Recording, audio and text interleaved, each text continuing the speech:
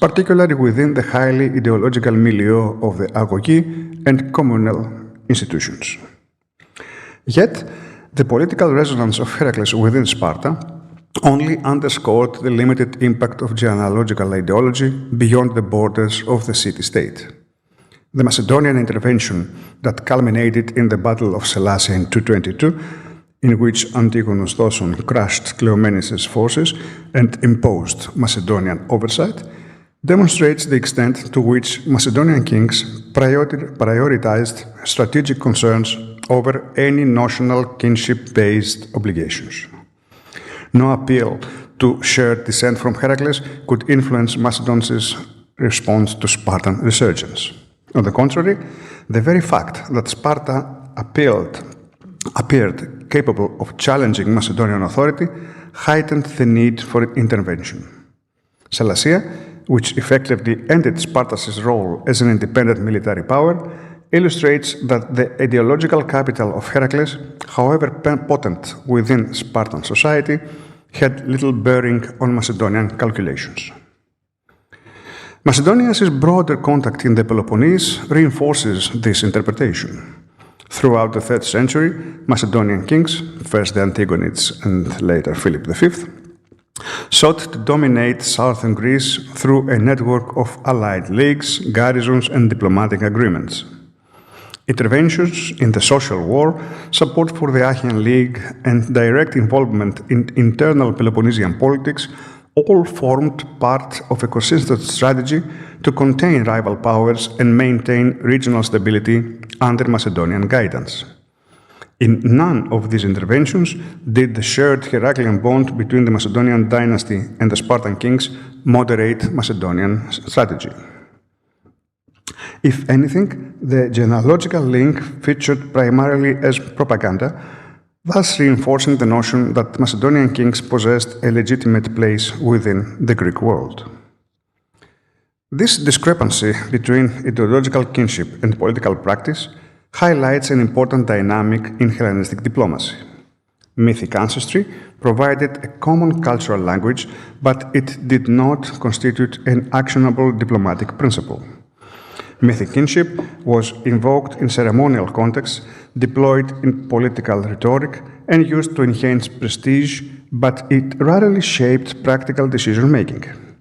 The treatment of Argos, cautiously managed when expedient, coerced when necessary, and the suppression of Sparta, unhesitating and decisive, illustrate that Macedonian behavior toward Heraclid states varied according to strategic objectives, not genealogical affinity. A comparative perspective deepens this conclusion. Argos, lacking significant military capacity and operating within the broader framework of the Achaean League, posed no major threat to Macedonian interests. Its Heraclean heritage was culturally acknowledged, but its political treatment depended on Macedonia's broader strategy in southern Greece.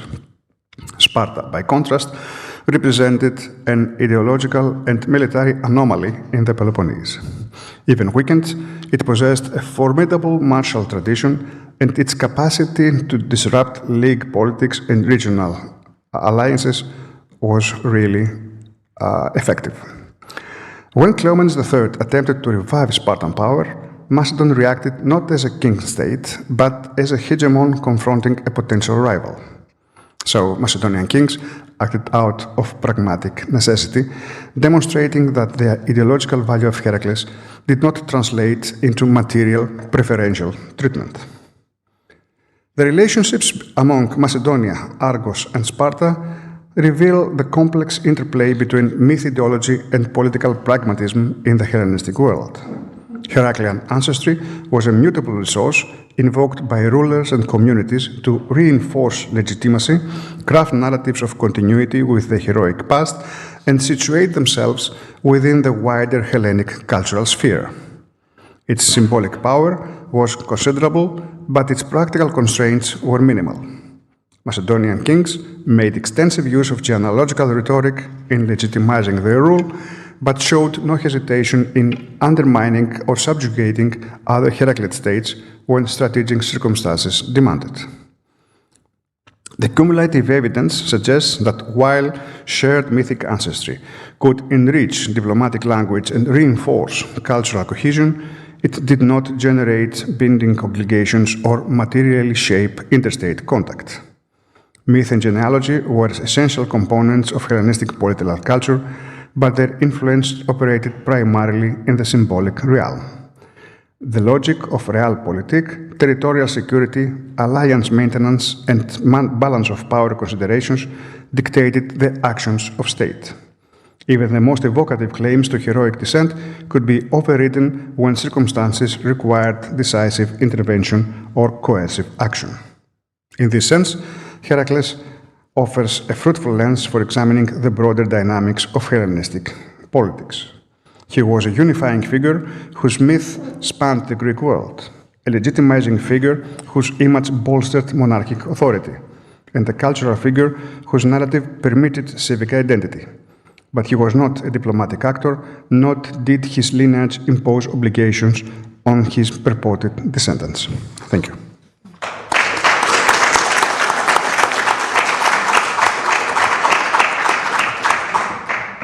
Thank you. We'll move directly to our next speaker. We'll do questions at the end of the panel.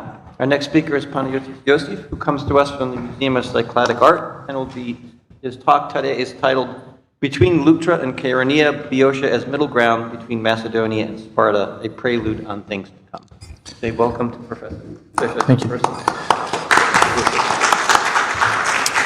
Good morning to everyone. Thank you, Olga and Bona, for the invitation. I will bring you back a little bit at the very beginning of the Hellenistic period, just before on what Yannis just addressed.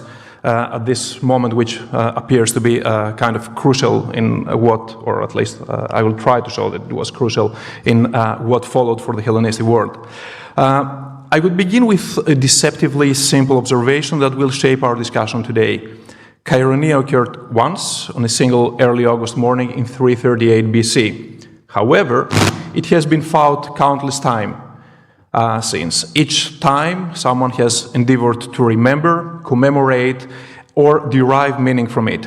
This observation lies at the heart of what I wish to discuss today. Philip's victory over the allied Greeks at Chaeronea transcended mere military significance. It represented a catastrophe of meaning.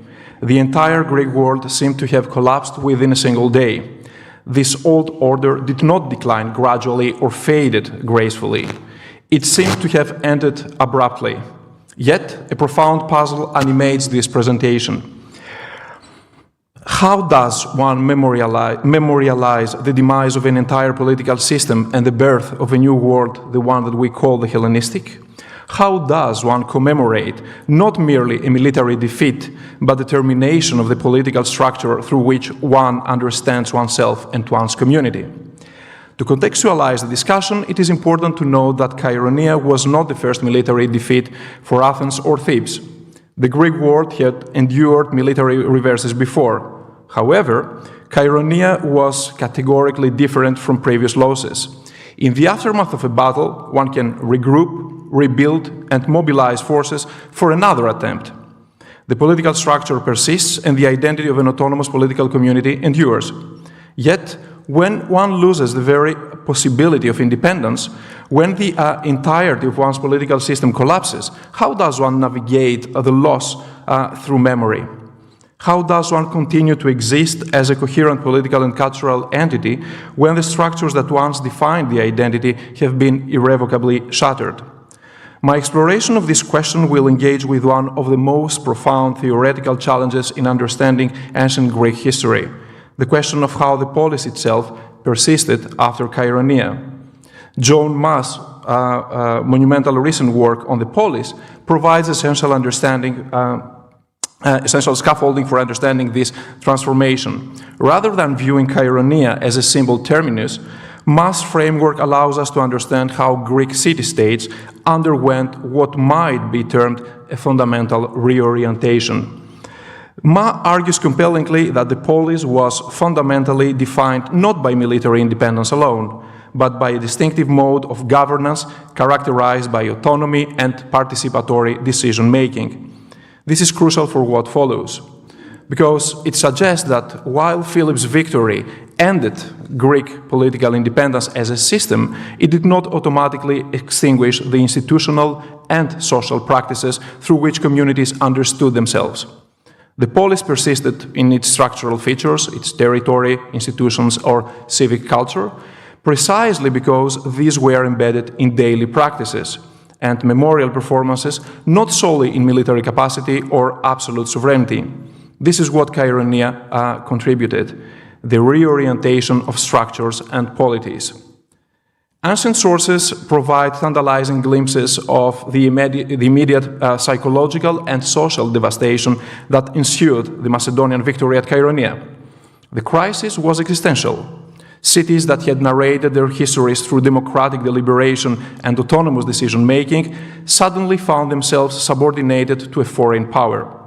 Thebes, which had experienced a moment of hegemony following its victory at Leuctra in 371, faced a humiliation compounded by the recent memory of its power.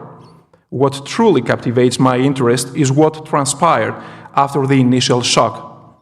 In the decades and centuries following 338 BC, communities had to grapple with living in the shadow of this defeat, commemorating it, extracting meaning from it, and continuing as recognizable political and cultural entities within an entirely new political system. This is where the study of memory becomes genuinely fascinating, particularly from an archaeological perspective. We know from archaeological evidence that there are mass burial sites at Cheironeia, the most conspicuous of which is the Lion Monument, which is erected, by the way, in 316-15 BC, commemorating 254 warriors. Excavations conducted in the early 20th century, along with more recent re-examination using bioanthropological methods, have yielded detailed insight into the treatment of these bodies. Skeletal remains indicate that warriors were buried collectively, many bearing combat-related trauma, consistent with hoplite warfare, most of them limited to the upper part of the bodies, indicating a shock with cavalry force. Another mass burial site at Cheironeia is the Macedonian tumulus, in which, alongside the skeletal remains, grave goods such as fragments of armor, weapon deposits, and ritual objects were found, which are material signatures of how this community chose to honor its dead. At first glance, one might assume this narrative is straightforward. Soldiers died in battle, were buried and memorialized. However, anthropological analysis reveals a far more complex and insightful reality. The arrangement of bodies, the individuals receiving special commemorative treatment, the grave goods included, and the nature of the structures surrounding burial sites, none of these were neutral or utilitarian acts. Rather, they constituted cultural performances through which communities actively encoded their interpretation of defeat and their aspiration for the future. Consider the implications. The Cheironeia Theban grave is not merely a commemorative marker. It is a text. The very existence of the monument, its placement on the battlefield, and its simple form all convey profound insights regarding how the Thebans chose to understand the events that transpired. This monument was not erected by victors, although its constitution was certainly sanctioned by them. The warriors buried there were stripped of their weapons, accompanied only by strigils and petty vases. The later decision to mark the mass grave with a lion, a symbol of courage, nobility, and defiant resistance, reveals the narrative that the Thebans, and particularly the Antipadrite Macedonians, Cassander, in 315 BC, sought to construct. Those buried were not cowardly soldiers. They were brave warriors who died fighting. The monument itself becomes a defiant gesture against the narrative that Philip's and Alexander's power might have sought to impose.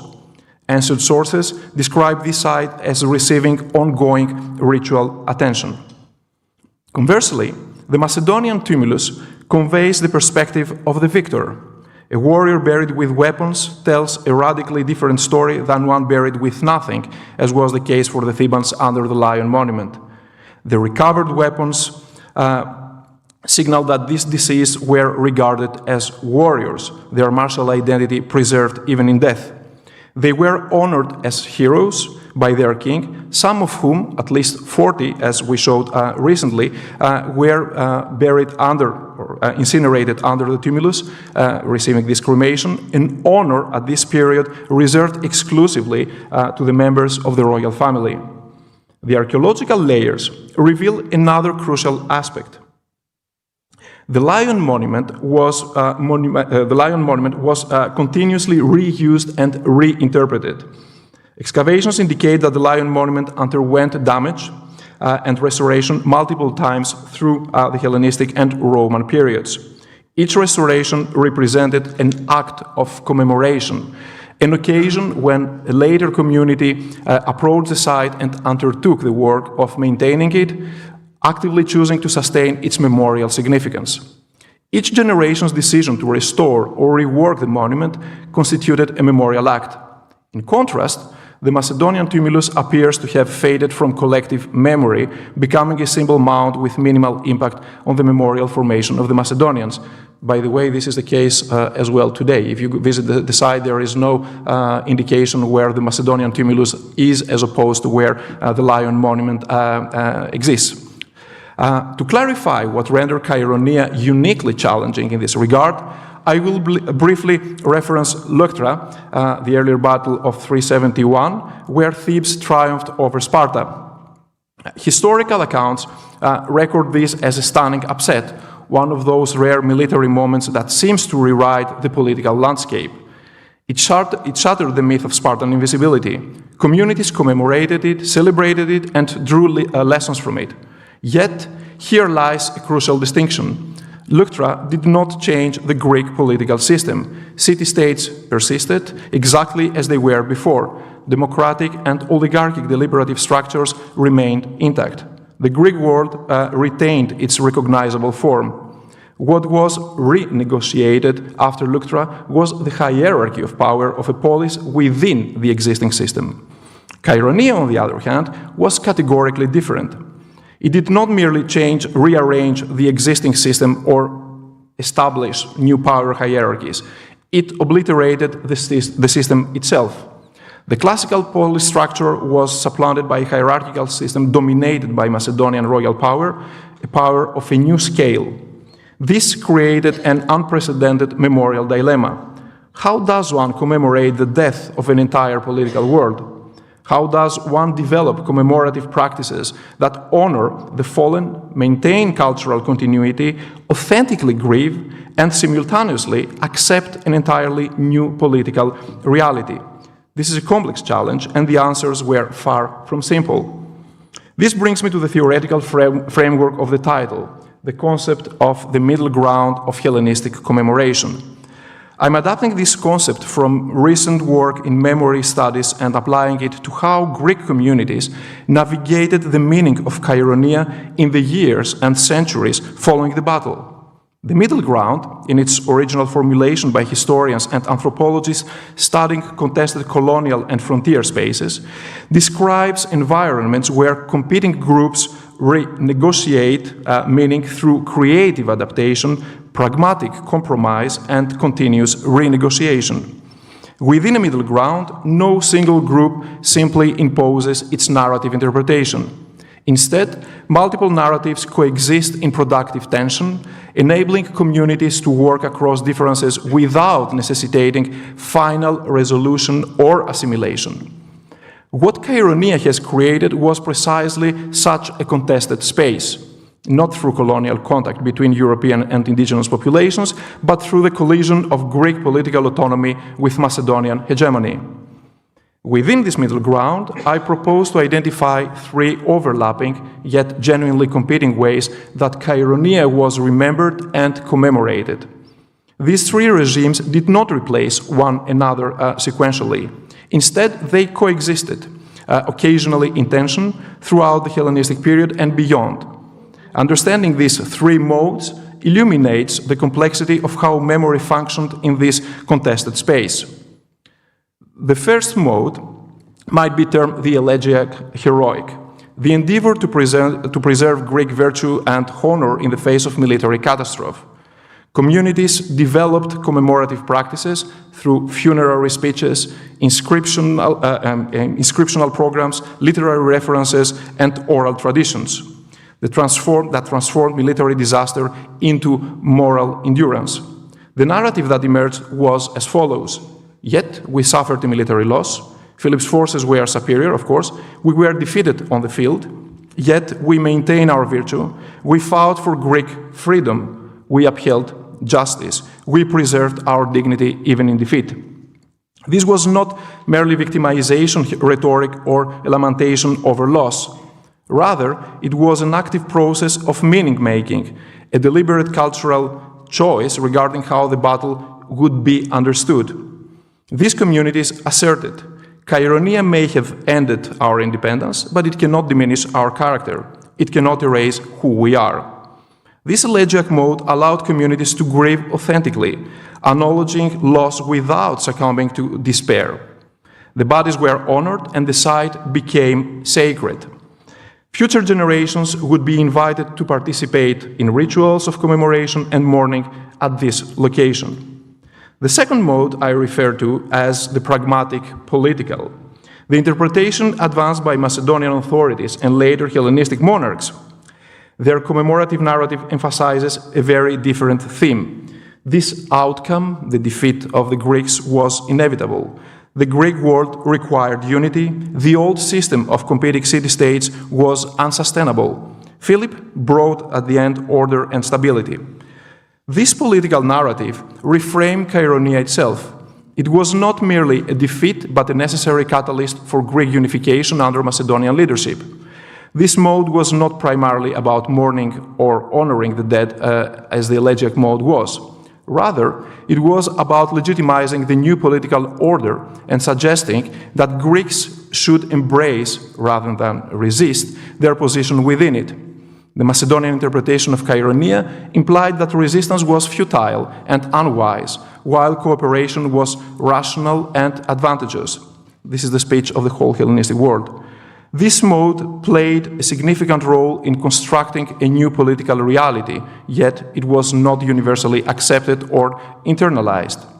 Crucially, alongside these two major modes, local municipal and individual communities developed highly particular memory practices that did not neatly align with either overarching narrative.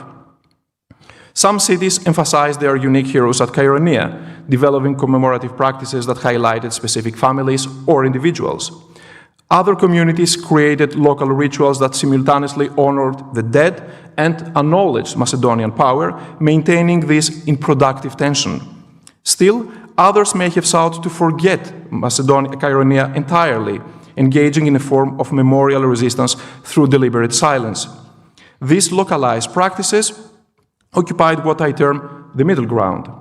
They were genuinely neither accepting nor rejecting the defeat narratives offered by the elegiac or pragmatic political modes.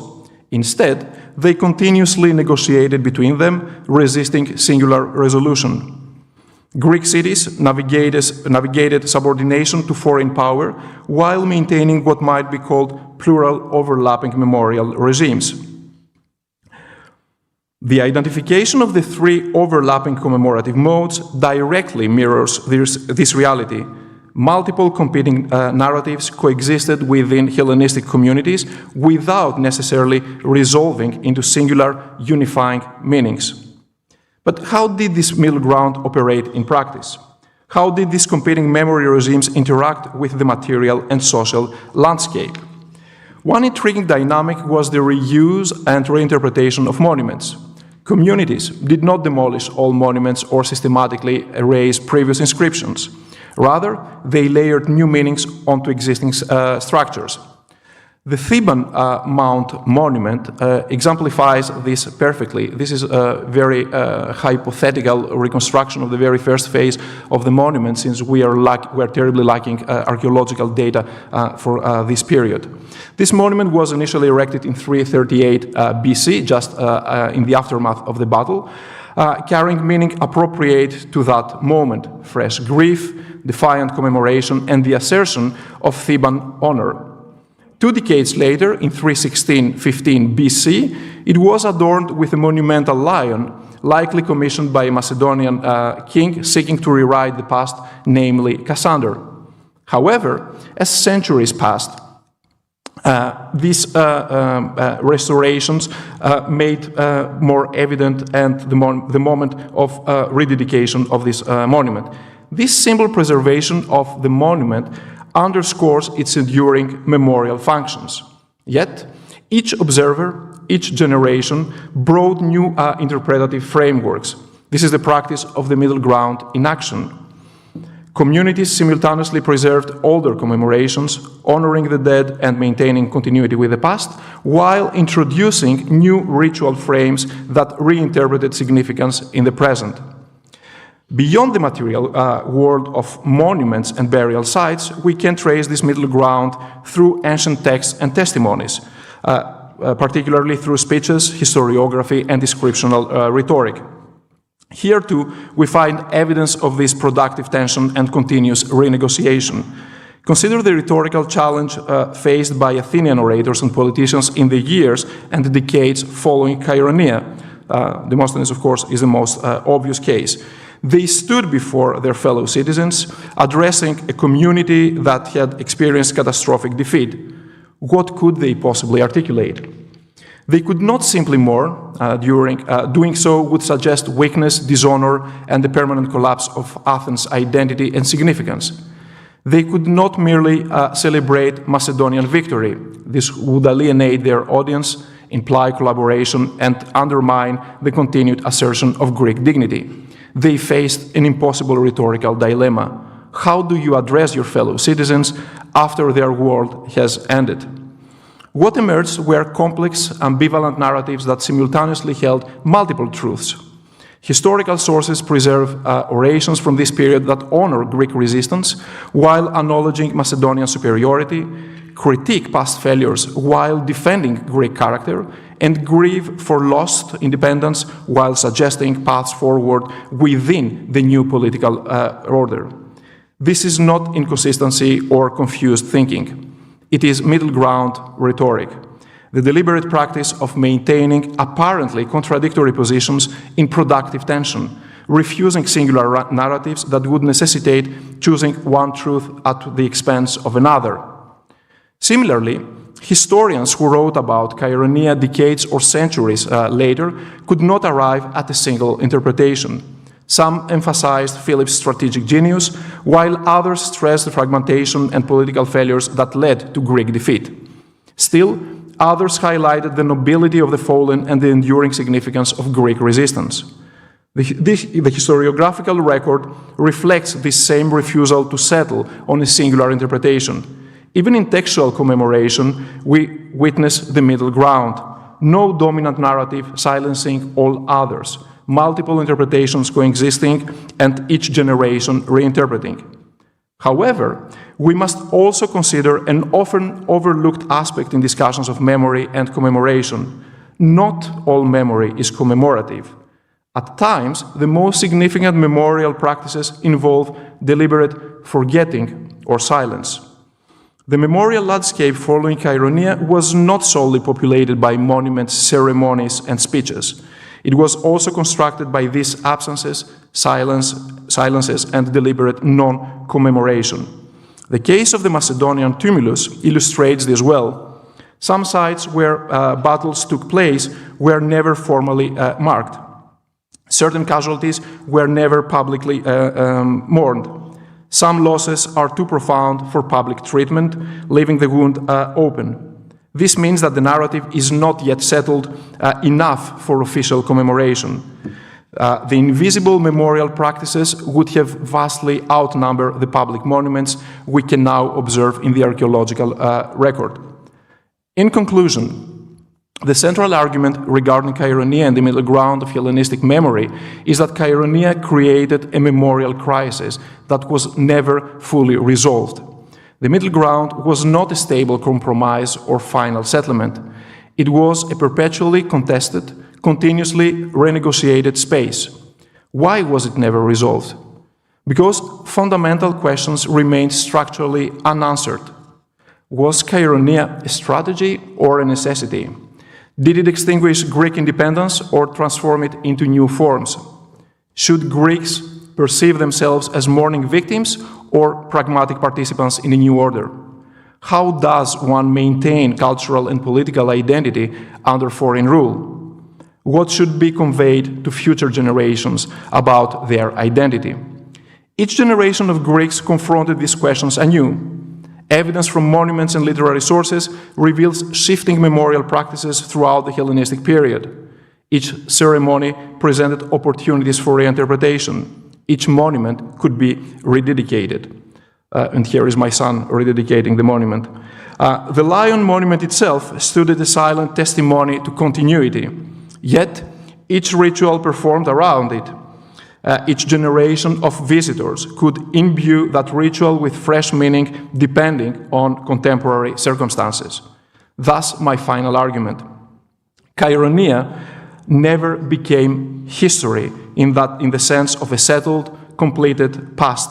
The lion monument endures, but its meaning is not fixed.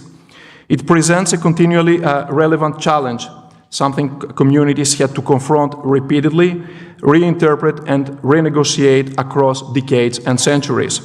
For the Hellenistic Greeks, Cheironia was not just a memory of what transpired in 338 BC. It was an ongoing challenge to meaning-making itself.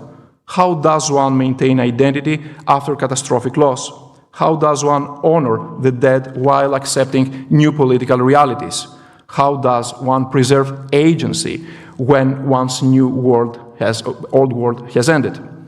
The middle ground of Hellenistic memory suggests that the Greeks did not find definitive answers to these questions. Instead, they developed practices of continuous negotiation, memorial ceremonies that held multiple meanings, monuments reused that layered new interpretations onto old sites, ritual innovation that allowed new generations to approach the past with fresh inquiries, and rhetorical ambiguity that permitted multiple understandings to coexist. These practices did not resolve the memorial crisis instigated by Cheironia. Rather, they rendered that crisis productive. In this respect, Cheironia never truly ended. It lives on, not a settled history resolved into singular meaning, but as a contested, continuously renegotiated memorial space that each generation of Greeks must navigate anew.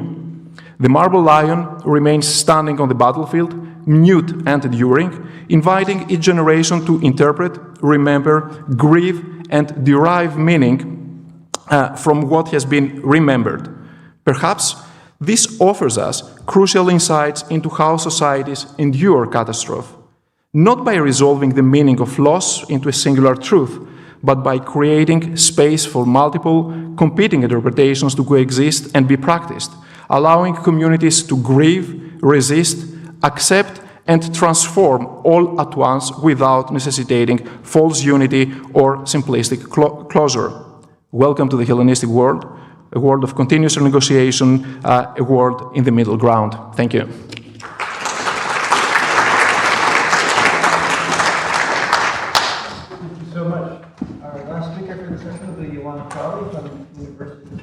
From Corcyra. He will speak to us about why did Sparta remain independent until 192 BCE. Okay. And we're waiting for our PowerPoint to arrive. There we go. Yeah, so good morning, everyone. Well, we wait for the PowerPoint, which is not terribly important to me, and I'm not really familiar with it. I'm always getting confused with the buttons. Anyway, I wish to express my thanks, of course, not solely because it's customary, but it is true. I'm very grateful to the organizers for organizing this conference and inviting me to participate in it. So I won't be here. Okay, then I think I'm going to wear my specs after all, Paul. I feel your trouble. Yes. Better to read, better to use a tablet. So, I'm starting where Professor Yosif left us at Keronaya and going down to 192 BC. So I'm asking, why did Sparta remain independent until 192?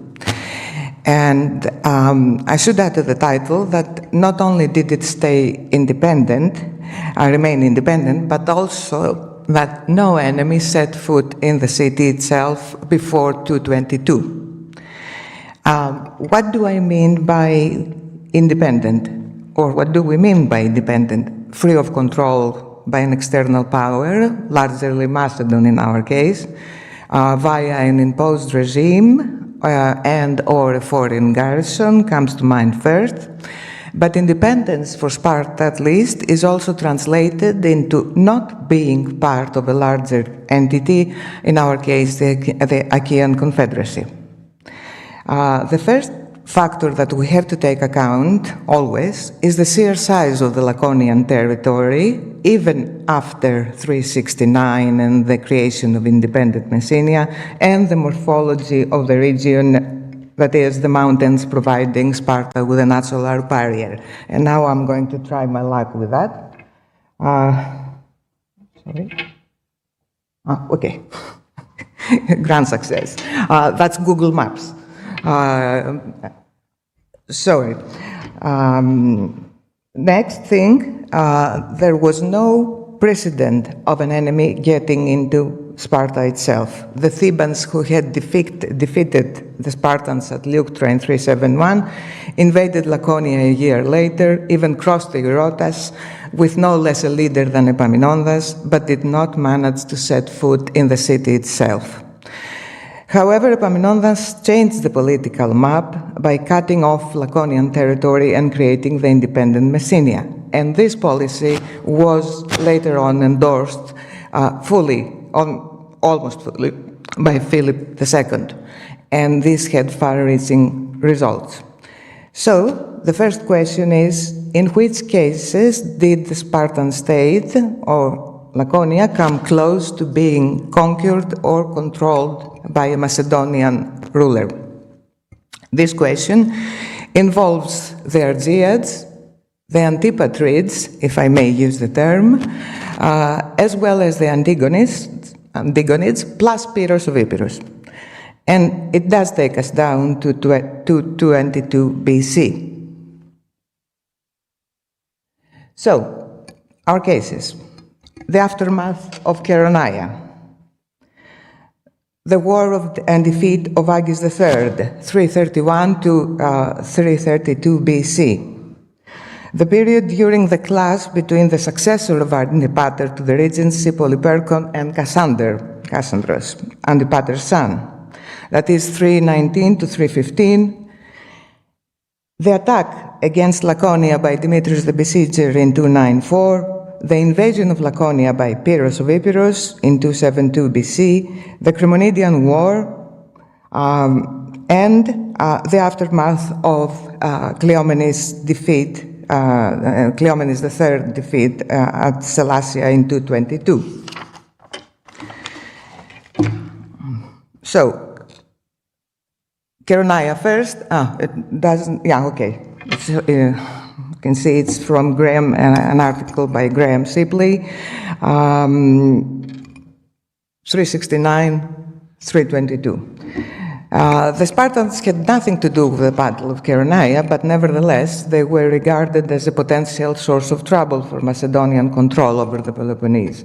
Philip II famously chose to continue from where the Thebans had left off, and further diminished Spartan territory by awarding or reconfirming parcels of land to its enemies, Argos, Messenia and Megalopolis, perhaps Tegea as well.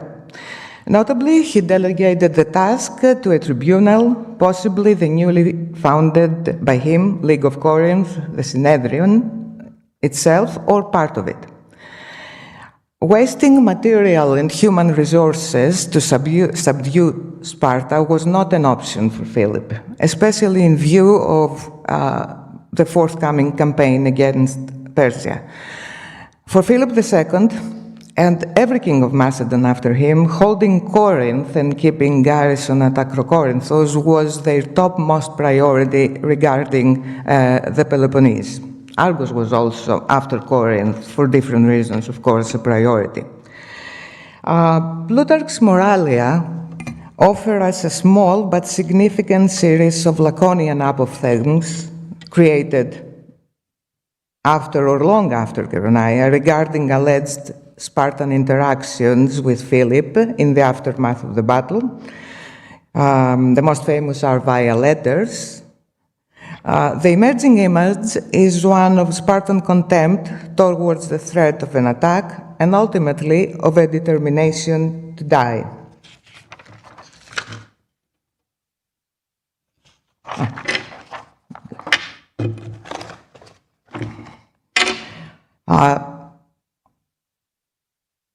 Yes, I'll take the Moralia 233e. Philip wrote at the time when he entered their country asking whether they wished that he should come as a friend or as a foe, and they made answer, neither. Most famous, even more famous, is the other answer, very laconic, truly laconic.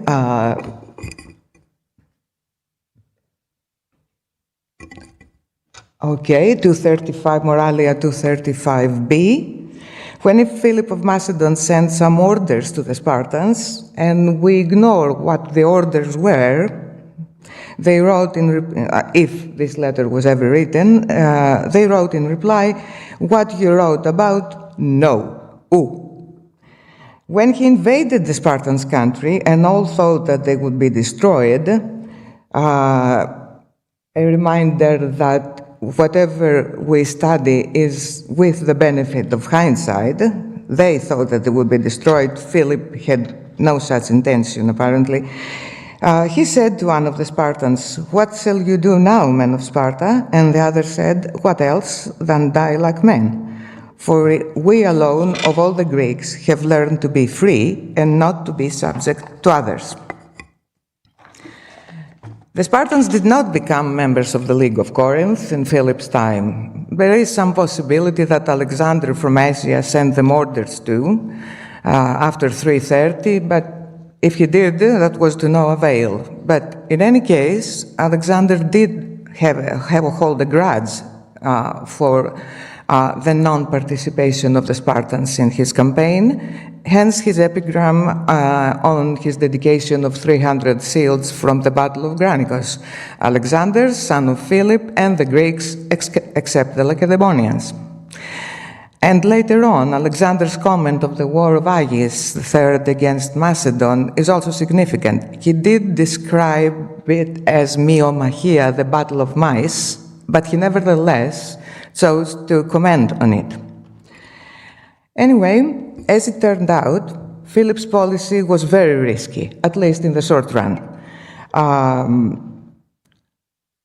In 331, Aegis III, with considerable financial support from the Persians, and with a certain number of Sparta's old Peloponnesian allies, apparently not very happy with the state of affairs, declared war against Macedon.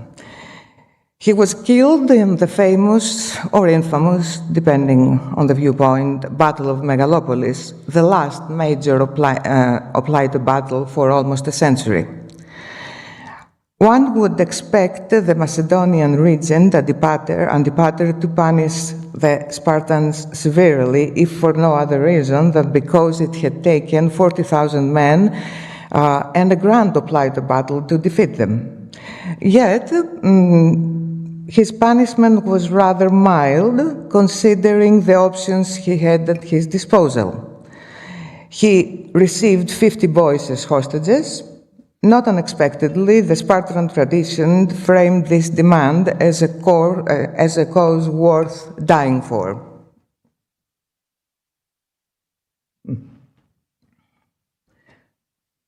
That's Moralia 235 B to C, and also in Moralia 219b, again we find the contempt towards death. If we are free to die, we are free anyway. That's the essence. Next.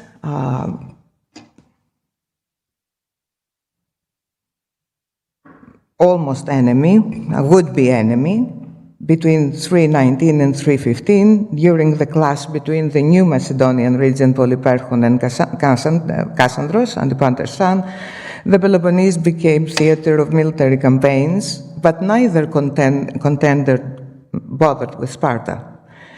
Kassandros in particular was solely interested in securing the cities that were already under Macedonian control and were subsequently lured to Polyperchon's side by his promise of restoration of their regimes as they had been in Philip's and Alexander's era. In other words, keep his own. Opening a new front, and one highly demanding in resources, would have been unwise.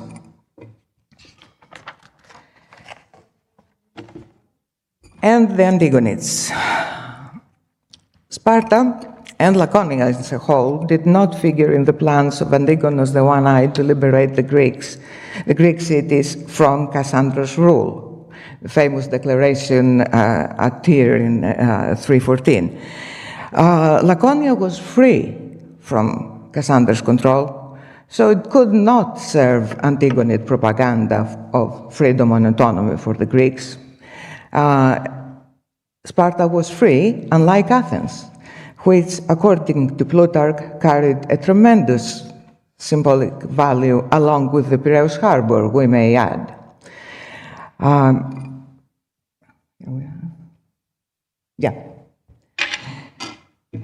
This passage here.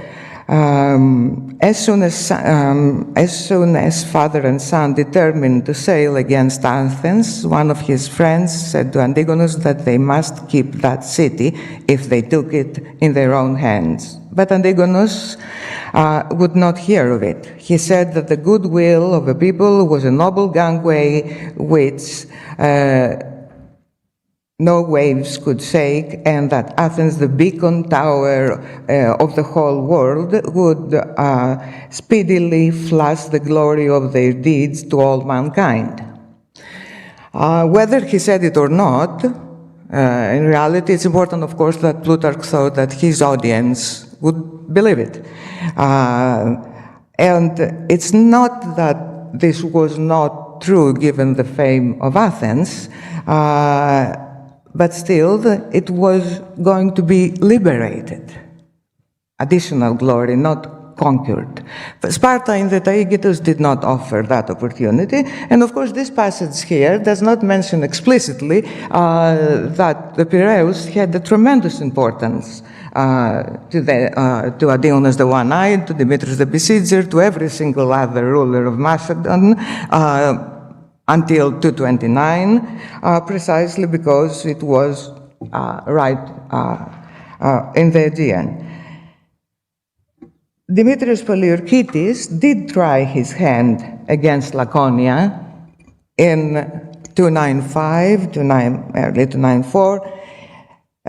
He defeated King Archidamos IV near Mantinea, then once more near the city of Sparta itself, but he did not exploit his victory.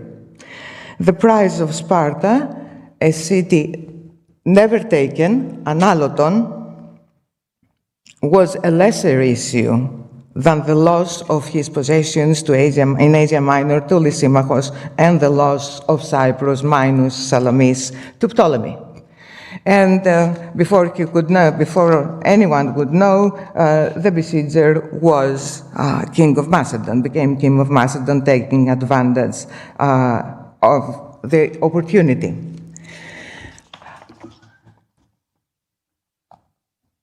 Number 4 in my list, the raid of Pyros in 272 BC. But this raid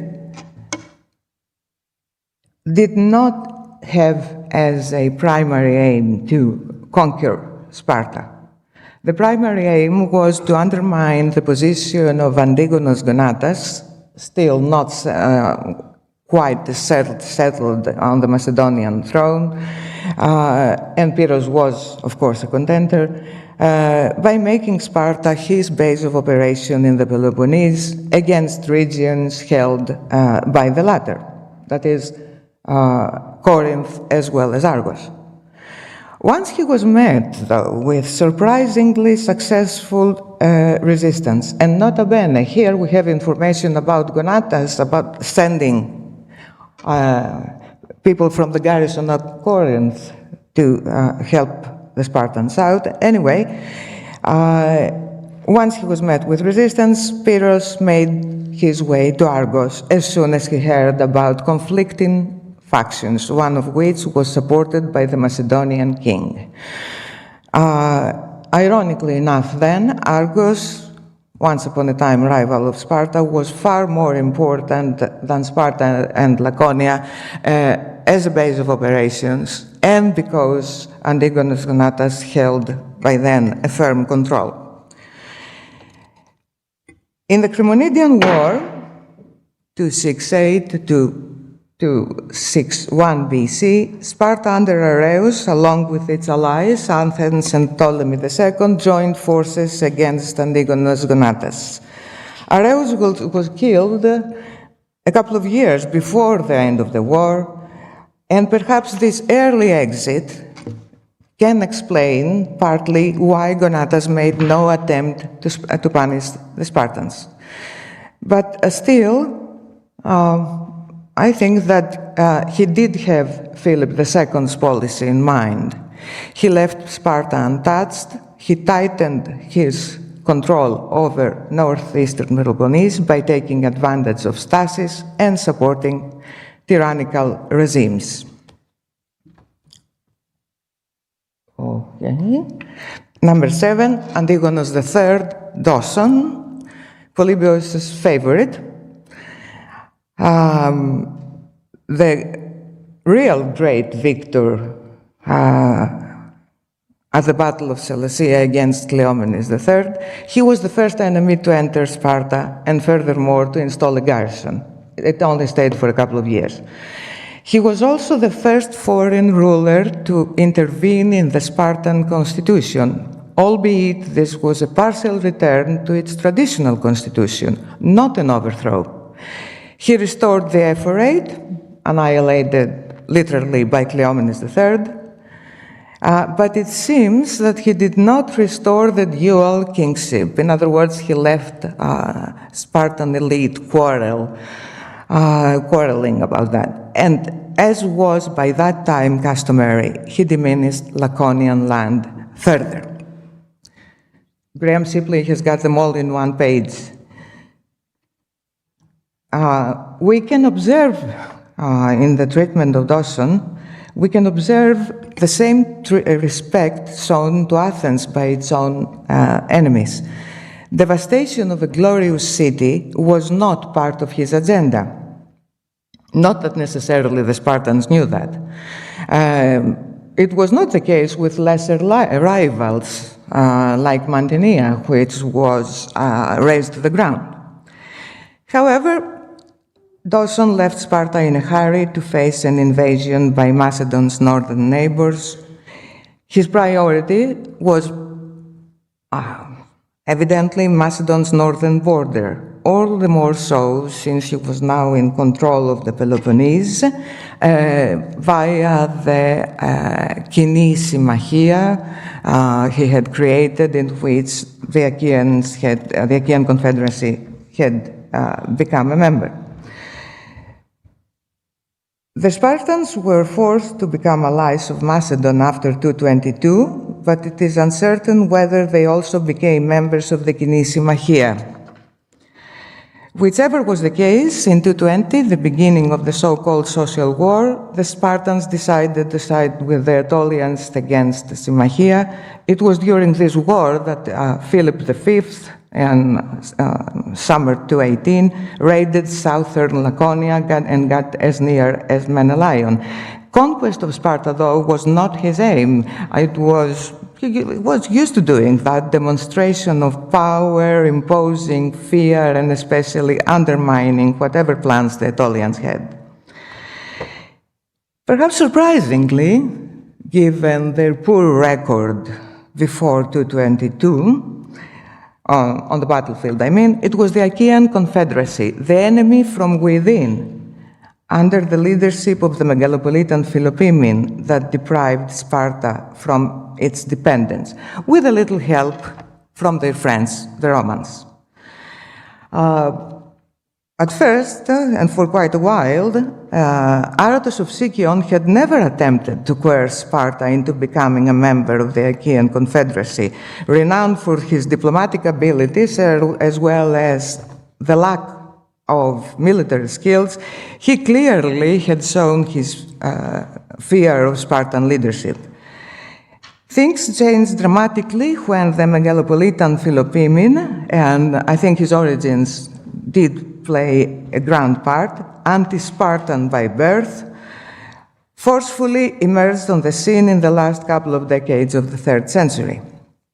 His victory over the Spartan ruler Machanidas, God knows what his origins were, called the Tyrant in 207 and Mantinea, was followed by an invasion of Laconia by troops of the Achaean Confederacy. First time in their history, as Polybius comments. 4,000, alleged, at least that's what Polybius says, 4,000 Lacedaemonians or troops of the Lacedaemonians were slain, but Philopoemen, like another Epaminondas, made no attempt to capture Sparta. The past record of their defeats, fear of Macedonian reaction, because neither Doson nor Philip had, both Doson and his successor Philip V had left Sparta out of the Achaean Confederacy. All this could lie behind Philopoemen's conduct. 15 years later, in 192, when the Achaean Confederacy had abandoned the Kinesimachia and had taken sides with the Romans, during the Second Macedonian War, Philopoemen was certainly bolder. 20-odd years after Sellasia, rather unexpectedly, Sparta had re-emerged even more dangerous under the leadership of Navis. In 204, the war between Sparta and the Achaeans was renewed, and according to an interesting information in the life of Philopoemen, the war had its origins in a series of border raids exchanged between Spartans and Megalopolitans for more than 20 years, only that now the raids of Navis were really threatening. During the war, Philip V placed Argos, which had remained loyal to Macedon, in the custody of Nabis. Soon, Navis created the unthinkable, a unthinkable until then, a unified state consisting of Sparta and Argos. Shortly after the Roman victory in 195, Titus Quinctius Flamininus, the victor, declared freedom and autonomy for the Greek polis, including Argos, of course. Thus, Argos became a pretext for war against Sparta under the leadership of the Roman Flamininus. Personal honor for Flamininus, no small thing, a wish to weaken Sparta and achieve a balance of power, an excuse to keep an army in Greece, all these.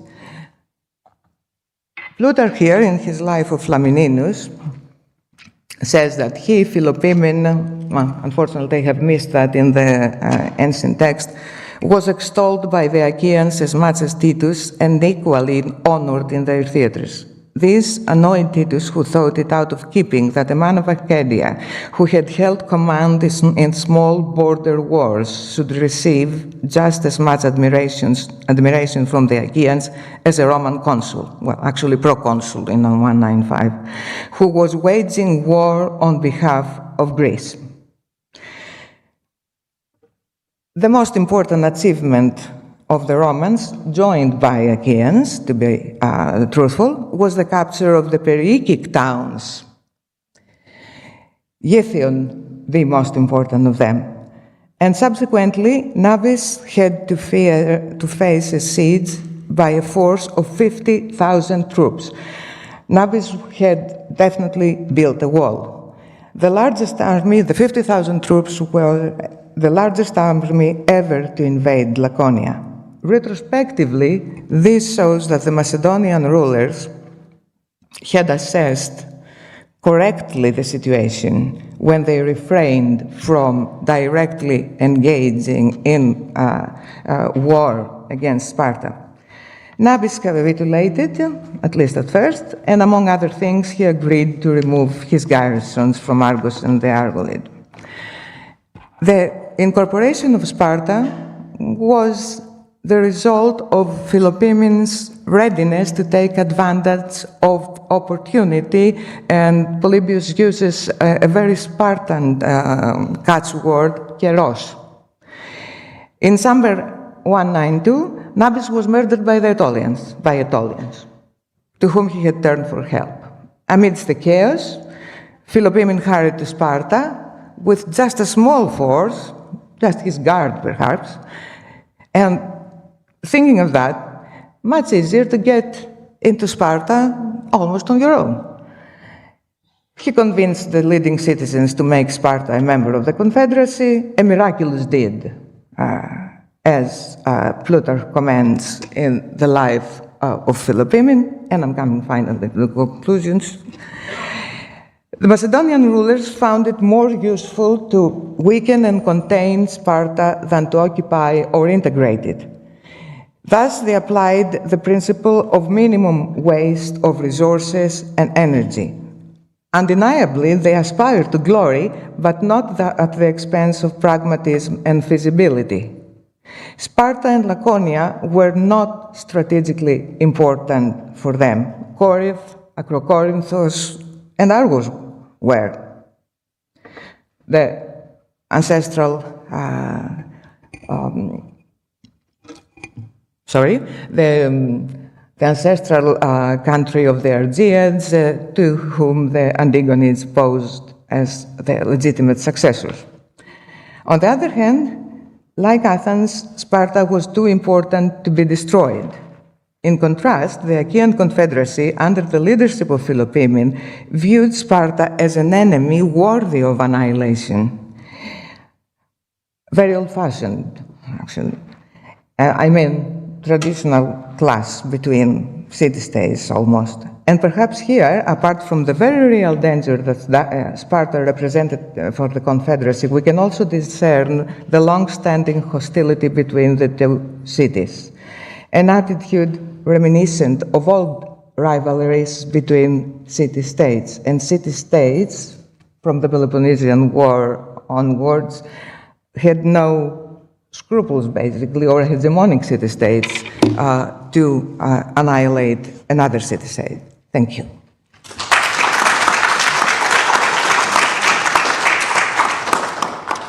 We have about 10 minutes for questions. I'm going to ask all our speakers to take their places up here at the table, and we'll get out of the way. And there may be some questions from Zoom. I will keep an eye out for that as well.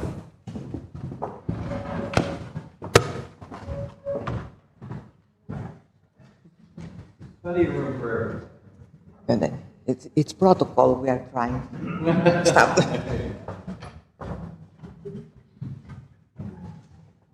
So we're happy to have questions on any of the talks. Oh, here we go. Hi, sorry, is this good? It's all working? Great. This is just a question for Ioana. It's been a while since I've read your book very quickly. You're brave. You know, just like through osmosis. Do you have a position on the Ischylus inscription? Do you think it's in reference to Philip II or Philip III? Sorry, can you please repeat the question? Yeah, do you have a position on the Ischylus inscription? Yeah, like you were talking about the early invasions. Do you think? Yes, yeah. the Ischylus inscription, the Pidauros.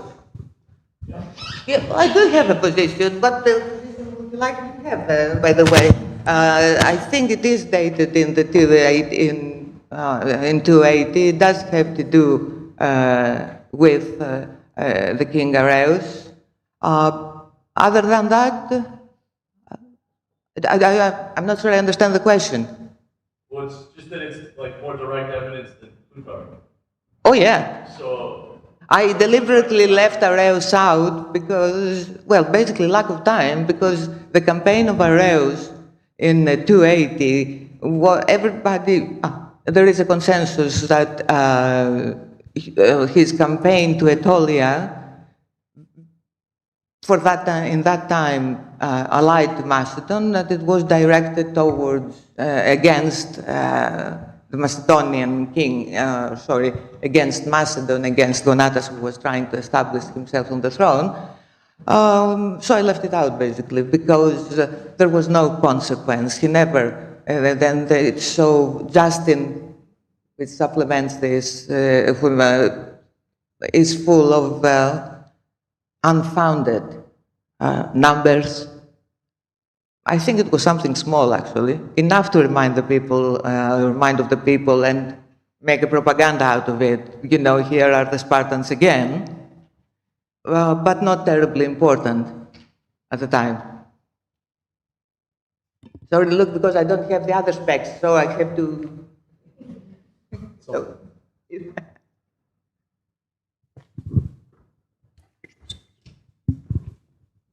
Hi. I would like to ask Professor Iosif. First of all, I would like to apologize because I was a little late to your speech, so you might have answered my question already. But my question is, how does the narrative of the sacred band survive through the monuments of Heronia and Lectra? And if that narrative fit the Theban identity in Hellenistic times? Yes. First of all, the Battle of Chaeronea is 338 BC.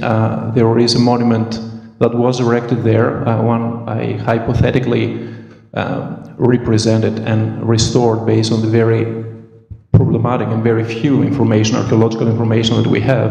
The important thing with the identity and the narrative of the Thebans, I had a discussion with Yanis previously, if they are the Thebans, now I have some doubts about that.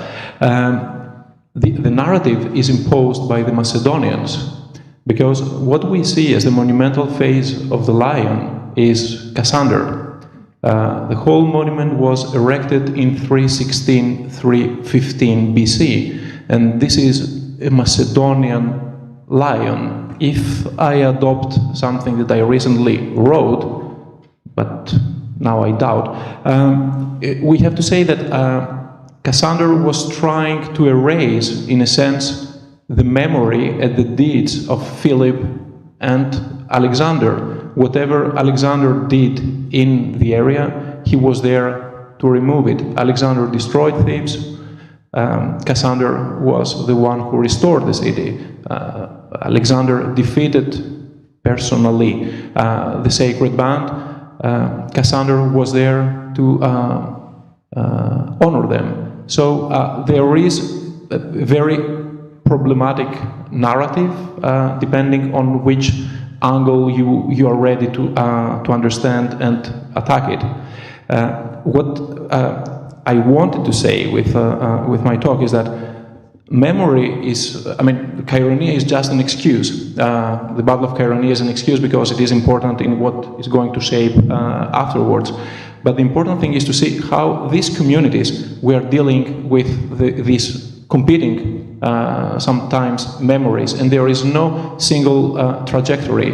It's always a kind of meanders of the memory that we need to follow. And I want to close with that, but now I think that I can do close with that. To rephrase a little bit what Louis Robert said, that Chaeronea was not the end of the Greek city. Definitely, Chaeronea was not the end of the Greek city, but it was a moment of very important transformation. Now the Greek cities need to renegotiate with something which is far beyond their scale. I don't know if I answered your question. We'll talk about it later.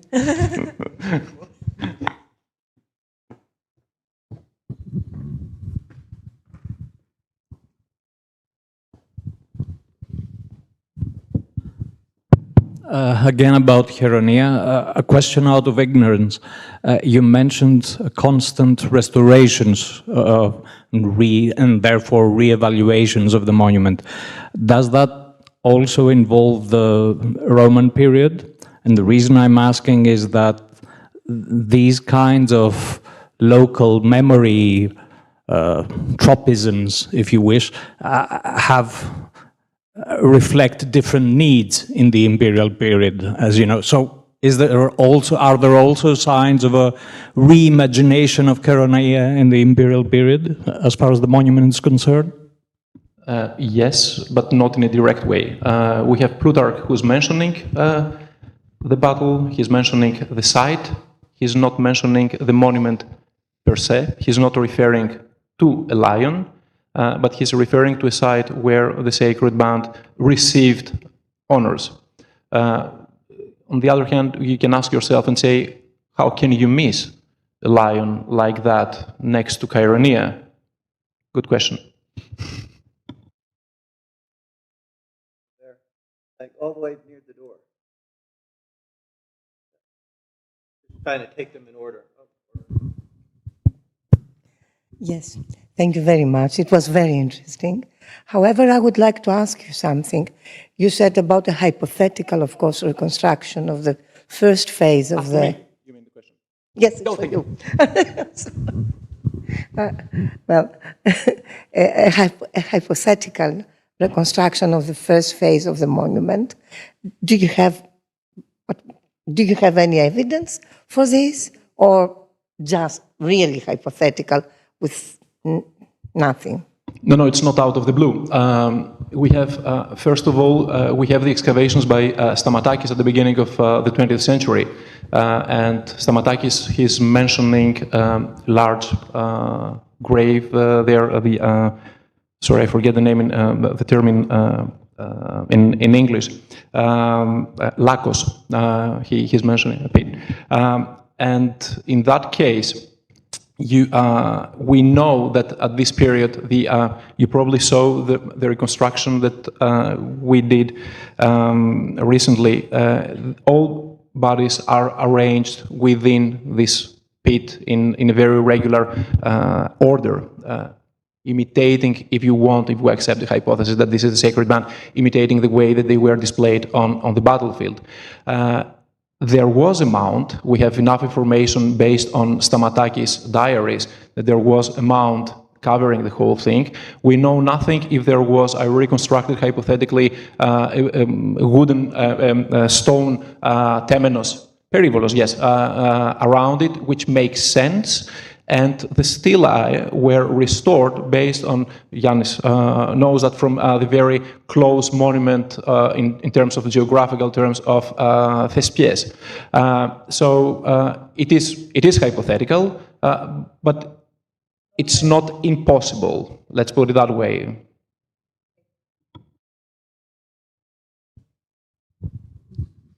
Thank you all three for the talks. If I understand well, the date 316 for the lion is based on evidence, archaeological evidence.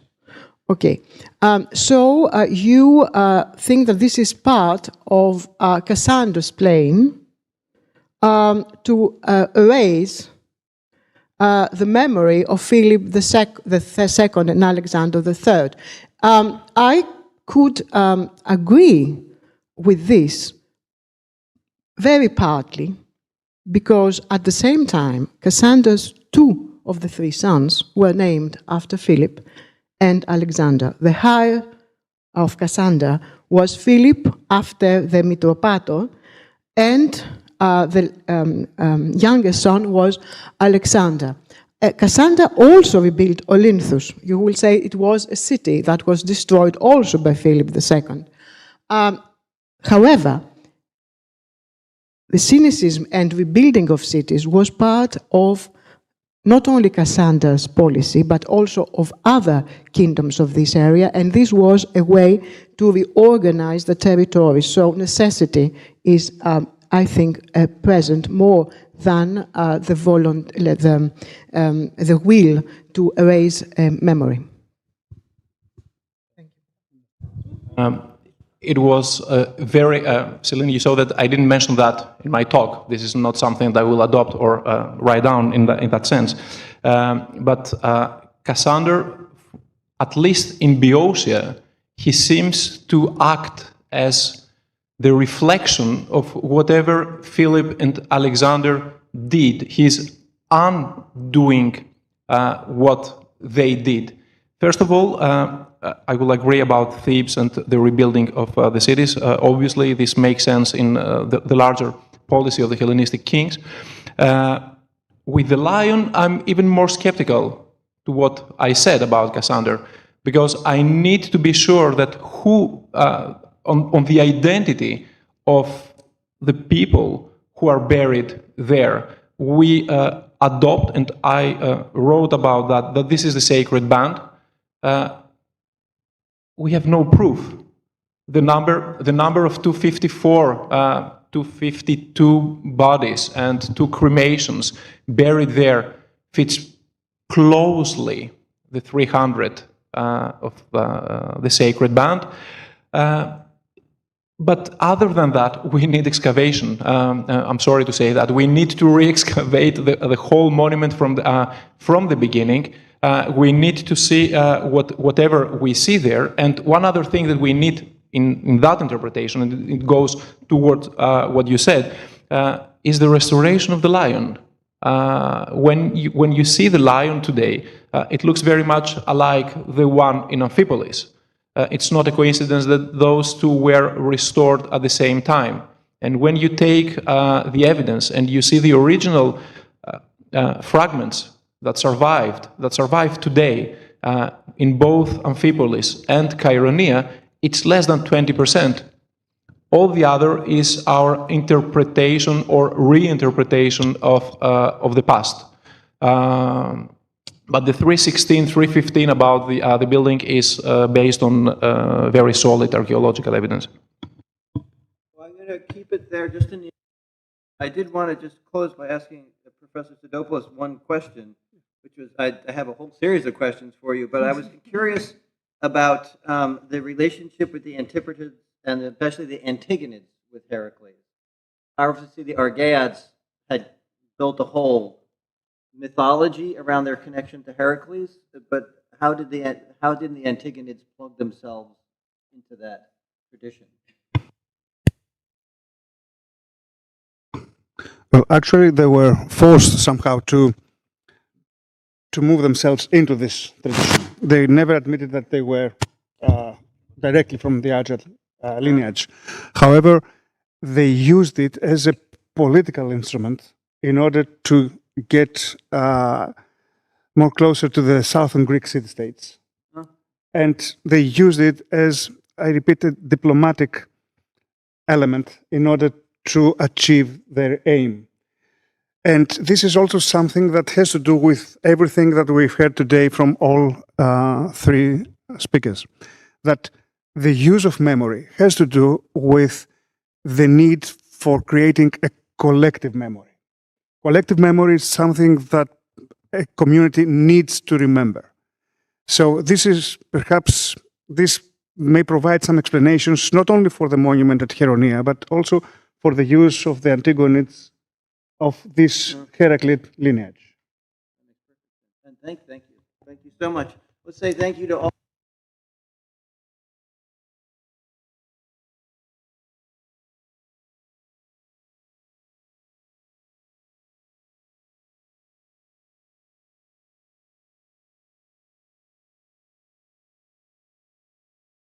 Let's have a 20-minute coffee break. You can be admitted.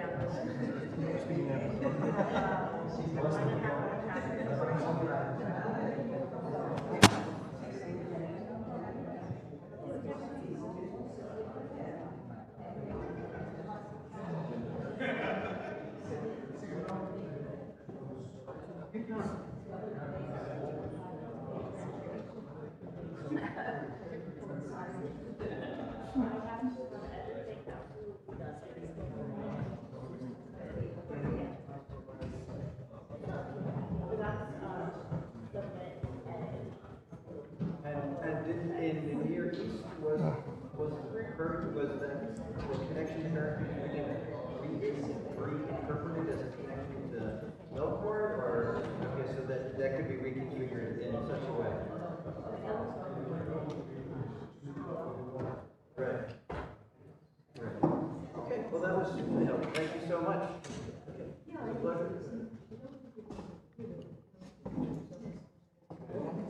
was a pleasure.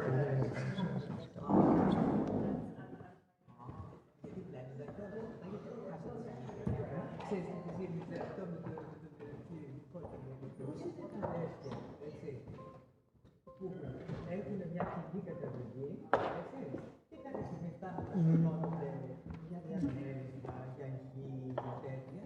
Αυτό είναι. Και ο καθένας θυμάται τι θέλει. Ή το αφήνει του γιος μου, ο γιος σου. Λοιπόν.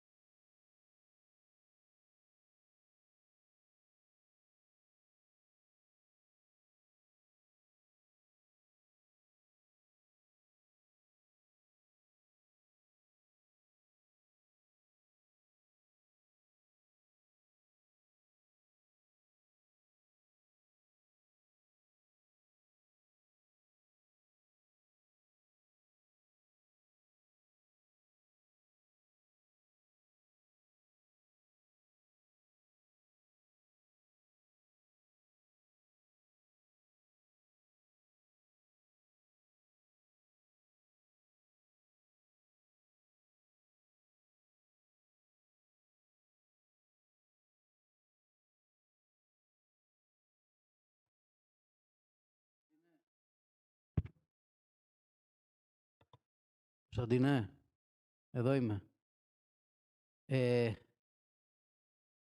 Μία σκάλα έχουν κατέβει μπαταρίες.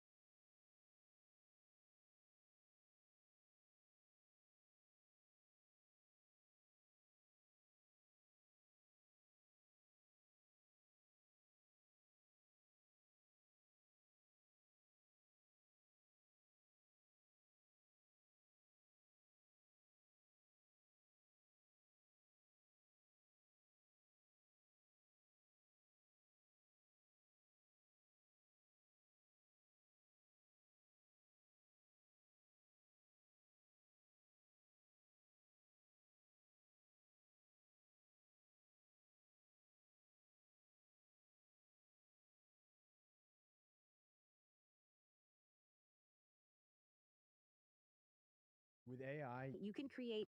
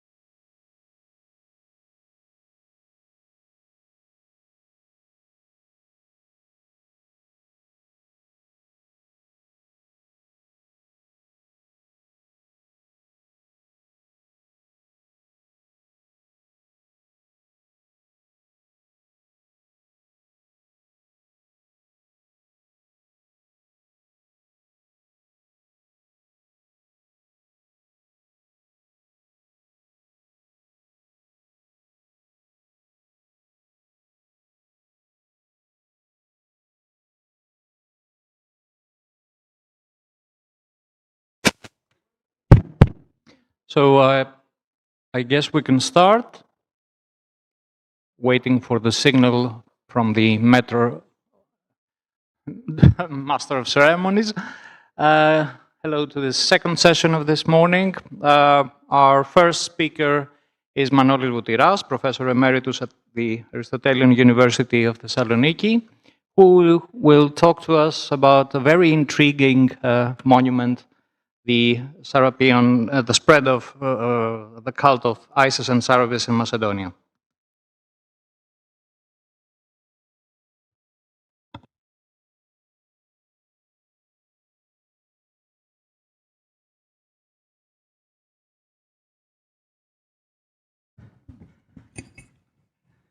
Okay. So, the subject of the current session is piety and impiety, and the subject of my paper is going to be piety. So it is, as you have already heard, about the sanctuary of the Isiac divinities of Thessalonica. I'm saying Thessalonica for the ancient city and Thessaloniki for the modern city.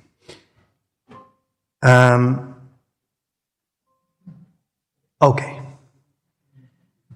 So, it is widely accepted that the creation of the cult of Serapis is the result of an initiative of Ptolemy I, the son of Lagos, who transferred the cult of the local god of Memphis, Osiris Apis, called Osarapis by the Greek residents of Memphis, to Alexandria, the new capital of his kingdom, thus transforming a local Egyptian divinity into a Hellenic god akin to Hades or Pluto. The cult of the new god Serapis was soon combined to that of Isis, whose figure was also Hellenized, as well as with other Egyptian divinities, especially Horus, Harpocrates, and Anubis. These cults, which are usually referred to in modern scholarship as Isiac cults, spread throughout the ancient world and remained popular until late antiquity. Now, the Macedonian city of Thessalonica, founded by Cassander in the late 4th century BC, probably around 315, possessed an important sanctuary dedicated to the Isiac divinities, commonly known as the Serapieion, in which Greek gods were also venerated according to the epigraphic and archaeological evidence that came to light. Even though the sanctuary has not been systematically investigated and remains buried under the modern city, you can see here the location of the sanctuary. Excuse me.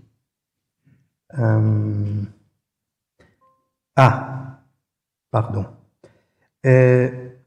You can see here the location of the sanctuary. It's here. This is the main gate of the western wall of Thessalonica, here. And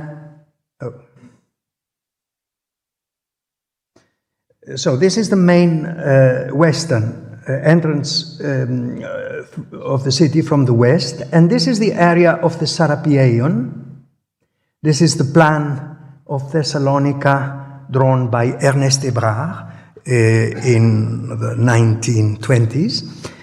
And it is on this diagonal road, which is called Karaouli και Dimitriou, formerly Diikitiriou, near its start at this point.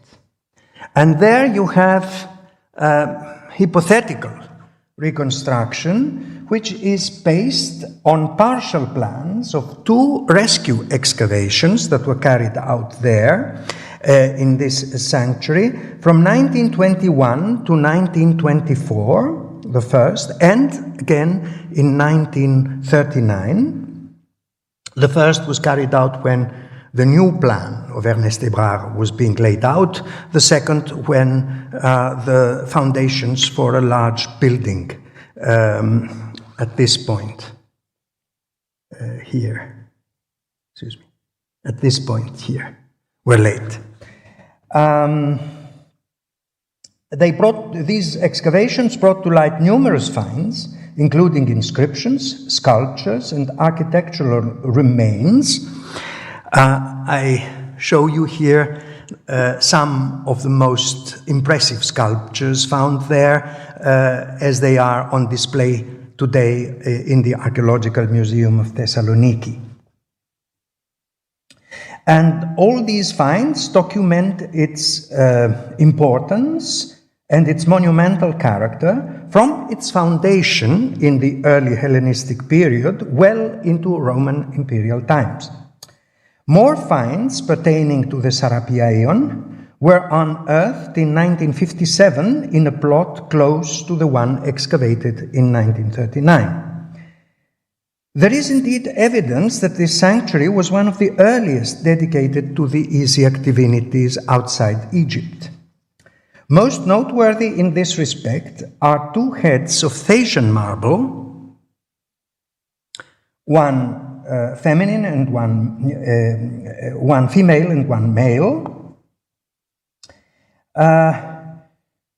which were found during the partial excavation of the Sarapia Aeon in 1939 and have been plausibly identified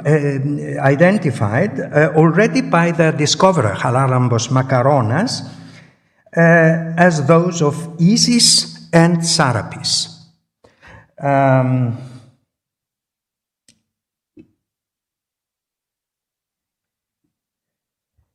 Both can be dated to the first half, probably even to the first quarter of the 3rd century BC. Furthermore, we have a document which shows that the sanctuary had considerable wealth and important revenues under the Antigonid kings.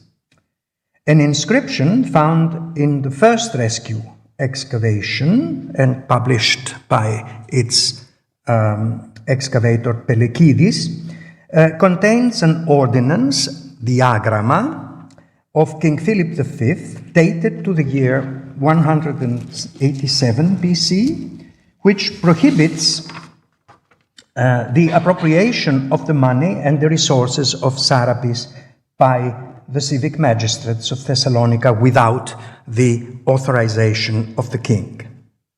A question that almost spontaneously comes to mind, and yet was not asked until very recently, is who took the initiative to establish this monumental and influential sanctuary of Sarapis, Isis, and the other Isiac divinities.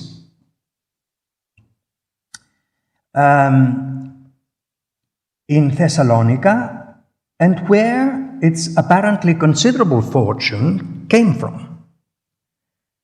The religious ambition and the great expense that were necessary for the creation of such a sanctuary suggest that it was founded by one or more very wealthy and influential persons, possibly closely related to a royal family, most probably the Ptolemies of Egypt.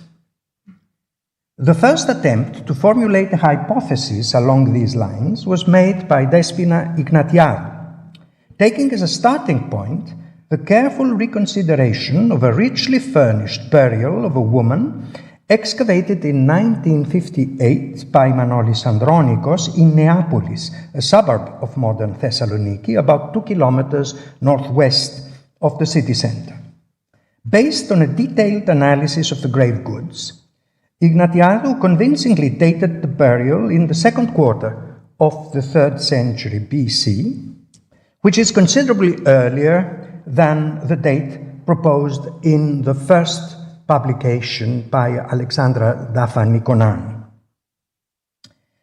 Furthermore, based on the observation that some of the vessels, in particular a unique turquoise faience calathos, whose decoration is partly inspired by Egyptian models. This vase was initially thought to be an import from Alexandria, but Despina Ignatiadou thinks it is a local product. So there is, however, an Egyptian element in this frieze here, the lower frieze. The larger frieze on the top is a hunt with Artemis, a hunting scene with Artemis in the center, and you see here various wild animals and trees. So here you have below this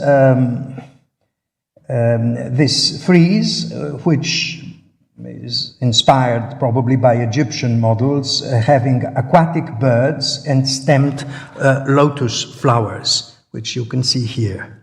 Aquatic birds and stemmed lotus flowers. You can see here the drawing.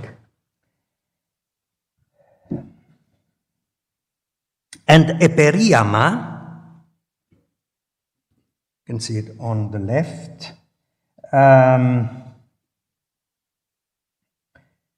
a torso jewel with a gem bearing an intaglio of an Eros shown in profile. These items appear to have a religious significance and possibly cultic usage. So Ignatiadou argued that the dead woman was probably a priestess of the combined cults of Isis and Aphrodite. She even went one step further and proposed that the woman buried in the Neapolis tomb was a member of the entourage of Queen Arsinoe II, daughter of Ptolemy I and Berenike, his first wife, who was born in Egypt but lived more than 2 decades in Macedonia and Thrace as the wife first of the much older Lysimachus, and then later, for a short period, of her half-brother Ptolemy Keraonos, the thunderbolt, and finally returned to Egypt, where she married her full brother Ptolemy II and became known as Arsinoe Philadelphos, and was worshipped as a goddess under that name after her death. A further hint to the cult of Isis Aphrodite, and perhaps also to the relationship of the dead with Queen Arsinoe II, might be the presence in the same grave of a strange terracotta figurine of a young Eros sitting sideward on the back of a very large bird, which Ignatiadou interprets as Eros Harpocrates riding an ostrich. In the first publication, this bird was identified as a goose. Now, Ignatiadou recalls in this context, in this respect, a statue of Arsinoe II riding an ostrich, which was seen by Pausanias in the Grove of the Muses on Mount Helicon.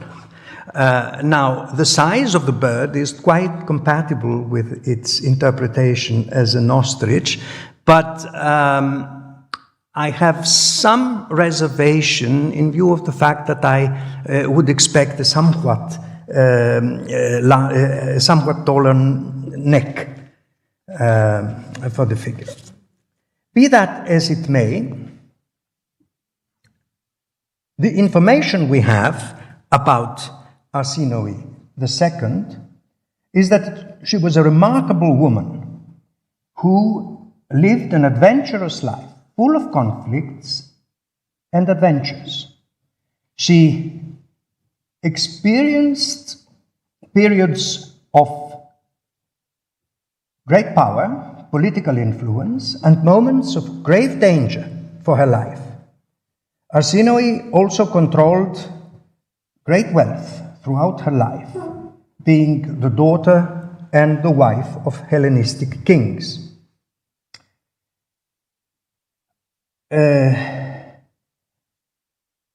She was also known for her activity as patron of sanctuaries, the best known example being the sanctuary of the great gods of Samothrace. Nevertheless, there is no evidence allowing us to attribute to her the initiative of founding a sanctuary of the Isiac gods in Thessalonica. In view of the total absence of elements pointing to a specific person or group of persons who might be linked to the introduction we don't need the PowerPoint anymore. The introduction of the cult of Serapis and Isis to Thessalonica, the only way to approach this question is by trying to envisage the procedure which may have led to the foundation of the Serapieion.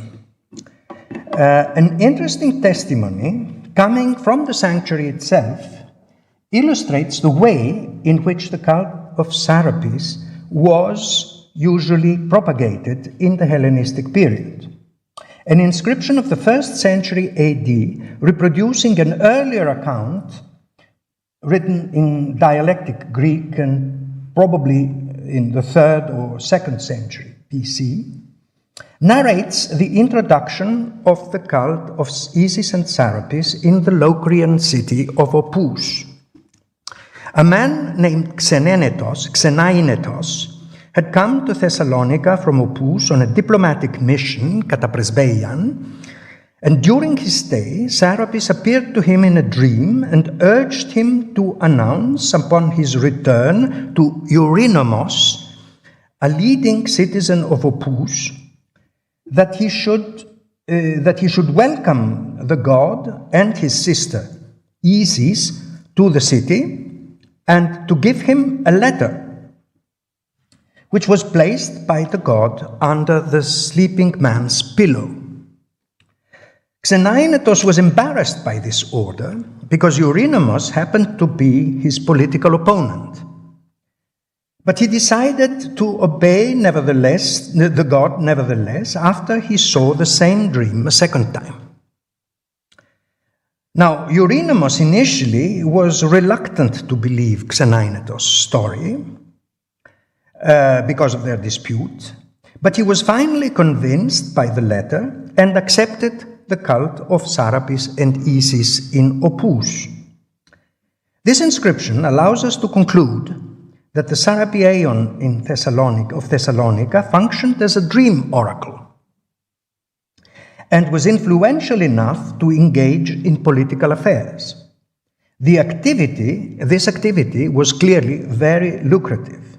We have indeed 5 votive inscriptions coming from the sanctuary, recording dedications made after a dream, kat oneiron, sent by Serapis. So this is fully confirmed. This activity is fully confirmed. A similar story is known from a papyrus of the Zenon archive, one of the most commented documents of the Zenon archive, containing a letter sent by a man from Aspendos in Pisidia called Zoilos to Apollonius, the finance minister, the Dioiketes of Ptolemy II Philadelphus, recorded as received on February 12th or 13th of 257 BC, whose subject is the foundation of a temple of Serapis in an undisclosed location. Zoilos writes to Apollonius. I'm quoting here the translation of Jill Renberg. It happened to me as I was paying worship to the god Serapis on behalf of your health and success with King Ptolemy, that Serapis instructed me again and again in my sleep that I should sail over to you and inform you of this oracle, and that there must be constructed for him a temple and a sacred precinct in the Greek, probably marketplace, in the Ellinike, it's probably marketplace, agora, near the harbor, and a priest must preside and sacrifice at the altar on behalf of you and your household. Now, Zoilos goes on to say that he was reluctant to assume this task, and that the god punished him by making him so ill that his life was in danger. He then prayed to the god, asking to be healed so that he could perform the task imposed on him. But new difficulties, financial this time, appeared so that the temple could not be built, and as a consequence, he suffered a severe relapse. The letter concludes as follows. I'm quoting again. Therefore, Apollonius, it would be good for you to heed the god's commands, so that Serapis will be merciful to you and greatly enhance your status with the king and give you good health. So do not be disheartened about the cost, as it will arise from great expenditure for you. On the contrary, it will be altogether profitable to you, for I will jointly supervise everything. Farewell. This is where the letter ends. It is obvious that the main obstacle for the construction of the temple was the lack of money to build it, and that Zoilos wrote to Apollonius to ask explicitly for financial help. The fact that the recipient of the letter was a high-standing official of the Ptolemaic court underlines the involvement of the first Ptolemies in the spread of the cult of Serapis.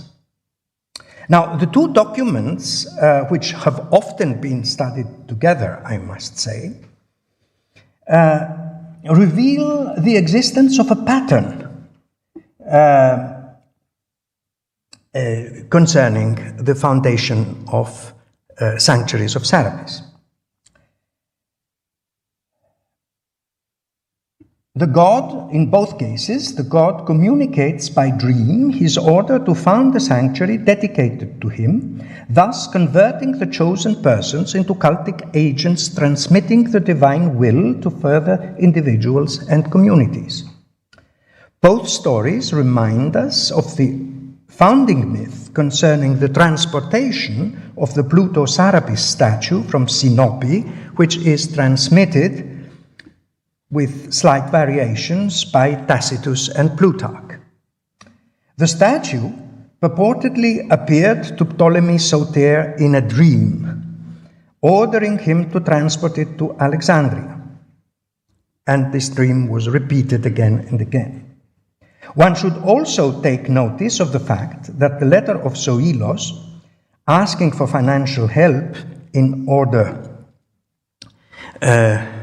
to build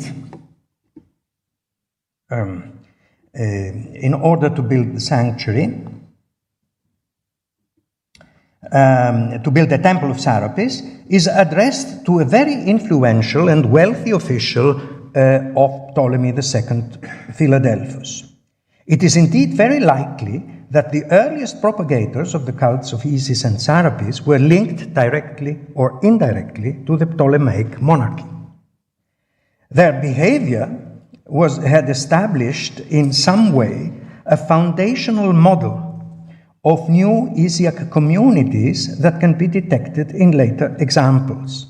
Furthermore, the required investment entailed that very solvent economic actors were involved in the foundation, willing to invest in the greatness of Isis and Sarapis, and by extension in the Ptolemaic monarchy itself.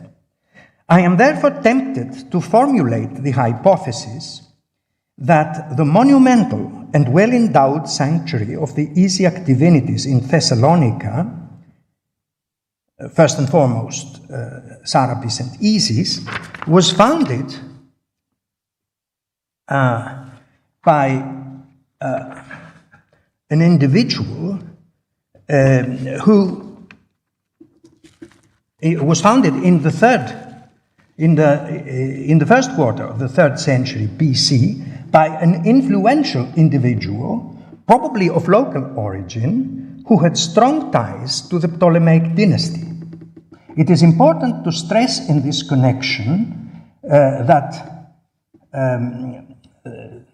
we know of the presence in Macedonia in the 280s and the early 270s BC of 2 children of Ptolemy I by different wives. Ptolemy's Keraunos, who was king of Macedonia for 17 months, and Arsinoe II Philadelphos, who also reigned as wife of Lysimachus and Ptolemy Keraunos.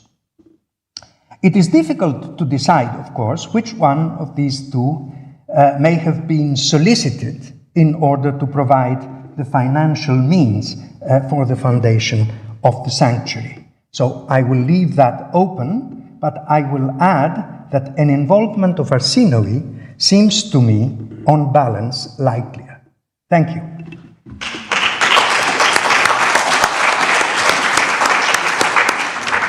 Thank you, Professor Voutiras. And since our first paper was about piety, the second will be about impiety. Annelise Casimir, lecturer in ancient Greek history in the University of Southampton, will talk to us about the impiety of kings reassessed, Philip V, Nabis, and Rome, and we are waiting to see if she will exonerate or condemn them.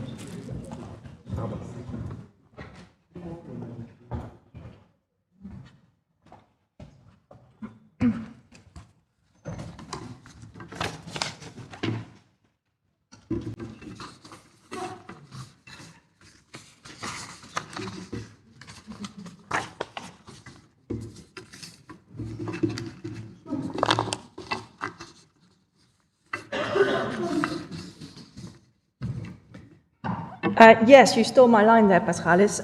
So where Professor Voutiras covered piety, I'll be covering impiety, but rest assured, piety will return to the table as well. So I would like to add my thanks to the organizers of the conference for a great event, and to Professor Olga Pelagia in particular for inviting me to give a paper. The conference is an exciting opportunity, I think, to reflect on Hellenistic Macedonia and Sparta together. And I mean this in 2 ways, as the conference brings together many esteemed colleagues and experts whose papers have already been very insightful.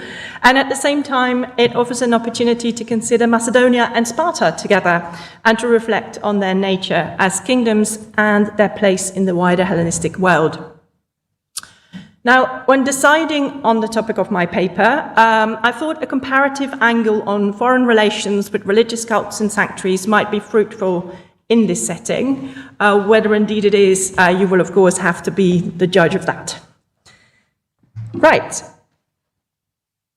So, in this paper, it is my aim to reassess the alleged impiety of 2 kings, one Macedonian, Philip V, and one Spartan, Nabis, already mentioned both of them multiple times in this conference. Not only were their reigns contemporary and did their paths cross, and indeed clash, they both suffered defeat at the hands of Rome, more precisely Titus Quinctius Flamininus, already mentioned by Ioanna Crowley. The kings received bad press in our narrative sources, and this includes references to their impiety or sacrilege. Work has already been done to reassess the reputations of Philip and Nabis and to disentangle their legacies from the complex web of political relations and conflict during the late 3rd and early 2nd centuries BCE. Building on this, I focus on the religious sphere and consider what the broader consideration of Macedonian and Spartan relations with cults and sanctuaries can tell us about their place in the Hellenistic world. Now, this is work in progress, so I'll be very grateful for any thoughts and suggestions. So Philip V, as King of Macedon, was a ruler of the Antigonid dynasty, but was connected also to the legacy of the Argeads or Temenids. There were established behaviors and traditions in Macedonian royal relations with Greek cults and sanctuaries, and these can be traced back to Alexander I of Macedon, but perhaps unsurprisingly, evidence for Philip II and his son Alexander III is more plentiful. This material is collected in Manuela Mari's book, Al di là dell'Olimpo, Macedonia e grandi santuari della Grecia dell'età arcaica al primo ellenismo, which was published in 2002, and it was discussed also more recently in a chapter by Hugh Bowden in the volume on the history of the Argeads, edited by Sabine Müller. Among Philip's more immediate ancestors and predecessors, royal relations with Greek religious sites are attested for Antigonus Monophthalmos and Demetrius Poliorcetes, who first claimed the kingship after Alexander in 306 BCE, for Antigonus Gonatas, Philip's grandfather, who established control over Macedonia, and for Antigonus Doson, Philip's cousin, once removed, who was his predecessor on the Macedonian throne. The site featuring most consistently is the sanctuary of Apollo on Delos, signaling interest in the Aegean as well as competition with other Hellenistic kings. Sparta had traditionally been a diarchy with dual kingship as the norm, but as already been highlighted, it made a transition to a more autocratic Hellenistic-style monarchy in the 3rd century BCE. This culminated with Nabis, who came to power in 207 BCE and put both his own portrait and his own name on coins, quote, the only king of Sparta who dared to do both, unquote, as observed, for example, by Professor Olga Palagia in her article on art and royalty in Sparta during the 3rd century. And already mentioned, of course, more than once at this conference, for example, in the keynote lecture by Paul Christensen. In a world in which the Spartan king behaved like other Hellenistic kings, the question arises how far this parallel applies. Relations with cults and sanctuaries were part and parcel of the cultural and religious politics of rulers in the Hellenistic world. How does Sparta fit in this picture? As is perhaps to be expected, there's not as much evidence for Nabis as for Philip, but we can attempt to put it in context. Here too, there is a longue durée of Spartan relations with Greek religious sites that we can draw on, in which the sanctuaries of Apollo at Delphi and of Zeus at Olympia had traditionally featured most prominently.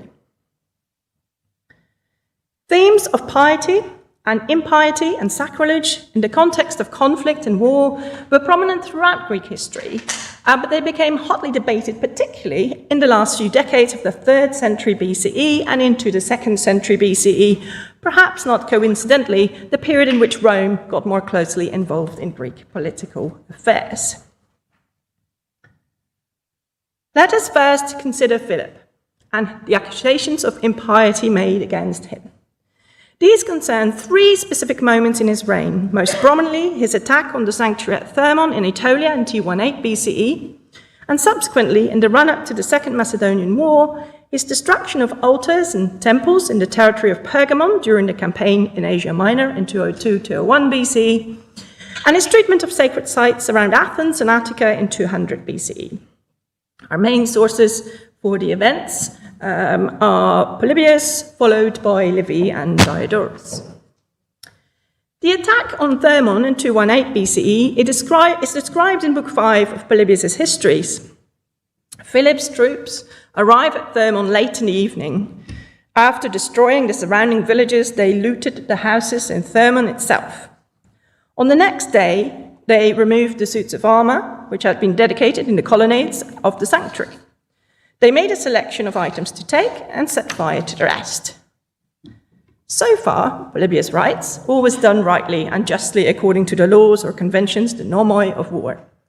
However, Philip's troops proceeded to burn the colonnades, and they inflicted damage also on other types of dedications. They razed the temple buildings to the ground, and knocking down statues, destroyed many of them. This, Polybius suggests, is where they crossed the line. Philip and his supporters justified their attack on the sanctuary of Thermon as retaliation against the Aetolians for their sacrilegious treatment of shrines at Dion and Dodona in 219 BCE. The attacks on Dion and Dodona by the Aetolians had involved a similar burning of colonnades and a destruction of buildings as well as dedications, and at Dion they had knocked down statues of Macedonian kings. The Aetolians had a reputation for being plunderers who did not shy away from attacking religious sites. Besides plundering Dion and Dodona during the war, they had previously pillaged the federal Boeotian shrine of Athena Aetonia, as well as the temple of Artemis at Lusoi, and various other sanctuaries in the Peloponnese, namely those of Poseidon at Tainaron, of Hera at Argos, and of Poseidon at Mantinea. The Aetolian violation of shrines, together with their control of the sanctuary of Apollo at Delphi, was adduced by their rivals as reasons to oppose the Aetolians and to side with Philip. Polybius, as already mentioned, strongly disapproved of Philip's treatment of Thermon. In response to the king's belief that the attack on Thermon was justified, Polybius writes, "I am quite of the opposite opinion, and we have the material at hand for judging if I am right or not, by taking examples not from elsewhere, but from the previous history of this royal house." Having accused the Aetolians of sacrilege at Dion and Dodona, he argues, Philip earned himself a similar sacrilegious reputation by attacking the shrine at Thermon. According to Polybius, the king should instead have followed in the footsteps of his royal predecessors, Antigonus Doson, Philip II, and Alexander the Great. Polybius writes that in times of war, it is necessary to take and destroy things that belong to the enemy in order to weaken his position and strengthen one's own. But he considers it unnecessary to deliberately inflict damage on temples. Quote, "It's the part of a tyrant to do evil that he may make himself the master of men by fear against their will, hated himself and hating his subjects, but it is that of a king to do good to all and thus rule and preside over a willing people, earning their love by his beneficence and humanity." End quote. The ideal image of a king, as opposed to a tyrant, involved a respectful treatment of sanctuary sites. Polybius' portrayal of Philip and his critical assessment of the attack on Thermon have been discussed recently both by Emma Nicholson and Monica D'Agostini in their books. The assessment of Polybius, if not the described events as such, is likely influenced by retrospective embellishment and fits Polybius' agenda of casting Philip in a negative light. I'm not saying that the impiety or sacrilegious attacks on sanctuary did not happen, because that's not the point here. We've also already heard and used Philip's favorable treatment of the Menelaean, mentioned by Olga Pelagia in her welcome word. The treatment of sanctuaries at Thermon and elsewhere remained a matter of debate in subsequent decades. In a speech at Sparta in 210 BC, the Aetolian ambassador Cleinias mentions Philip's impiety towards the divine, aisto theon asebeia. In response, the Acarnanian ambassador Lyciscus, speaking in favor of the Macedonians and against the Aetolians and their Roman allies, refers to the violations of sanctuaries by the Aetolians. It was on the eve of the Second Macedonian War that Philip was accused of sacrilegious behavior once more. During his campaign in Asia Minor in 202-201 BC, he burned and pulled down altars and temples in the territory of Pergamon, including the Nikephorion. Back in mainland Greece, Philip's actions in Athens and Attica included attacks on sanctuaries too. In Livy's words, anything in the vicinity of the city that was of religious importance or aesthetic appeal was put to the torch, and even tombs, not just buildings, were torn down. Nothing within the divine or human compass was protected from the king's uncontrollable rage. It was, of course, not uncommon for temples to suffer in times of conflict, and traces of their destruction can be detected in the archaeological record. At the same time, however, the mention of the impiety of opponents inevitably tends to serve the rhetorical purpose of justifying war or siding with one party or another, whether at the time or retrospectively. Now, I didn't want to spend all my talk talking about impiety, so got that covered. There are many examples of course, of Philip's more favorable treatment of cults and sanctuaries. Already collated and discussed, for example, in a paper by Sylvie Le Bohec-Bouet, shown here on the slide. Now, she collated some of the evidence in terms of the different deities that were involved and worshipped or receiving dedications from Philip. I think it's worth considering not only the deities involved, but the ways in which Philip's engagement with cults and sanctuaries manifested itself in different regions, ranging from Macedonia to southern Greece, the Peloponnese, the Aegean, and Asia Minor, and also thinking about their development over time. Within the scope of this short paper, and because I want to get to Nabis too, I cannot be exhaustive here, but there are a few observations I would like to make.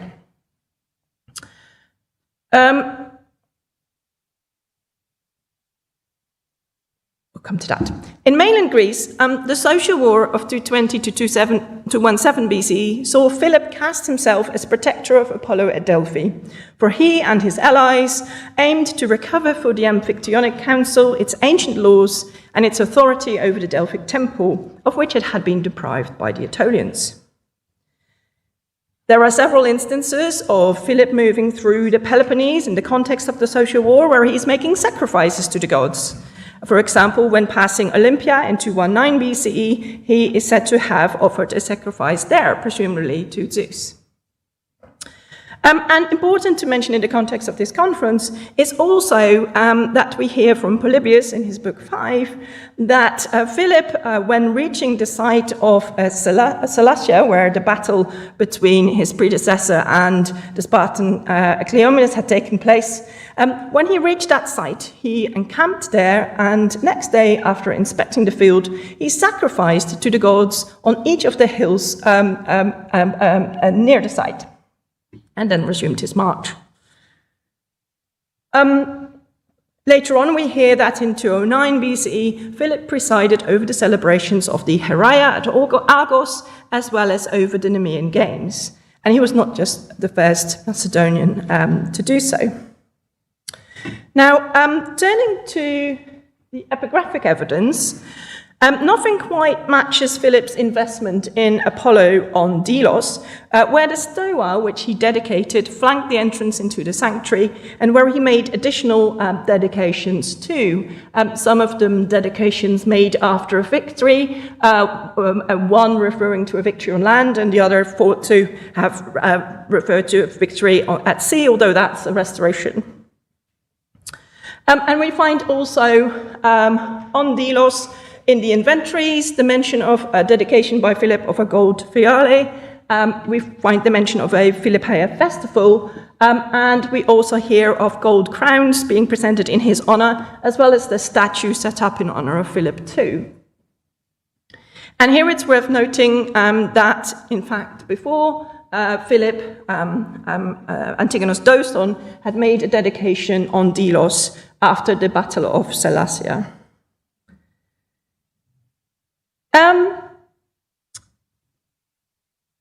Other dedications attested through inscriptions in the Aegean include, for example, 10 shields, 10 sarissas, 10 caps, dedicated to Athena Lindos on Rhodes. There are also dedications to Zeus at his sanctuary at Panama in Caria, where Philip, moreover, was praised for his piety and care towards the shrine. In the northern Aegean, Philip showed interest in the sanctuary of the Kabaroi on Lemnos, and he was honored with a statue at the sanctuary of the great gods on Samothrace. So, as I said, I'm not intending to be exhaustive here, I'm just presenting you with some examples. In Macedonia, there are fragmentary inscriptions attesting to dedications by Philip to Heracles Kinagidas and to Zeus Melichios from Pella, and a dedication of Stoas to Athena at Beroia. We have already heard from Professor Foutiras about the diagramma from Philip V regarding the Sarpiaion in Thessaloniki, and there's also in the Archaeological Museum of Thessaloniki a dedication by Philip which doesn't have a deity included in its reigning text. Right. A range of examples then. One thing to observe here is that dedications outside Macedonia refer to Philip as king of the Macedonians, as you can see, for example, in the inscription mentioned at the top in the Lindian Chronicle. Whereas those in Macedonia simply call Philip king. Now, what this whistle-stop tour of epigraphic attestations of Philip's acts of piety indicates is not only the great variety of Philip's interactions with cults and sanctuaries, but also their extensive geographical reach. And here it is worth noting that in an article, Barbara Smith-Dunas observed that in terms of monumental constructions, the Macedonians and Antigonids are much more active outside of Macedonia than inside, which contrasts them, for example, with the Attalids. At the same time, she observes that the Macedonians and the Attalids together set up more buildings in the cities and sanctuaries of the Greek world than the Seleucids and the Ptolemies. Maybe that starts to address to some extent the question raised by Professor Biraselas after the keynote lectures yesterday about how this fits in the bigger picture of the Hellenistic world. Right, time to turn to Nabis. Accusations of impiety here again originate in Polybius' histories, and specifically in the fragments of Book 13. This section, given from Polybius' work, is part of a larger passage or fragment which paints a very dark image of Nabis and the measures that were undertaken by him. He mentions that through the whole of the Peloponnese, Nabis had plunderers of temples, highwaymen and assassins, the profits of whose misdeeds he shared and allowed them to make Sparta their base of operation and their refuge. Moving on a step to Diodorus, he mentions temple robbers, thieves, pirates, and men under sentence of death streaming into Sparta from every direction. And Pausanias actually turns this in an almost Chinese whispers way in a more active role for Nabis, where he plundered human property and robbed temples alike. When we compare this to the accusations against Philip, these are distinctly vague. They do not mention specific parties accusing him. They do not mention specific temples. Rather, they are painting him more generally with a brush of impiety. Now, a different picture again appears if we turn to the epigraphic evidence. And again, this takes us to Delos.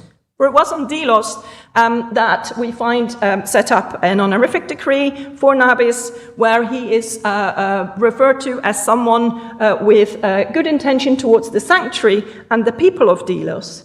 And he is rewarded with the status of proxenos and benefactor of the sanctuary and the Delians, both him and his offspring. This text it was first published by Homol in the Bulletin Correspondance Hellénique, and it's largely been discussed for the fact that it refers to Nabis as a basileus, as a king.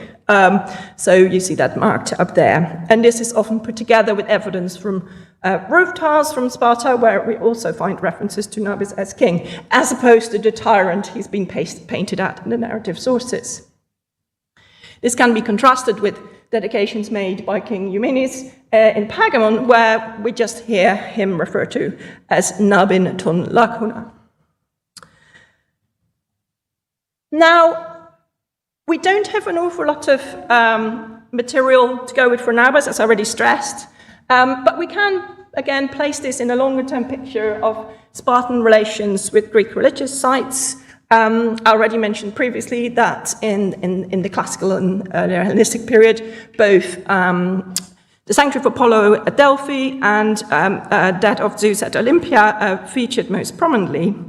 And it is in an article on the Spartan self-presentation in the Pan-Hellenic sanctuaries in the classical period that Olga Pelagia observed, that these sites offered Spartans with ways of expressing their identity and themselves and taking part in equestrian victories in ways that they could not do at home.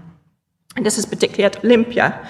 Most famous example, of course, to mention for Delphi is the monument set up by Lysander of many statues at a prominent position at the sanctuary of Delphi after they had defeated the Athenians and their ally in the Peloponnesian War.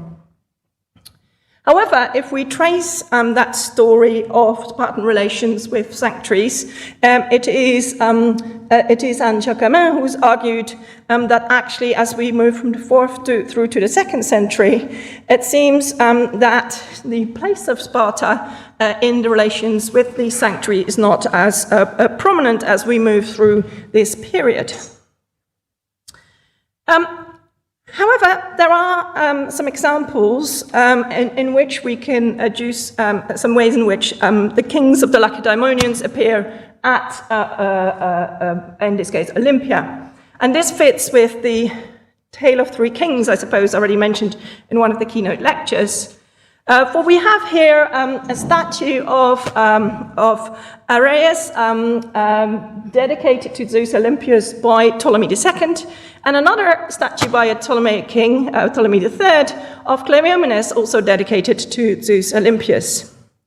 Now, important to stress, of course, that these are not statues set up by the kings of the Lacedaemonians themselves, but by Ptolemaic kings at the sanctuary of Olympia. And here we see them referenced as king of the Lacedaemonians, as opposed to the text above, where it is simply Lacedaemonios. Right, that takes me to my conclusion. In time? Right, so comparing then these two individuals and these two cases of impiety and piety, I suppose one thing to observe, and I've done so already, is that there's limited evidence for Sparta compared to Macedon. Now, we can, of course, say Nabas' reign was quite short-lived compared to Philip. Philip was also particularly prolific in the area of relations with cults and sanctuaries around the regions he influenced. But I would just raise, if it rises to question, the extent to which Nabis did behave as a Hellenistic king across the spectrum we might expect. I'm just putting that out there. We have seen how it can be useful to consider how there might be parallels and differences between domestic and foreign relations with cults and sanctuaries. Admittedly, have mostly covered the sort of foreign ones, but we can bring in perhaps more into the picture what happens back in Macedon and in Sparta, building on what Professor Voutiros also just told us about.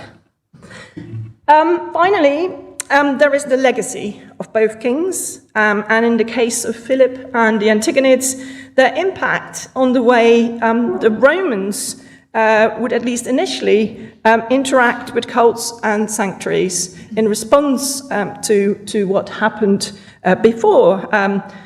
We see Flamininus making dedications at Delphi and Olympia. We see him presiding over the Nemean Games, for example.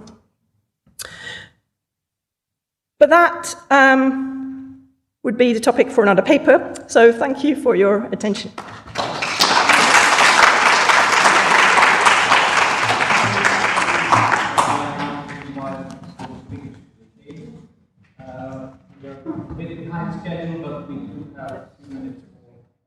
Discussion. First, let me invite the questions or comments for the first paper by Professor Voutiras, which I strongly suspect will come from that row there. Yes.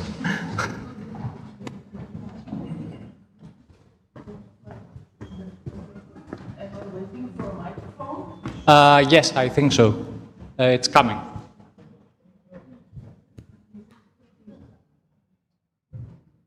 Thank you very much, Professor Voutiras, for Placing the Ptolemy Keravnos in the frame, I never thought of it, actually. My question is, we know that Arsinoe fled Macedonia immediately after the wedding, if the wedding took place, because there was an unhappy accident there. So this means that the siblings collaborated before that for the foundation of the sanctuary, isn't it?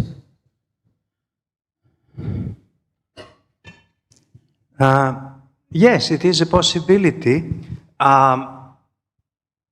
Unfortunately, the history of this period is not very well known, because we have only late sources which do not always concur on what exactly happened. It would appear that after the death of Lysimachus in battle in 281, his wife Arsinoe was anxious about the future of her three children, especially the two younger ones, and the assumption is, of most historians, is, I'm not a historian, I'm just referring to what has been written in that matter. Her best take was to marry her half-brother, Ptolemaeus Keraunos, to ensure that nothing evil happened to her children. In fact, Ptolemaeus Keraunos, who was a very violent person, killed her two younger children, but it is usually assumed that they remained married for a short period. Okay, thank you. Yes. The fact is also that they had some sort of relationship, close relationship to each other under Lysimachus' reign, who was in part, at least after Demetrios Poliorcetes left Macedonia, Lysimachus took over as his heir, so to speak, this kingdom for a short period of time. So we have a small period between, say, 286, 285, and 279 BC, which is the death of Ptolemy Keraunos, in which the two lived together. In Cassandria or next to each other. In Cassandria or in Thessaloniki? Yes, because we know nothing about Thessaloniki. We know that that is certain, that for a short period of time, Arsinoe was residing in Cassandria, and she's described as being also the governess of Cassandria, just before she left for Samothrace. I'm saying this because we have a piece of information about a palace in Thessaloniki. This was given by Theodosia Stefanidou Tiberiou in a paper she wrote. Yes. And, yes, but I don't think we have more information on that. No. Thank you very much. Okay, Edward Harris.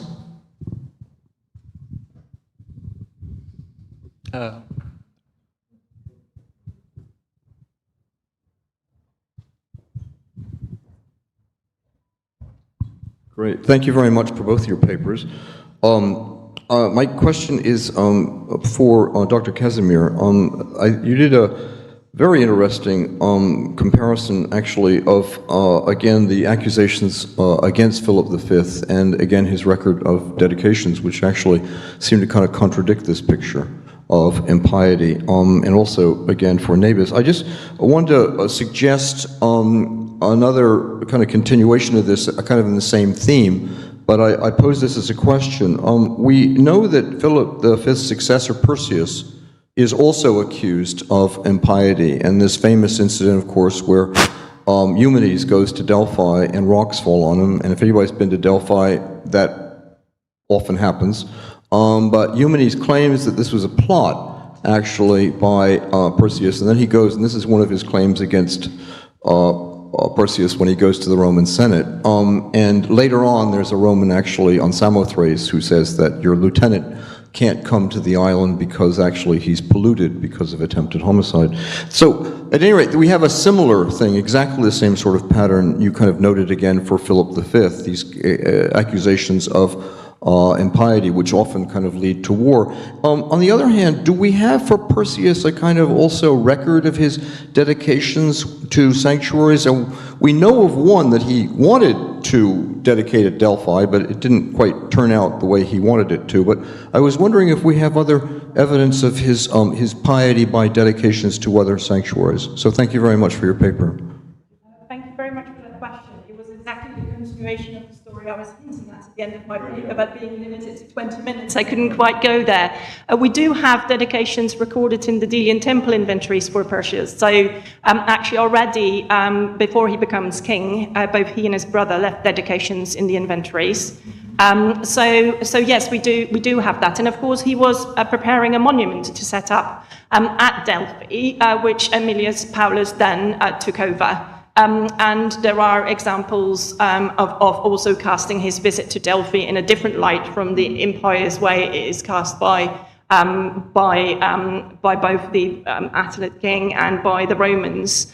So I think these things are part of the history of the time in the legitimatizing and justifying of war and conflict, as well as of some of later embellishment, but there's a sort of connection between the two. And impiety and piety needn't be contradicting each other. They can both exist in different places and regions, and so I think that's important to remember too. Any other? There's one, two. Okay, I don't know if we have time for others, but first Bona and then Selini.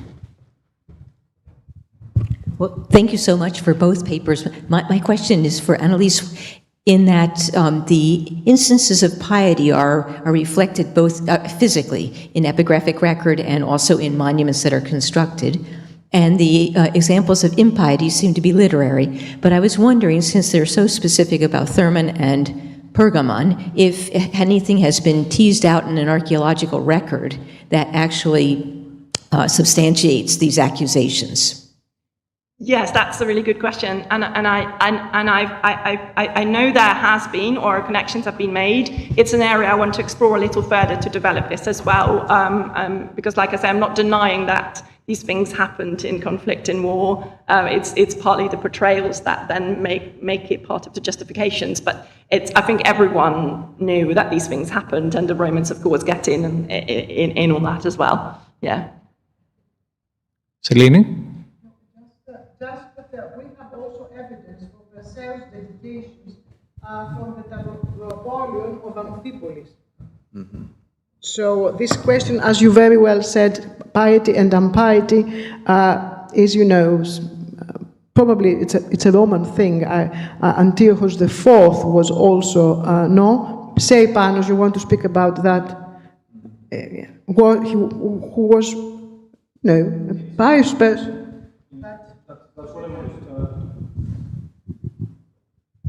Thank you. That's what I wanted to say. In fact, all the accusation of impiety, if we take the example of the Seleucids, for instance, which are well known, are obviously literary, as Bona said, and we cannot test them archaeologically. It seems to be a topos in general, and it's even more interesting when it comes to both Antiochus IV and Antiochus III, because both of them are supposedly dying when they are showing impious attitude, when they are plundering a temple, the temple of a local deity.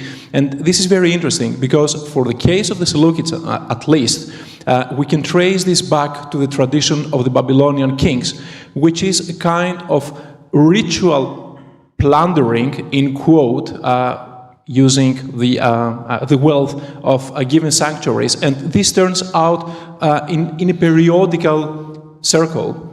But at least the one sanctuary where Antiochus IV is supposed to plunder it, which has been properly excavated, now it is gone and destroyed, we see no evidence whatsoever of any archaeological destruction dating to the period when Antiochus IV is accused of impiety. So I think it's rather a topos, that's why we see it regularly, and the Romans are quite a lot. Antiochus IV was not a very good friend of the Romans, for sure. Absolutely, thank you.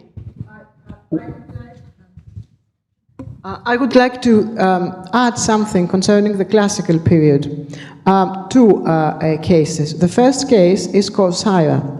The Corinthians accused the Corcyrians in the assembly at Athens that these people are awful. Although we are our mother city, they treat us in this way, We have no signs that the Corcyrians were showed any impiety. So it was, let's say, an easy thing to do. And later, during the 3rd century, during the 4th century, we have this story of the 3rd Sacred War.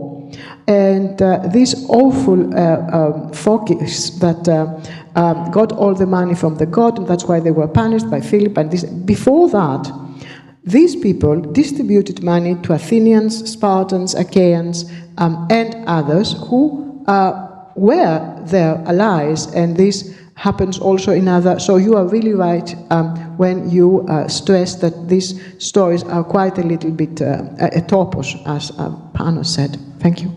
Yes, of course. 20 minutes allowed me only to dwell on my case studies, but there is a bigger picture to tend to, and I'm aware of that. Thank you.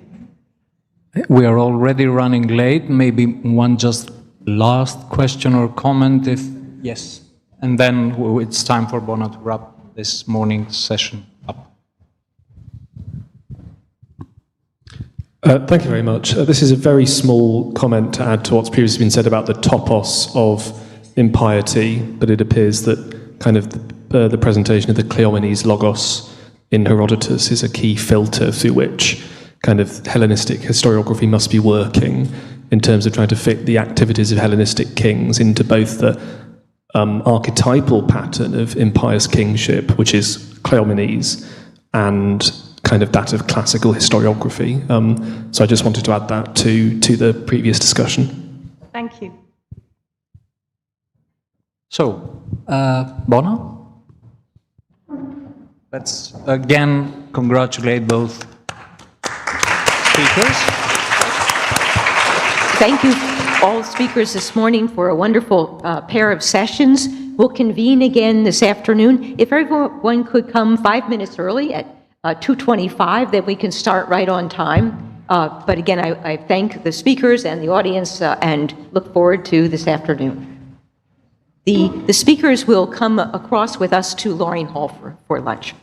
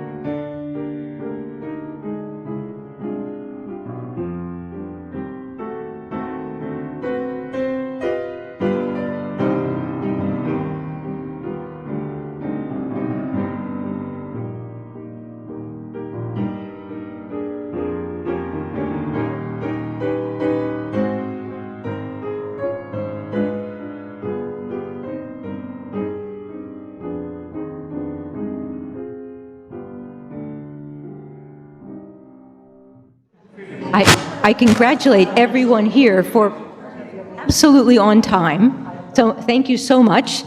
We are ready to start our session of the afternoon, our session 3 of our first day, focused on public spaces. And our first paper is by 3 authors, Anastasia Kyriakou, Daphne Maikou Putrinou, and Alexandru Turtas. And it will be delivered by Nancy, and it's Vergina Ege, modeling the public space during the Hellenistic period in the first capital of the Macedonian kingdom. Nancy. Thank you. And I thank the organizers for this very interesting scientific meeting. So, the focus of current scholarship in social sciences and by extension in disciplines dealing with the past often lies on the production and constant transformations of public space. Public space is perceived as the outcome of the combined factors of decisive landscape features, elements of tradition, collective memory, the agency of the authority, and the socioeconomic circumstances. The subject is often addressed in the quest of a deeper understanding of town planning and the urbanization of cities. The variety of structures and the created clusters of edifices allude to the adaptation of architectural types to the relevant context. In this framework, the cityscapes of the Macedonian kingdom, either belonging to the cities in the nucleus of the kingdom, either incorporated later during the expansion of the state, are crucial for its holistic consideration. One of the reference points in the historical and archaeological research of Macedonia is undeniably the archaeological site that unfolds its ruins in the foothills of Mountain Pieria, the Makedonikon Oros of the sources, very near to the waterscape of River Aliakmon, in direct contact with the plain. It lies between the 2 modern-day villages, Vergina and Palatitsia. The exploration of the first capital of the Macedonian kingdom, Aie, has revealed structures of major importance for the knowledge of the ancient city, most prominently the palace, the theatre, and the royal graves. However, the urban territory, most notably the domestic domain, remains quite obscure.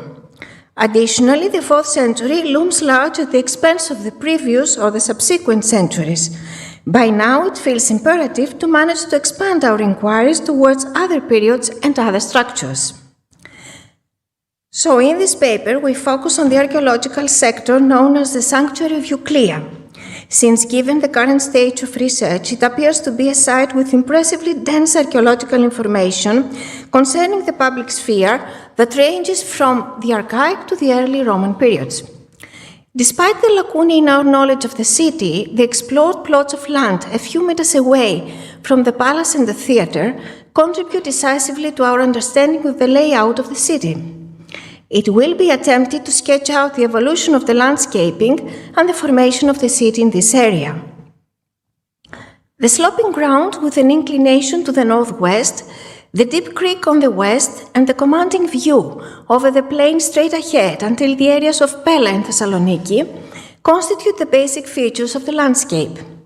Additionally, dense vegetation, or even a forest, might have developed along the route of the river, as described by the first excavator Leonese in the 19th century, or as the inhabitants of Vergina used to narrate, the ones who remembered the region as it was before its transformation into a purely agro-pastoral land through its deforestation.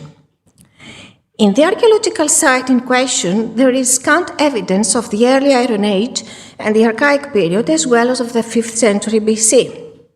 Small pottery shards, coins, and a storage room for pithoi made exclusively with rammed earth. The great development starts in the first half of the 4th century BC. As it has been pointed out in multiple occasions by all excavators at Vergina, the overarching building project, launched most possibly during the reign of Philip II, included the palace, the theatre, and the cult place, where at least one divinity is explicitly named, Euclea. In the 4th century BC, the temenos comprises a temple, a stoa, an altar, and 3 bases for dedications. The meticulous excavation has shown without any doubt that the plan was applied on virgin soil. The southern wall of the stoa functioned as retaining structure, whereas the foundation of the northern wall of the temple lies deeper than the rest, with the intention to withstand the pressure of the mountain. It is essential that these structures and the horizon of movement are designed contrary to the natural inclination of the ground towards the northwest, and consequently they needed to be robust, well-planned, and finely executed. Besides, they aligned with the axis of the palace.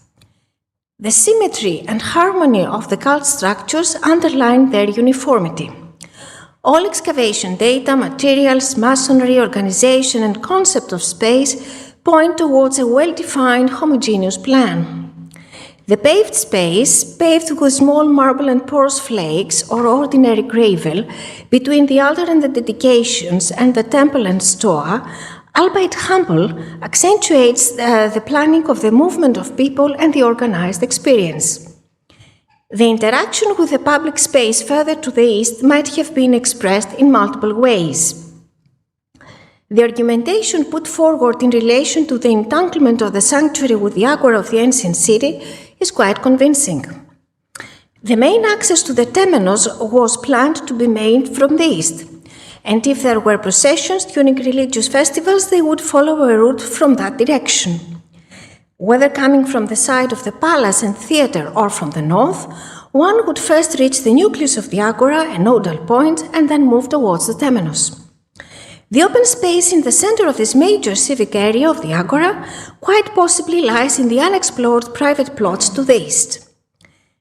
If we accept the identification of the colossal serpent sculpture with Zeus Melichios, as Chrysoula Paliadeli has repeatedly supported, this is possibly a temple dedicated to the god.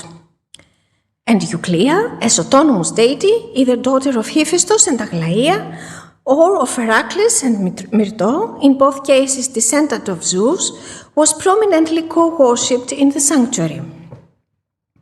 This was clearly an urban sanctuary of institutional character established as part of the Basilia in the first capital of the kingdom, an Epiphanestatos topos.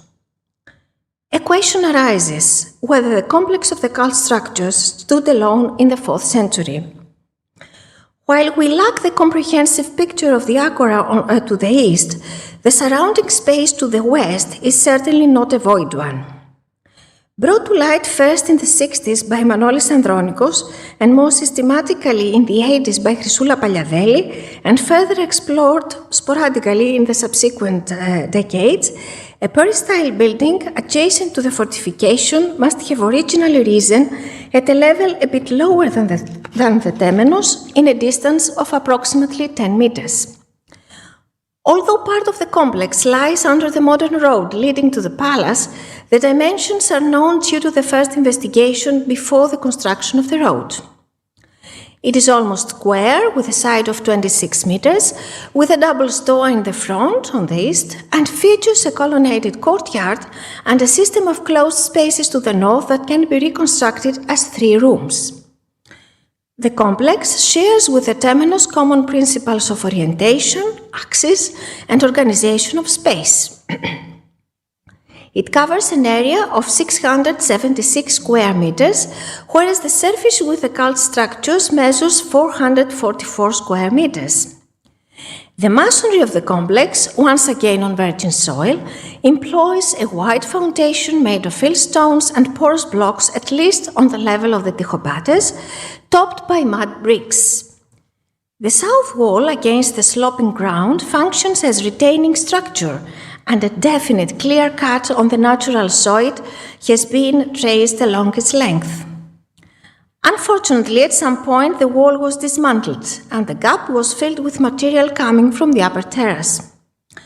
Despite the fact that the extremely fragmentary archaeological evidence is inconclusive as far as firm dating is concerned, the consistency and association with the sanctuary suggest that the building was constructed in the 4th century.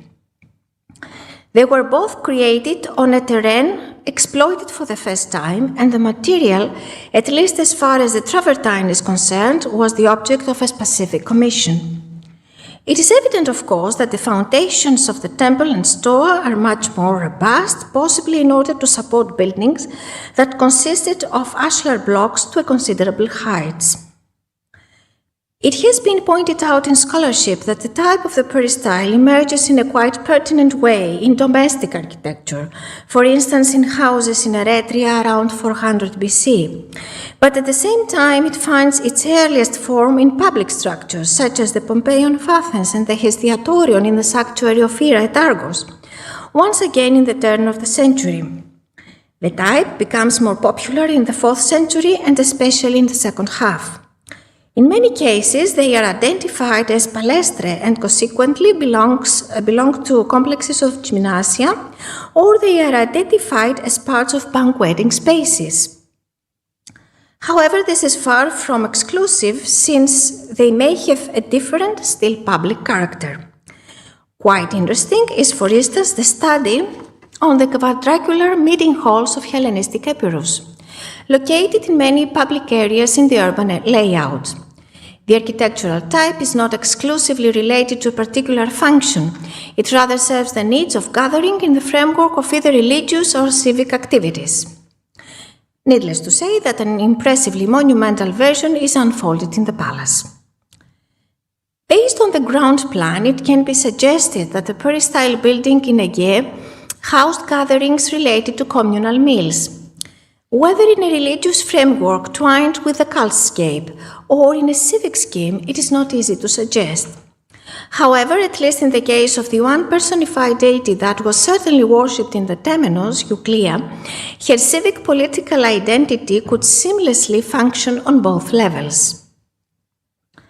A puzzling structure lies to the north of the sanctuary on a considerably lower level.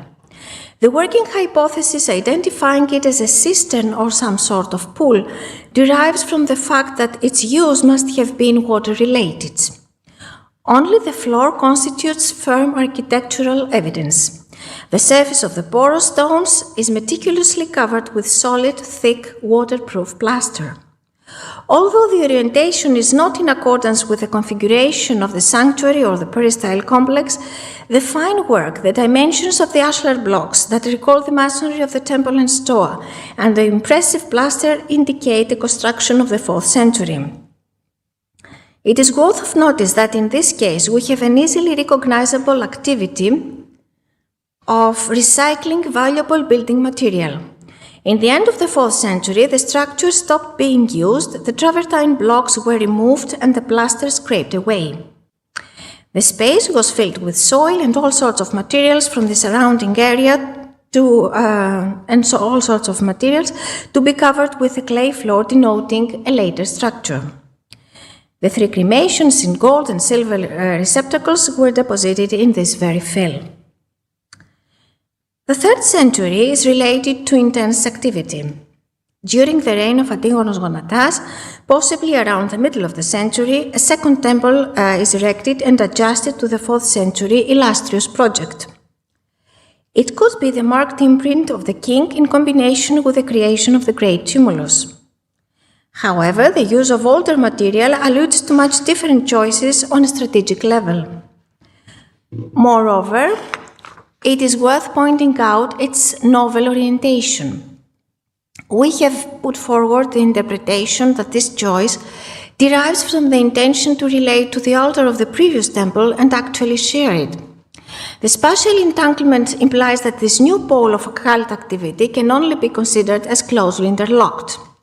The movement of people during the religious festivals or even in the course of everyday activities in the public space is further delineated. Moreover, the close connection with the dedications, and most notably the one that mentions Eurydice and Euclea, is quite conspicuous. Inside the new temple, the sequential arrangement of 3 bases for cult statues, the offering table in front of the central one, the fragments of marble large-scale sculpture, the Thymiateria and the Hydrae found in situ in the Sikos, compose a very interesting assemblage. The agency of the Antigonid dynasty emerges as quite homogeneous for many decades until the Roman conquest. The architectural type of the Stoa, arguably the most flexible ancient Greek building, was employed for interventions that served the needs of the community and the cult. Within the temenos, a new Stoa of the 2nd century BC further restricts the cultic space. It is annexed to the 4th century Stoa, forming in a way an L type of Stoa, and defines the southern line of the sanctuary. Despite the choice of rather rough material, as the back wall consists of big fieldstones and porous blocks in second use, this is a sturdy wall that develops for 13 meters. Since it is only a porch, we would be inclined to believe that it didn't function as a repository, but as a place of congregation in the framework of the religious activities. The profound foundational relationship of this construction with the 4th century structures and by extension with the royal commissioners of that past glorious era is deduced by the incorporation of the inscribed base on its eastern edge. A few terracottas discovered in front of the dedicatory monument imply the worship of a divinity related to rites of passage in the female sphere, a perfect match to the properties of Euclea. Besides, the construction of the Stoa takes into consideration the middle marble podium, originally superseded by a lost now dedication. Additionally, this strong connection brings to mind the dedicatory inscriptions from the tholos of the palace, mentioning Hercules the forefather, that are dated to the reign of the last Antigonids. Another public structure appears in the late 3rd, early 2nd century BC, in the same area where the classical building with the waterproof plastered floor has been revealed. It is P-shaped and opens towards the north. Once again, stoas cover possibly needs of storage. The rear wall of the better preserved southern stoa has ended up in a rather curvilinear shape, perhaps as a result of the shifting of the grounds. This building does not share the same axis and orientation with the classical structure. Instead of violating in a way the natural gradient to the northwest, it is preferred to follow it, a much simpler choice. Large fieldstones form the building material and are combined with a sandstone threshold on the eastern edge. Such a controlled entrance possibly makes sense when considered along with the numerous metal objects discovered in the Stoa. In respect to the specific orientation, it is worth mentioning the temple-like building with porous foundation that was erected on top of the destroyed peristyle building. It is not easy to date the construction, as the preserved walls develop on the same level as the previous foundations, and the stratigraphy is quite disturbed. The consistent use of travertine blocks, only 2 of which bear the remains of previous use, is quite unexpected in the 3rd or early 2nd century, at least according to our knowledge on the site so far. The Roman conquest marked the beginning of decline. Humble structures and recycled building material form a recurring picture. One of the final activities in the sanctuary was the structured deposition of monumental sculpture following mortuary rites. Along with the statues, the pottery, found in big numbers, is connected with the preparation and consumption of food and drink.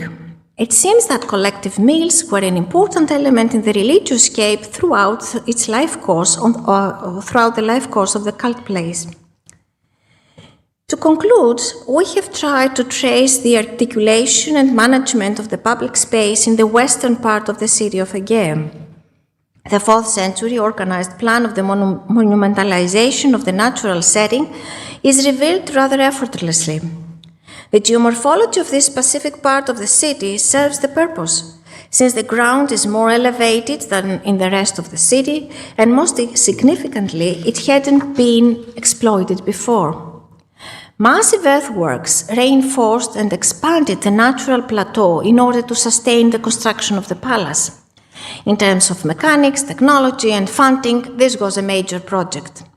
The axis and the relation to orientation and landscape features established by this building permeate the rest of the structures that belong to the same architectural program, namely the theatre, the sanctuary dedicated to Zeus and Euclea, and the banqueting building. all oriented to the east, towards the center of the city and one of the major gates of entrance when coming from the coastal area of Pieria, all except for the theatre. Nested just below the palace, it turned to the north, offering magnificent view over the plain, the river, and the burial mounds of past times.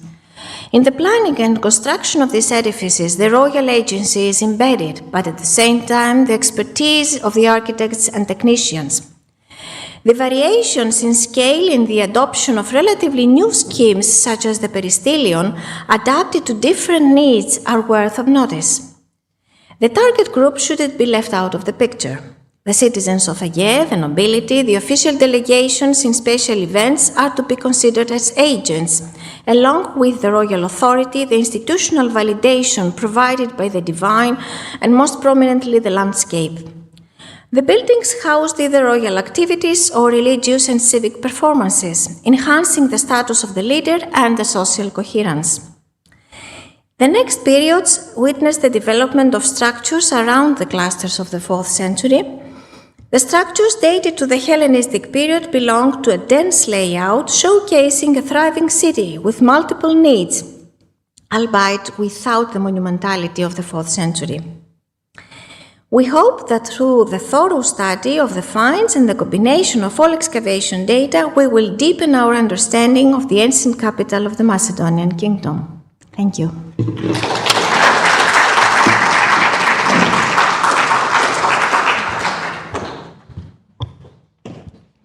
Thank you very much for a wonderfully illuminating paper.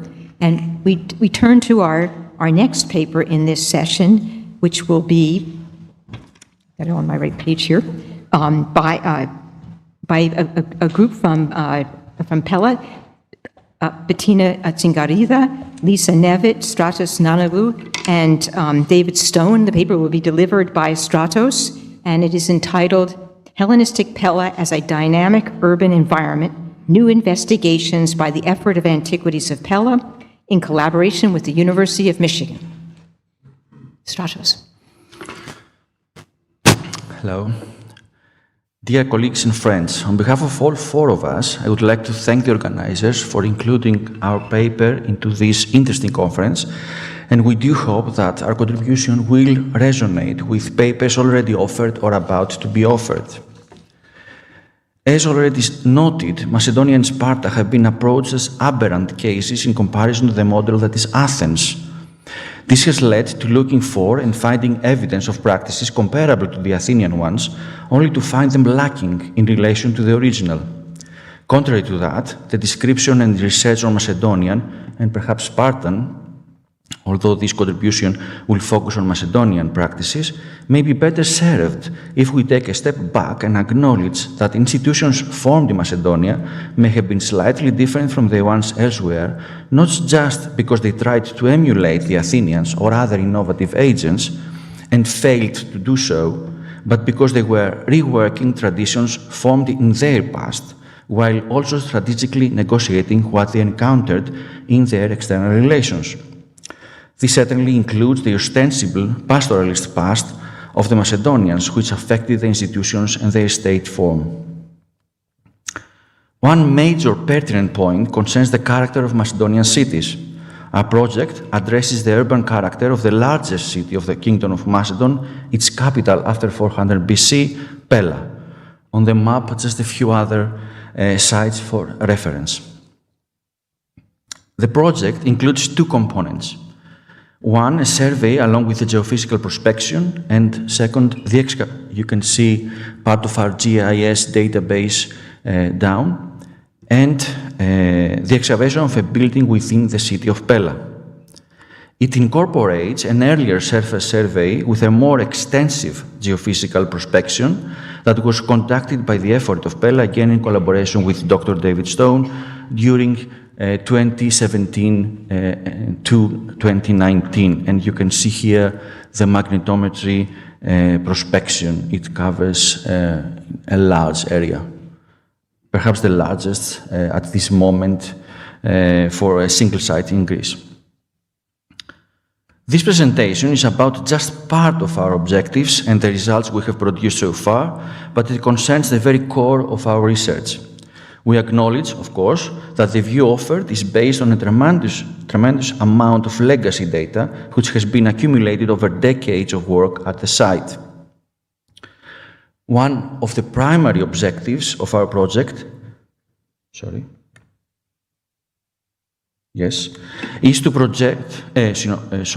to explore the traditions of civic life in the capital of the Kingdom of Macedon. We want to ask, how might a city work within a kingdom, even more so within an empire? Furthermore, how might its capital respond and adjust to world-changing events, such as the expansion of the kingdom by Alexander the Great?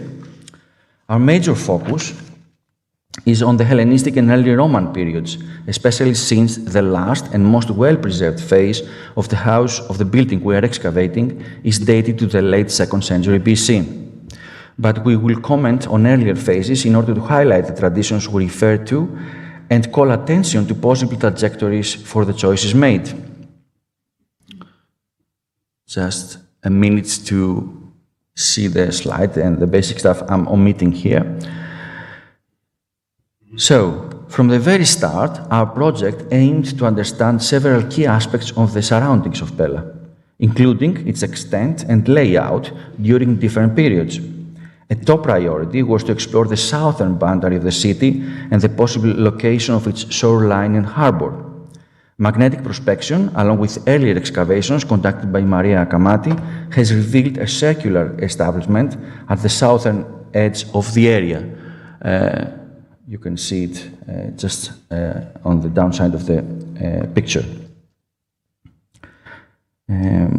Both magnetic prospection and the field survey, you can see the distribution map,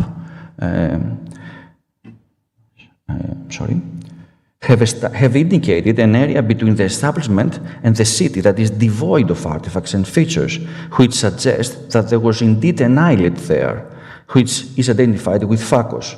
Interestingly, the prospection has revealed a grid on the islet that is perfectly aligned with a grid on the main city.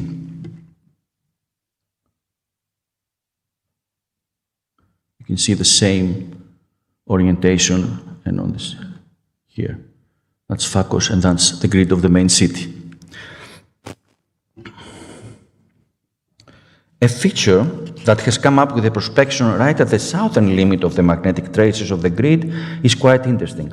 An at least 250 meter zigzag line that appears to have thickened nodal points every 55 meters resembles the plan of a fortification wall.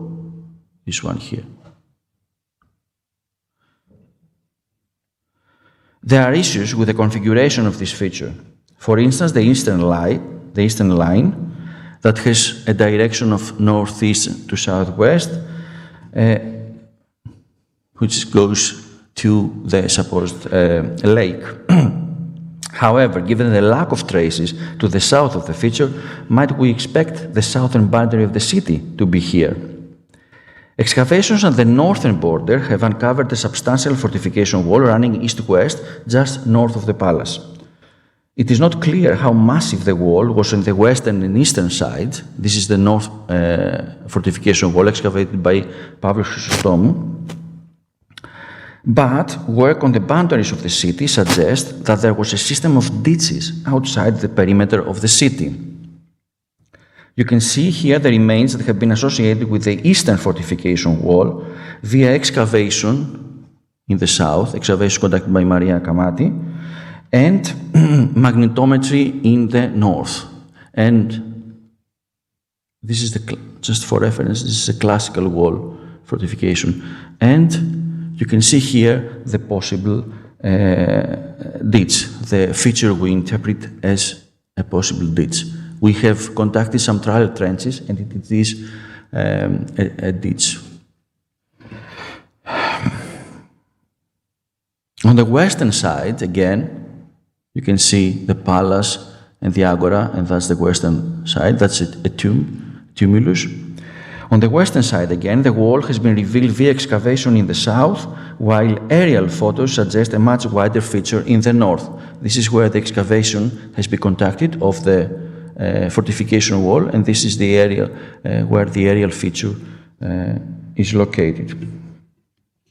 Our work suggests that this feature is a ditch, again, filled with a tremendous amount of tiles, as the distribution map here shows. It is unclear whether this deposition of tiles is the result of in situ collapse or the backfilling of the ditch afterwards. You can see here the tiles, they are concentrated within the feature. There are several tiles within the city, but nothing outside. And you can see the distribution of pottery here, just for reference. Consequently, this was a far larger enclosed area than before. The new city extended over 250 hectares, as compared to 60 hectares of the classical city.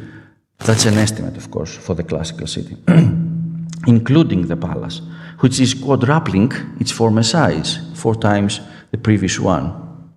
You can see here the palace, which was there already in the classical period.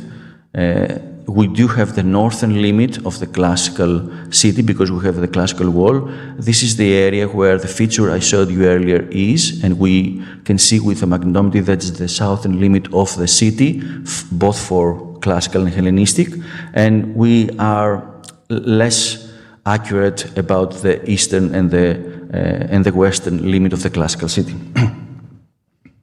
What perhaps matters most for this paper is that it seems like the entire enclosed area was not occupied with the same intensity throughout. You can see here the distribution of tiles. This is the entire area we have surveyed with a surface survey, and you can see that there are areas within the city that have not produced a large amount of tiles, and so we interpret those areas as have a less intense occupation.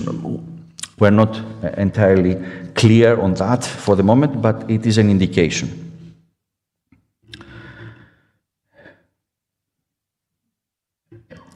Perhaps then, the enormity of the city, as exemplified by its extensive fortification walls, but also, among others, by the immense size of its agora, was an ideological projection, which would have worked whatever the intentions of inhabiting the area were.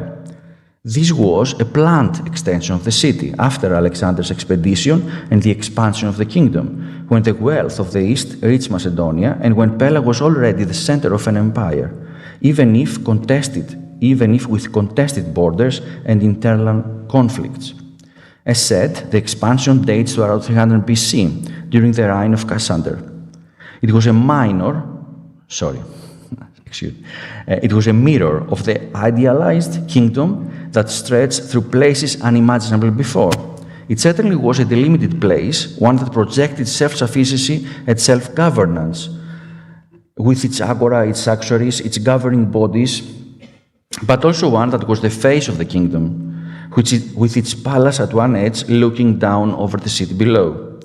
Our work definitely addresses this complicated relationship between the local and the wider framework, and one might say even global here. And we will come back to these aspects from the perspective of our project second component, the excavation of a building within the city of Pella. The excavation aims to explore at a small scale the significance of some of these changes for the lives of the city's inhabitants.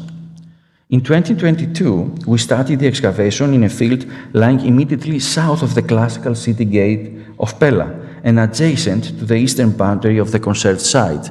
This is where the gate of the classical city is. That's why there is no magnetometer, because there is the new pipeline for the water pipe to Thessaloniki, and this is the site open to visitors. So we started excavation outside the visit site, but within within fields owned by the Ministry of Culture.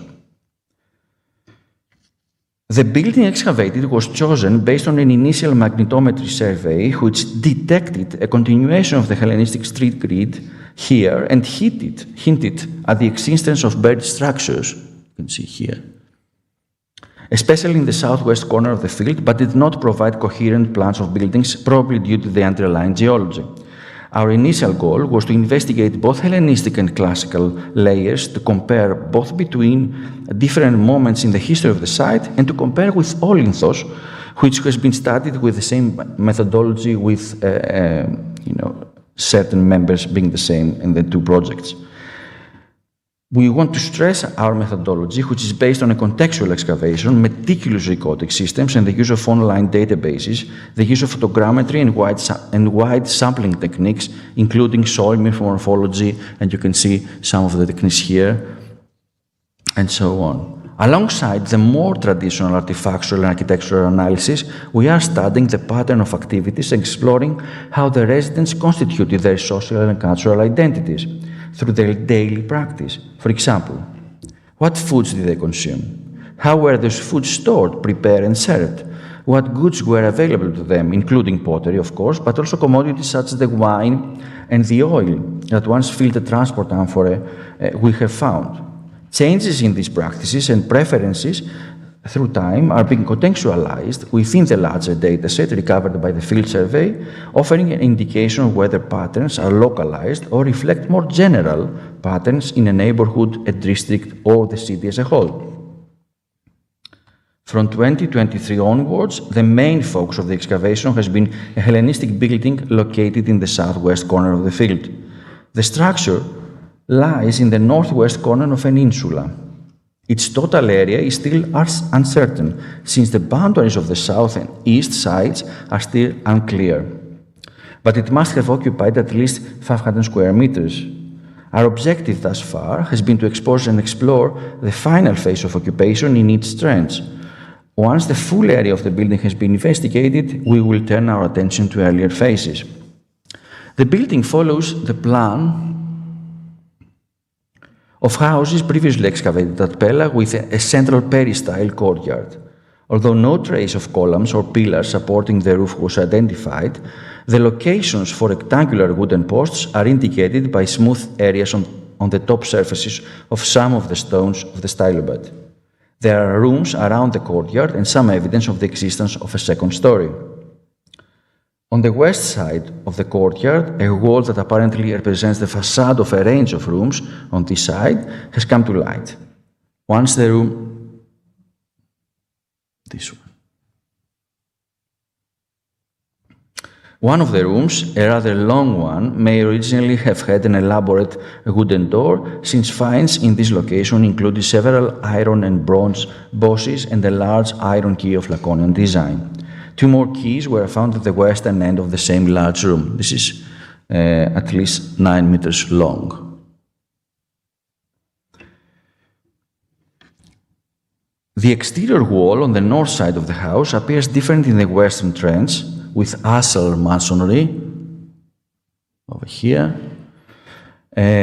from the easternmost trench, that's trench 13, which has rubble masonry, while it is missing in between. We haven't found it here. It is interesting that we have uncovered a large deposit of vessels, mostly amphorae, probably lying outside the exterior wall of the building.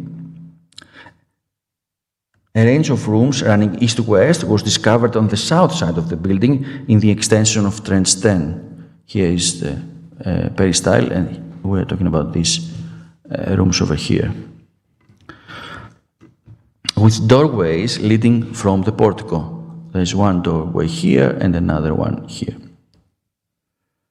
In this part of the house, there is also evidence of an earlier phase of occupation in the form of more deeply buried walls on a different plan, and a later phase with walls built of stones and tiles, probably Roman. The excavation has yielded extensive tile collapse, including in the open courtyard, indicating the existence of a pitched tile roof. So far, we have identified 3 stamped tiled fragments, 3 reading Pelis, and a 4th which must originally have read Vasilikos. Our colleagues, Nikos Akamatis and Andrea Hill, who are studying the ceramics, date the pottery under the collapsed tiles to the late 2nd or early 1st century BC. An important question concerns the role of this building. The most likely interpretation is that it represents a substantial courtyard house. The layout is similar to that of other houses excavated at Pella. You see two examples here, like the ones shown here, and the range of ceramics and other finds is consistent with domestic activities.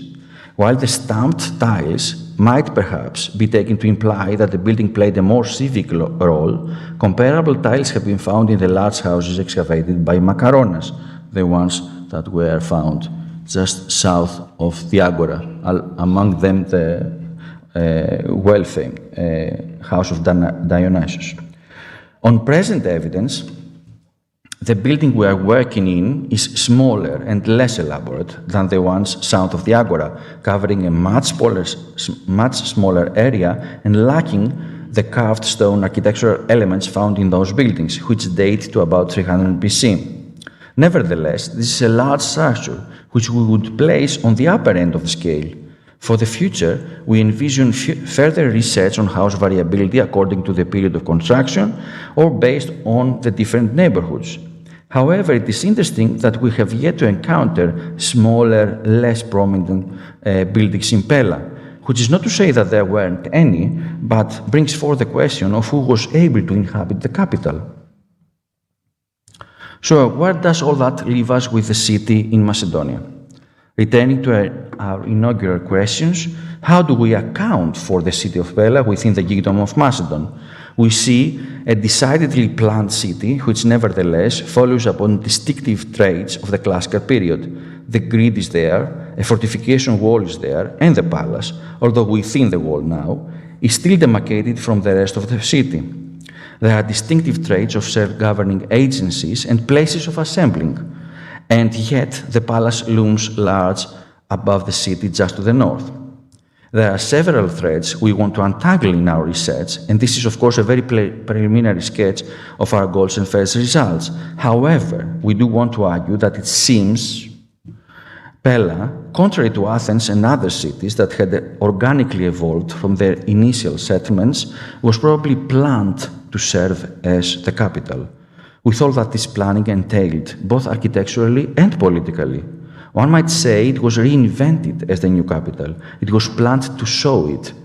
This appears to have been so even in its classical phase, but Pella acquired unprecedented proportions in its expansion after Alexander.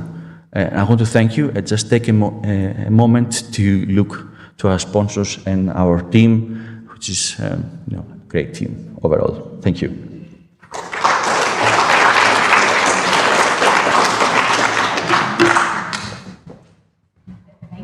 Thank you very much. Our third paper in this session will be by Nikos Akavatis, and he will actually cross the divide and discuss both Macedonian and Spartan and Peloponnesian bathing habits in the Hellenistic period. Nico.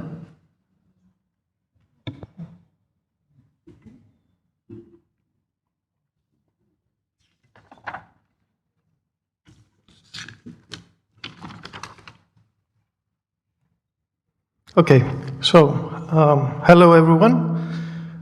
It is raining again here in Athens, so I believe that my topic is most appropriate for the occasion: bathing habits in the Hellenistic period, Macedonia and the Peloponnese.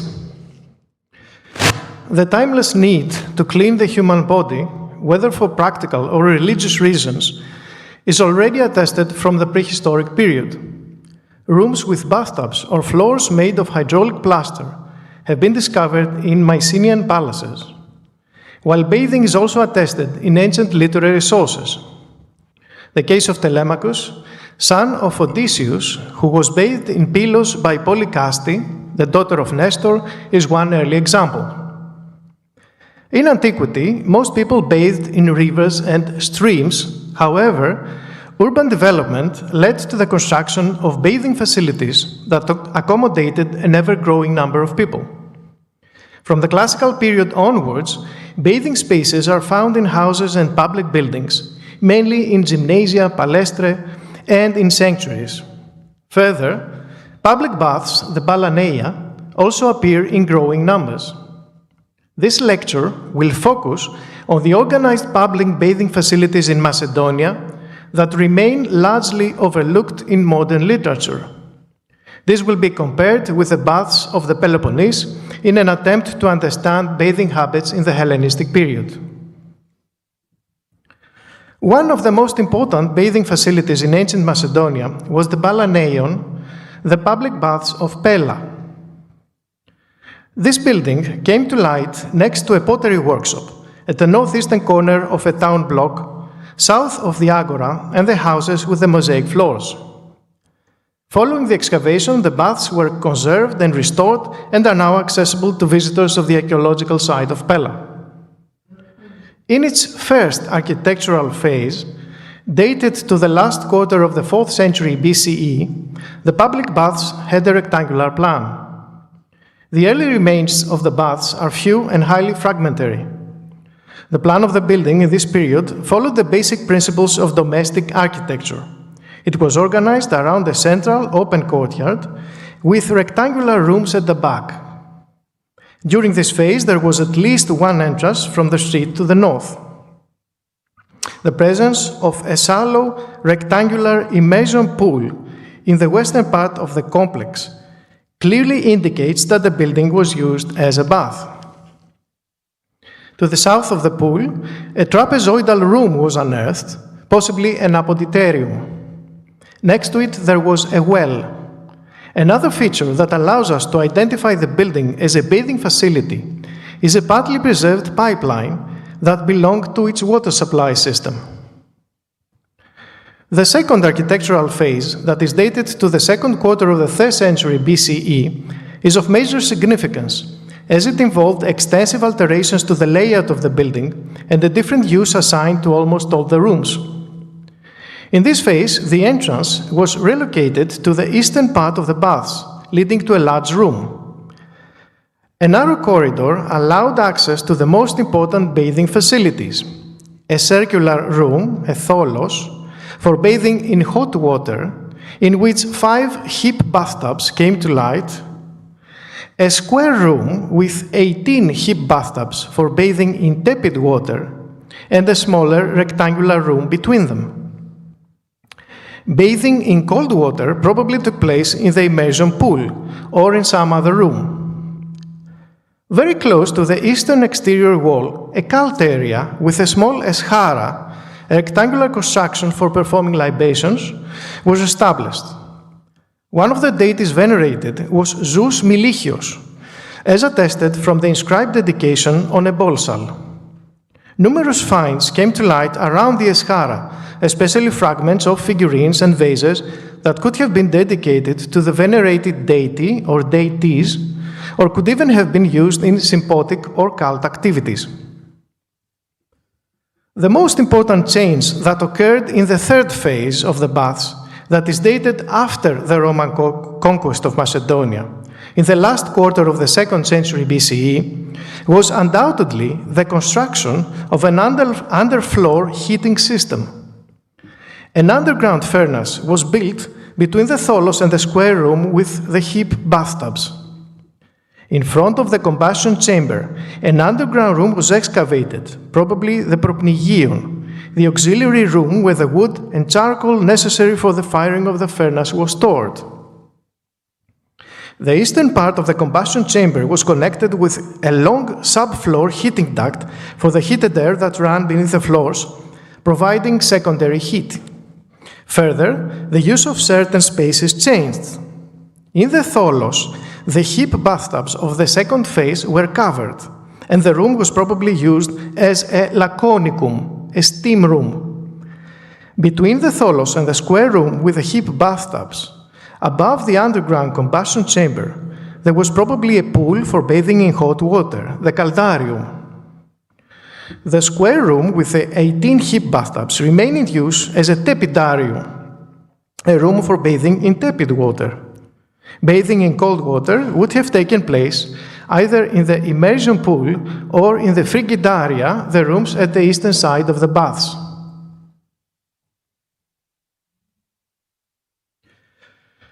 A second small bathing complex of the Hellenistic period was incorporated in Building 6, located at the western part of the Palace of Pella. It was arranged around a series of small rooms and corridors. In room 1, a stone bathtub was unearthed, partly submerged in the floor. To the north, there were 2 more rooms with hydraulic mortar floors, numbers 2 and 3. To the west, another room, 4, with a small furnace, was interpreted by the excavator Pavlos Chrysostomou as a steam room. The small size of the baths and the relatively low-quality building materials strengthen the argument that these facilities were mainly used by officials and other auxiliary personnel of the palace. A third public baths facility of approximately the same period came to light in Thessaloniki, at the southeastern corner of the Roman Agora. It was built at the end of the 3rd century BCE in an area occupied by pottery and figurine workshops, close to the city's harbor. The building was only partly excavated. Among the most important rooms was a large circular tholos with bathtubs, room Delta, that had a circular construction at its center for supporting a source of heating. To the south, a second tholos, room Alpha, came to light. It was interpreted as a steam room, since it had a raised floor, underneath which was the hypocaust of a furnace. A heating duct, Vita, provided heat to a rectangular pool, the caldarium, Gamma, for bathing in hot water. Finally, a large hexagonal construction to the east, Zeta, was interpreted as a cold water pool, the frigidarium. The rich finds from rooms Delta and Epsilon may be associated with feasting and drinking. Also, according to the excavator Polyxenia Damveleni, even sexual services could have been provided in the small rooms on the upper story of room Epsilon. The Peloponnese is among the most important regions in mainland Greece that allow us to examine the evolution of public Greek baths. Among the most important bathing facilities are those excavated in Olympia, very close to the Pan-Hellenic sanctuary of Zeus. The first 2 baths, the so-called older and younger Zits bath, were built one on top of the other to the west of the Altis, while the late Hellenistic baths came to light at a different location north of the Altis. The older Zits bath is among the earliest bathing facilities in mainland Greece, dated to the late 5th century BCE. In this baths complex, a rectangular room with 11 heap bathtubs was excavated, as well as reservoirs, a well, a rectangular hall, a large pool, and other rooms. In the late 4th century BCE, the second bathing facility, the younger Zits bath, which was remodeled in the late 3rd of the 2nd century BCE, was built above the earlier one. In this phase, the baths had a large rectangular room with 20 heap bathtubs, 3, a well, a reservoir, and an underground heating system with a furnace, a cauldron, and a hypocaust channel, letters H and I. Finally, the third bathing facility, the so-called late Hellenistic baths, were built in the second half of the 2nd century BCE. A large tholos with 13 heap bathtubs, A, 3 immersion bathtubs, C, and a small circular steam room, B, heated from a hypocaust channel, E and G, were excavated. These baths were closely connected to a dining facility and were abandoned in the 1st century CE. The baths of Olympia were not used by athletes, but were associated with the infrastructure of the great Pan-Hellenic sanctuary for profane cleaning and relaxing purposes of the visitors. It is worth noting that in the Roman imperial period, at least 7 Roman baths were built around the sacred temenos of Zeus, probably for the same reasons as their Hellenistic predecessors. Another early bath complex was found in Corinth, the so-called centaur bath, named after a mosaic floor depicting a centaur. The first building was built in the late 5th century BCE, but it was probably transformed into a bath in the last quarter of the 4th century. The baths were built close to a large open space, which under Roman rule served as the city's forum. 8 heap bathtubs were unearthed in a lavishly decorated square room, number 1, connected to a steam room to the north, number 8, and possibly a dining room to the east, number 3. The baths, abandoned in the 3rd century BCE, may have been part of a much larger building complex that could be interpreted as a social gathering place, a leschi. One of the most well-preserved and well-known bathing complexes in the Peloponnese was the baths of Gortys in Arcadia, which was possibly built within the sacred temenos of the sanctuary of Asclepius. The original 4th century building was remodeled in the middle of the 3rd or in the 2nd century BCE. From a central room C, bathers could freely move to the various other rooms. Among the most important was again a tholos with 9 hip bathtubs, G, 3 heated individually meson bathtubs, D, and a small tholos for a sweat bath, E. In the Hellenistic period, a ring-shaped furnace with a hypocaust channel, Y, that heated spaces C, D, and E was constructed. A reservoir as well as drains, bases for statues, basins for washing hands and feet, and auxiliary rooms also came to light. The baths of Gortys that were in use until the 1st century CE served both the sanctuary and the nearby settlement.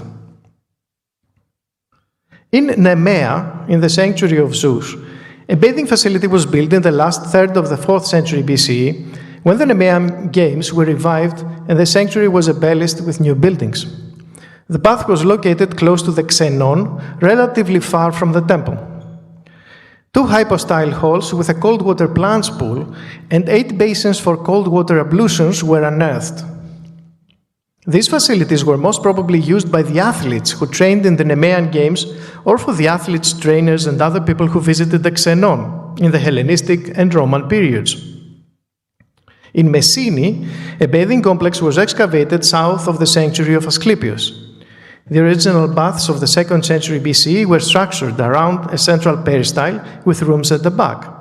The building remained in use until the Roman imperial period, serving the purposes of therapeutic bathing in addition to ordinary bathing. Finally, in Laconia, numerous bathing facilities have been unearthed in rescue excavations. However, all of them, as far as I know, are Roman, dated especially in the late Roman and early Byzantine periods. On several occasions, especially in plots within the modern city of Sparta, Hellenistic remains were unearthed below the Roman phases, but their fragmentary condition does not allow us to determine whether the buildings were baths also in the Hellenistic period. Most interesting is the case of the baths excavated in the Kochonis plot beneath Dioscuri Street in Sparta. Under the Roman imperial phases, the original bathing complex could be dated to the 1st century BCE. Organized public baths appear in ancient Greek cities from the first half of the 5th century BCE, but become much more common afterwards. So far, in the Eastern Mediterranean, around 8 classical and more than 70 Hellenistic baths have been found.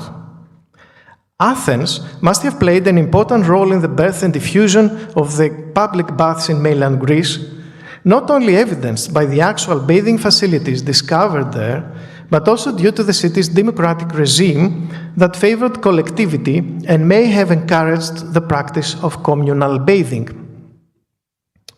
In the Peloponnese, the older Zich bath of Olympia is dated to the late 5th century BCE, while the other baths are Hellenistic. Most of the bathing facilities remained operational until the late Hellenistic or the early imperial periods.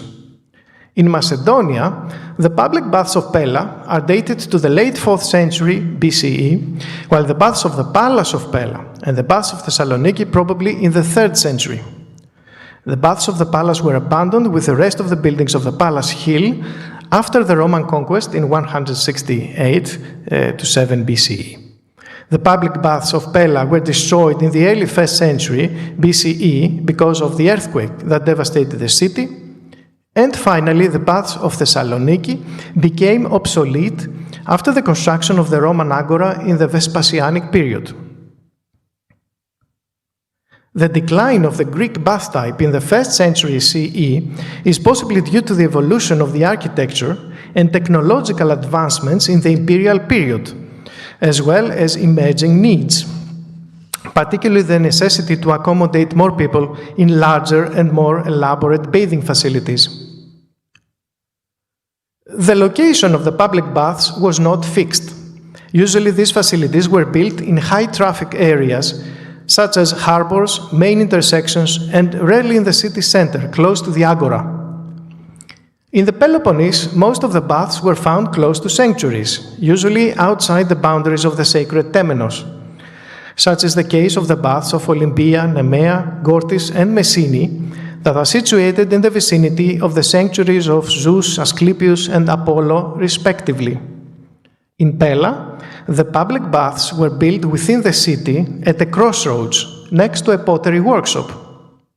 The baths of the palace were incorporated into a much larger building within the palace complex. Finally, the baths of Thessaloniki were initially located outside the city in an industrial area, close to the harbor. After the city's expansion in the 2nd century BCE, they were incorporated in the city plan. Although Greek public baths share several common architectural features, such as the circular or rectangular rooms with the hip bathtubs, the rooms with the individual bathtubs or the immersion pools, no baths with identical layout have so far been excavated. This means that factors, such as the special needs of the local communities, the available space of the preferences of the owners must have played an important role in the building's layout. Another common feature of all the baths is that they were often remodeled. A major architectural breakthrough was the development of permanent sources of heating for the bathing room and the pools. Rectangular or circular furnaces with hot air ducts appear in several baths both in Peloponnese, in Olympia, Gortys, and in Macedonia, in Pella and Thessaloniki, probably in the 2nd century BCE.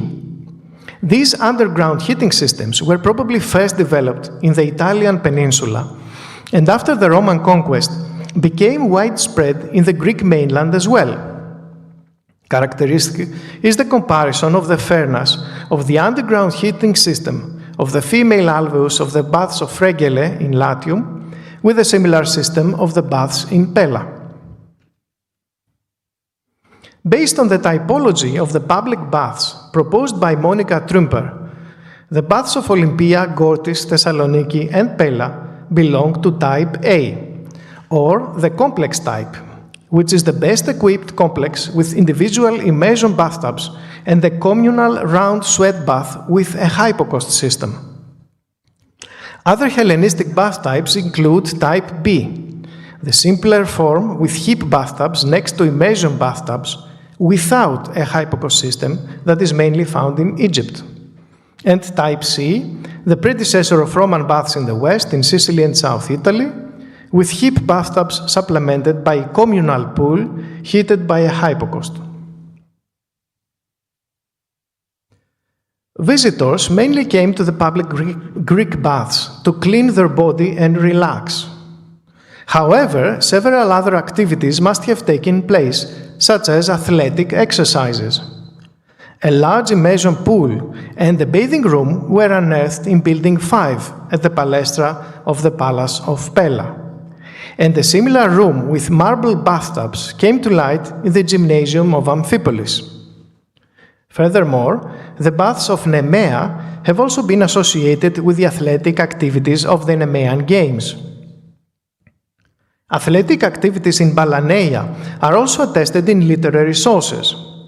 Athenaeus, in his Deipnosophists, mentions that Stratonikos, a doctor of the 3rd century BCE, visited Pella to study a curious phenomenon, the enlarged spleen of some citizens. Whilst there, he visited a Balaneion, where he saw youths exercising by the fire. After the exercise and the bath, the visitors of the Balaneia used perfumes and ointments.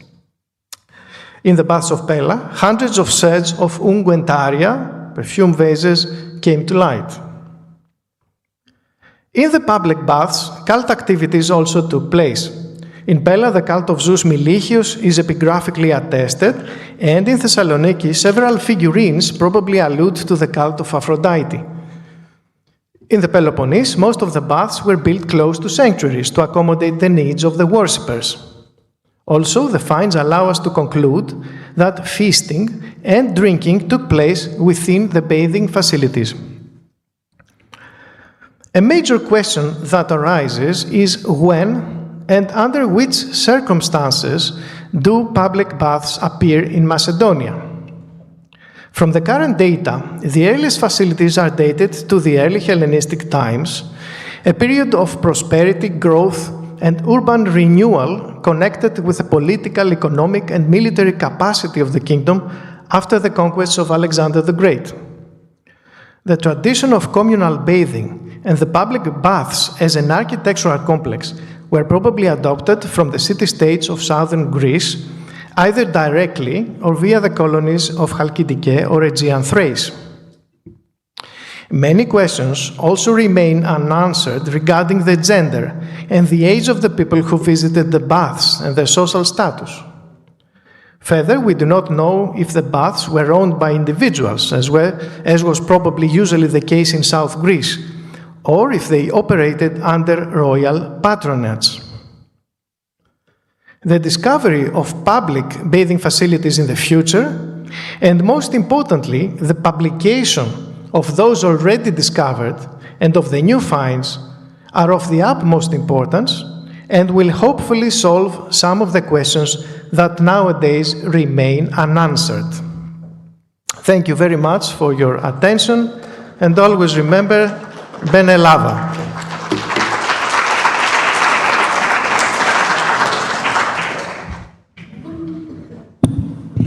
Excellent. Thanks to all our speakers. And if I could invite the speakers up to the podium, we will have our discussion now.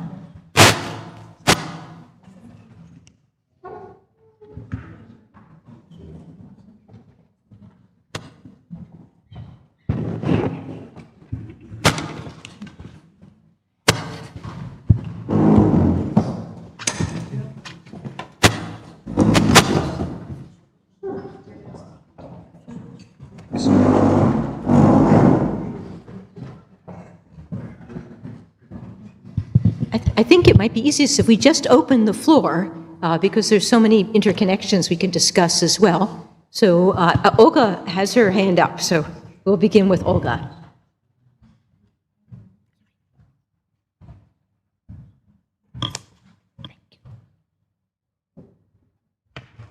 I would like to thank, can you hear me?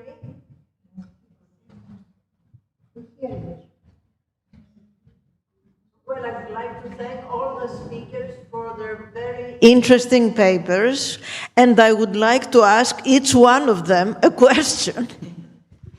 So, beginning with Nancy, I would like to ask how come we have a funerary finds in the sanctuary of Euclea? I never understood why you found these cremations in the sanctuary.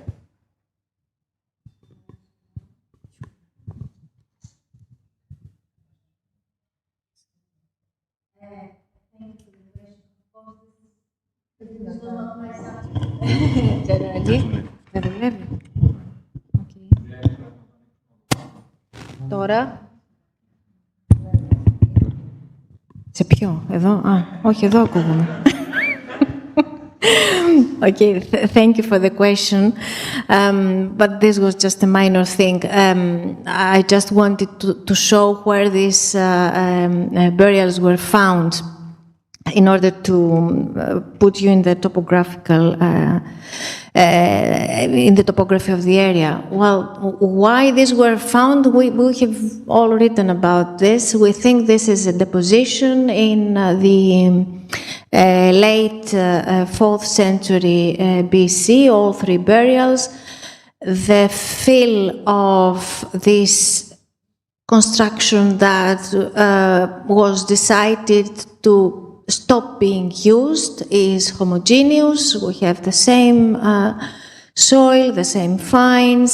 And so these burials were found all together 5 meters one away from the other. And for me, it was definitely an intentional thing, because we have also a small fire and an agismos on top of the Panathinaik amphora for sure. So that this is a fact that we found in the excavation. So I don't know why. We have offered the explanation that one of them at least could be the illegitimate son of Alexander the Great, but this is just an offered interpretation. Okay, maybe things in the future will change. I have a question for Stratos. Have you found, or do you think you will ever find, any good old-fashioned temple with a peristyle in Pella? Okay, that's a great question. I don't know if we can answer it. We haven't yet, but who knows? But my understanding, but I'm new in the field, you know that, is that it's a different form of sanctuaries that we have in Macedonia. Yes. Can I go on?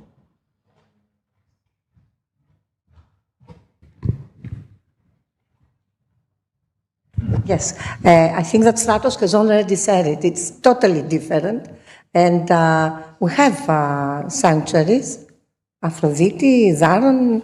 Daron has not been completely excavated. There is much more to, and it is an old sanctuary. There is a face of the 4th century, of the middle of the 4th century. I mean, it's an old sanctuary. But I'm sure that we are not going to find, the temples inside, in Pella, inside the city.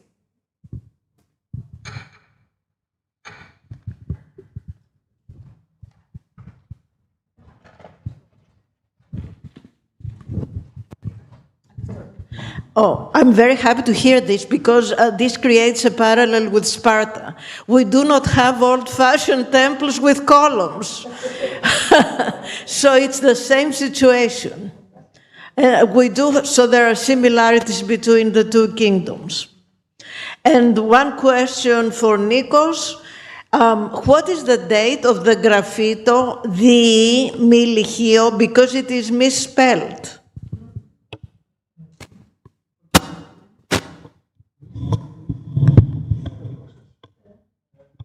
Yes. Okay. Yes, it is misspelled. The date is early 3rd century.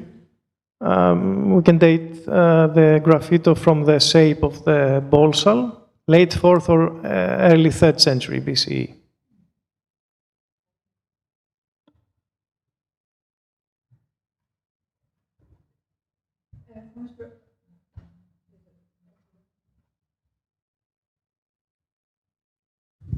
Thank you for Mr. Akamatis. Thank you for your nice review of baths. I'd like to make 2 additions for the Corinth bath. For those of us who follow Mr. Williams and do not believe that the Agora has been found at Corinth yet, the bath was actually found near the racetrack, so it could have a relation with that, though he wasn't sure.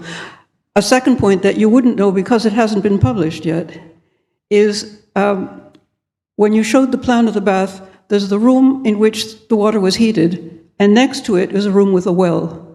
Mr. Williams excavated the well with water sieving, therefore he produced all sorts of vegetable remains. Those are now being studied by Evi Margariti, formerly the Wiener Lab, now at the University of Cyprus, and their aromatic herbs. Therefore, the water that was taken from the well had aromatic herbs in it that were then heated and taken into the bath. Thank you. Thank you very much for the feedback. Was it heated from a furnace or in which way? We don't know. What he found was a small room with a floor of volcanic stone. Okay. And he concluded on that somehow there must have been a furnace that didn't survive. And then from there was a hole in the wall that goes into the room with the bathtubs, and I don't know whether he thought that was related or it was just carried in and dumped over the bathtubs. Thank you. Thank you very much.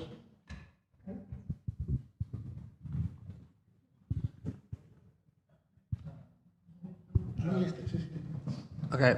Sorry, they gave the microphone to me. Do you want to answer on that one? Okay.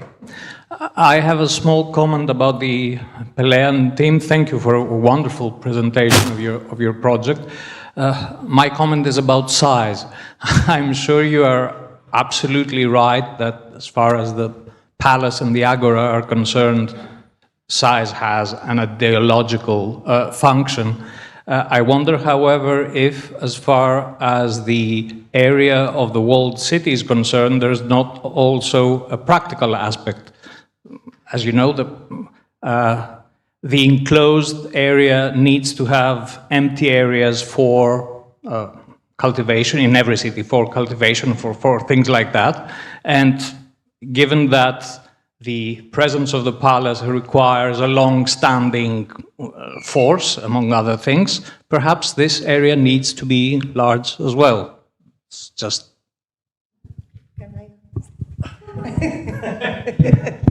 Yes, probably. However, I just want to mention that the expansion of Pella, I mean, you see that the classical city is really very small. It's not big. The expansion of Pella took place during the reign of Cassander, probably. And even the city of Cassandria, the city of Uranizompolis, have the same idea. They are huge. A huge fortification. I mean, a fortification wall that does enclose a huge area, and there are. I mean, there isn't the same density of finds and neighborhoods inside. It is. I think it is probably a model, if we can say. Or I cannot use this word because it's not testified, but it does look like.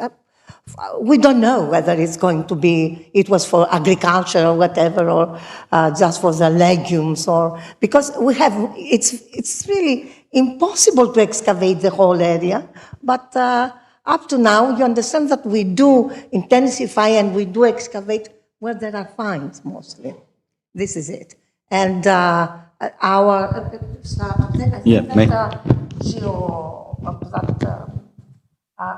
research did not did the research yield results about houses in the other areas? There are areas that are void in the magnetometry, apart from the survey where we didn't find it.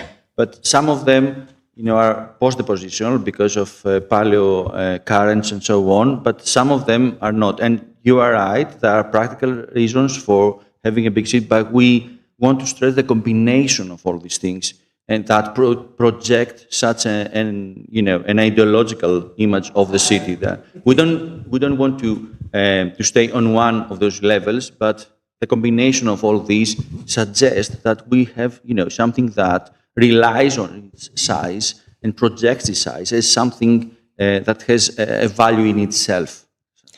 If I can, as it were. Even the palace is huge. Can I ask a question? Yes, please. Yes. Nico, I want to ask you, I want to say, I know that, you showed the swimming pool of the palace, and I know that probably you didn't want to mention anything because we were with the palace, but in the beginning, in the first phase, this swimming pool was related to the royal residence, if I can say this.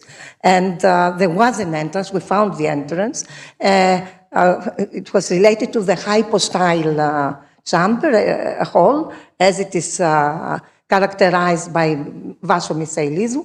That was probably a bath for used by the kings, by the king. And we have found that this was destroyed after Cassander. But we found pottery, Cassander pottery, that means that.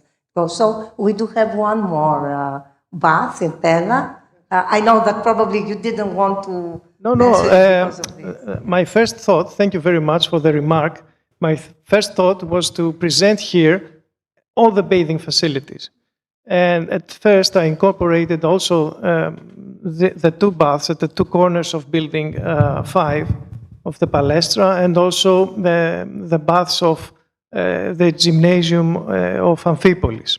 However, as I mentioned in the beginning, I only focused on the public, independent bathing facilities. Some call it balaneia, the baths, the public baths, not the bathing facilities incorporated in palestre or in gymnasia. Okay. Anyway, I showed some images of the pool and of the excellent work you have done with the restoration of the palace. We will all hear more from the Pella team. But these are additional images that help us understand some issues. They were not examined as independent bathing facilities. Okay. And something else. You mentioned the baths of Thessaloniki. Did you say that they were outside the city? They were in the first phase. In the first phases, according to Madame Veleni, of course, they were outside the city. The city expanded, as far as we know, in the 2nd century BCE, and they were incorporated in the city. And they were close to pottery and figurine workshops. I'm sorry, but the new finds from the metro do show that that street, which is now called Egnatia or however we call it, existed already in the early 3rd century BC. This is new evidence, of course. That means that the city should was larger, probably to this. And this is what I want to say. That's very interesting, yes. This is the new evidence. Why not? Yes, of course. It hasn't been published yet, but I just say it because we discovered this at Venizelos, we discovered this at Hagia Sophia. Excellent. Definitely the street connected. Excellent. Thank you very much. Thank you.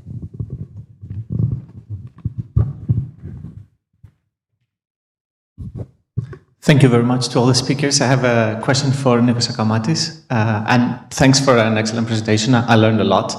My question is about accessibility. You already shared some thoughts about this, but I was wondering if you could tell us a bit more about how public do you think these baths were, and if context matters in terms of there are some baths in sanctuaries, in big sanctuaries like Nemea, like Olympia. Some are in palaces, some are in gymnasia, which I know were excluded from the presentation for the most part. But I wonder if you think context also matters when we say these are public baths. Context not in terms of structures and the building itself, but about accessibility. I wonder if you have any thoughts about this. I definitely agree. Context matters. Unfortunately, not all the bathing facilities we talked about have been fully excavated, and more importantly, the surrounding area to see if there were streets from where the visitors could visit the baths. In the case of Pella, the baths were accessible from the streets. I have to add that Greek cities had numerous bathing facilities, numerous public baths that were accessible to small groups of people, not a lot of people at the same time. Roughly 30 to 40 people tops for Pella or Olympia or Gortis. So that's a major question. We don't have epigraphical evidence. We don't have literary information. I don't know if I answered. It's a difficult question to answer. Yes, thank you. There is royal. There is a hint for royal presence in the baths of Pella, for example, because there must have been a repair. I showed some stamped roof tiles that are found in large buildings, also in the palace and in public buildings. And Stratos and Bettina Tsigarida, they showed us also from the building that is excavated now, with the stamps Vasilikos, with the harpa, which is dated probably in the time of Philip V or Perseus, and other with the stamps Pelis. So there must have been a repair, perhaps commissioned from the royal workshops of roof tile production.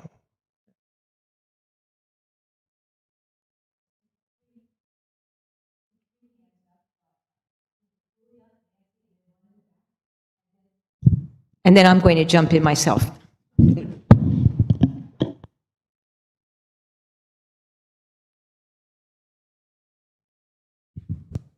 Thank you all. I would like to keep the same tone, so I would like to ask Dr. Agamatis, because the practice of public bathing has always fascinated me, and now you gave me the chance to explore a little more the practice in the northern and central part of Greece. So, my question is not how public we can actually know, I guess, but I would like to ask about the distinction between the public baths that are related to certain cult, like most of what you mentioned, what you brought forward from Peloponnese, and what happened in Macedonia. And I would also, my main question is regards the comment you made on the Athenian practice, and you sensed something on the ground of Athena and its democratic ideology created public spaces, such as public baths. And does that mean that Macedonia kind of mimicked that practice, and that's why in the 4th century we see public baths that has not so much to do with the temple, more like actually civic practice? I don't know if I have placed the question correctly. Yes, you have. The answer is difficult. Okay. First of all, we only know a precious few from the excavations from the cities. We have baths close to sanctuaries in South Greece, but we don't have a lot of excavations from cities. I imagine that if we excavate, for example, Corinth, Aegea, or Sparta, we will find more bathing facilities. I mean, perhaps public bathing facilities. And again, if we excavate sanctuaries in Macedonia, although they have a different form than the sanctuaries of South Greece, they are less monumental, perhaps we will again find some bathing facilities. Nancy Kyriakou showed us part of a cistern, a pool, I don't know, very close to the sanctuary of Eucleia. So the baths, in my opinion, were multifunctional buildings. Cult activities were practiced there. Athletic activities were probably practiced there, and also perhaps feasting and dining in perhaps connection with cult activities or not. The type of the bath probably comes from South Greece because we don't have earlier examples in Macedonia. However, in the near future, perhaps 5th century baths may be found. I don't know. And the fact that everyone takes a bath next to the other shows perhaps an idea of collectivity. Perhaps it's far-fetched as an idea, but it's not a personal bathtub. But at least 18, 20 people, they have a bath together. Okay, so this shows something. Yes or no? Is it useful to make a distinction between baths within a temple or within a cult or civic baths? Does it help in any way? Would it help in any way in the future? I don't understand the question, please. If it's useful for research purposes to distinguish the baths that are related to temples and the civic baths, or if new evidence come to light, if that distinction will be useful of what is actually happening in these public places. I think they have to be studied together, because some baths are used by both people who visit sanctuaries, like in Gortys, or people who visit the city. Okay.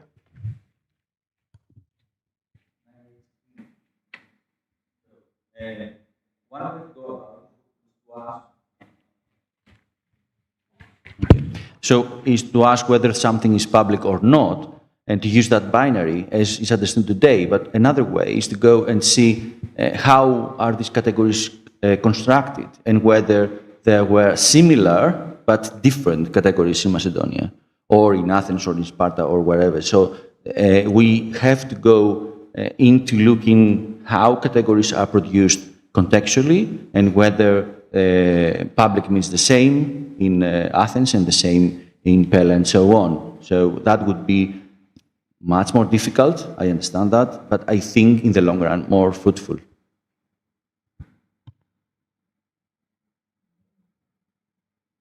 Now, previously, Nancy and Julia had their hands up, but did you want to, Just one postscript with the issue that was raised about streets. I'm happy to say that the Corinthians could reach their bath very easily by public street, went right by the bath.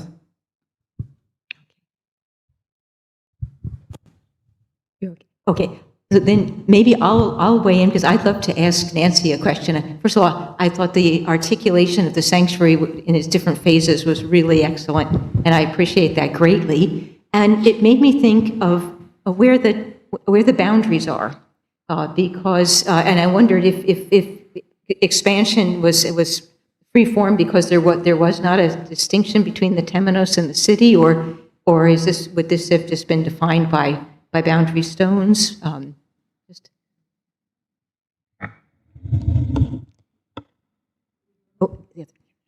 We don't have any boundary stones. We don't have a well-defined perivolos or something.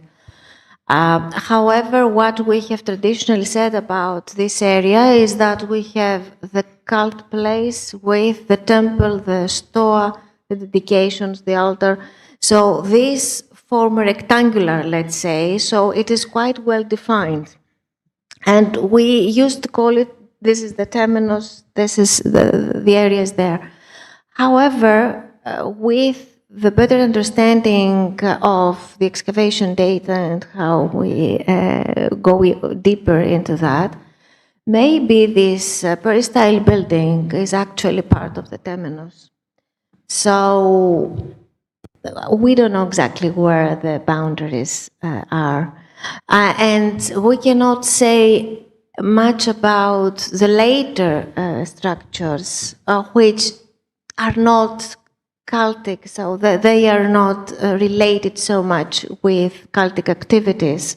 So it's a fusion maybe of civic and cultic, and this goes well with the area where this is situated, I think. Thank you. I think in the interest of time, let's break for a coffee and we can continue our discussion, and we return at 4:20 for our last set of papers. Thank you very much to our speakers.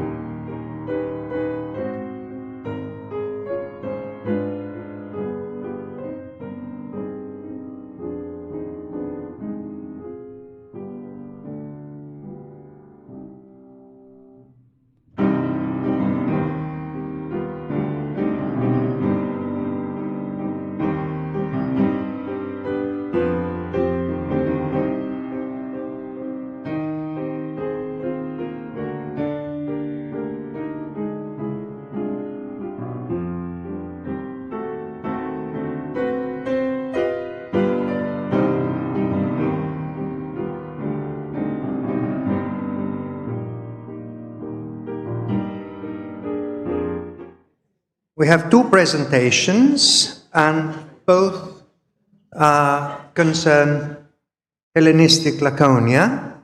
The first speaker is Leonidas Souchleris from the Effort of Antiquities of Laconia. And since he's not proficient in English, he will speak in modern Greek. So, please, you have the floor. Καλησπέρα κυρίες και κύριοι, αξιότιμοι καθηγητές, αγαπητοί συνάδελφοι. Είναι μεγάλη τιμή και χαρά για μένα που βρίσκομαι στην Αμερικάνικη Σχολή Κλασικών Σπουδών της Αθήνας.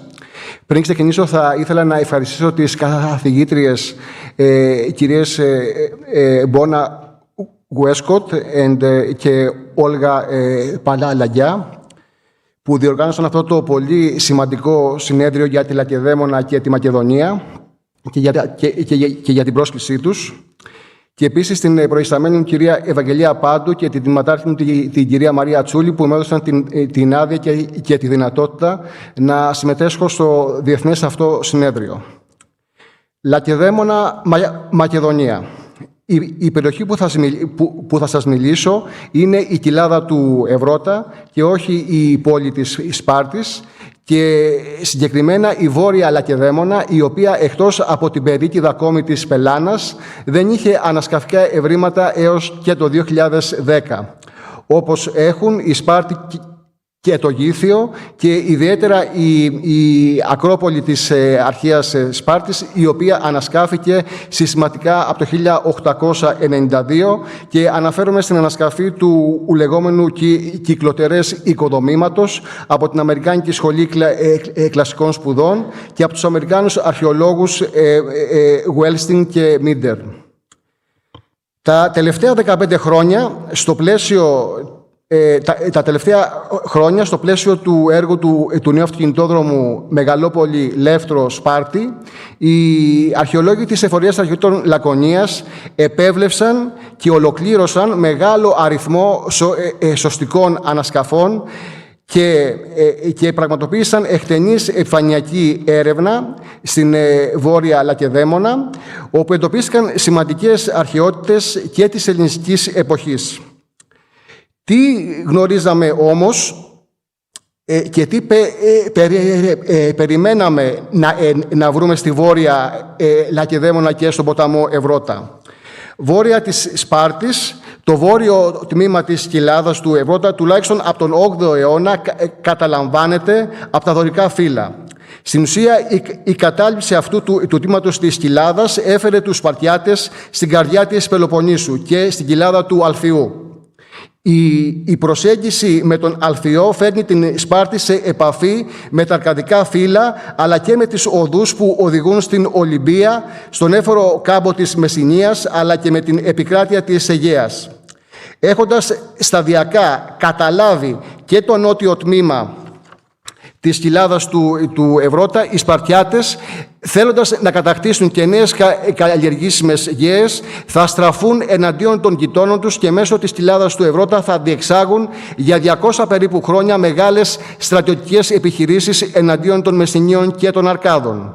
Οι Μεσσήνοι θα νικηθούν, οι Αρκάδες όμως όχι. Και έτσι τουλάχιστον από τα μέσα του 6ου αιώνα θα γίνουν πιστοί σύμμαχοί τους. Και ιδιαίτερα αυτοί που κατοικούν κοντά στην κοιλάδα του Ευρώτα όπως είναι οι Σκυρίτες. Παράλληλα, οι Λακεδαιμόνιοι πρωτοστατούν στην ίδρυση της Πελοποννησιακής Συμμαχίας, η οποία θα αποτελέσει και το πρότυπο για την ελληνική συμμαχία εναντίον των Περσών. Στην ελληνική αυτή συμμαχία θα ηγηθούν οι βασιλείς των Λακεδαιμονίων τόσο στο πρώτο τέταρτο του 5ου αιώνα όσο και στις αρχές του 4ου αιώνα, η οποία είναι και η ίδια συμμαχία στην οποία θα ηγηθούν οι βασιλείς της Μακεδονίας για τελευταία φορά μετά την μάχη της Χερόνιας.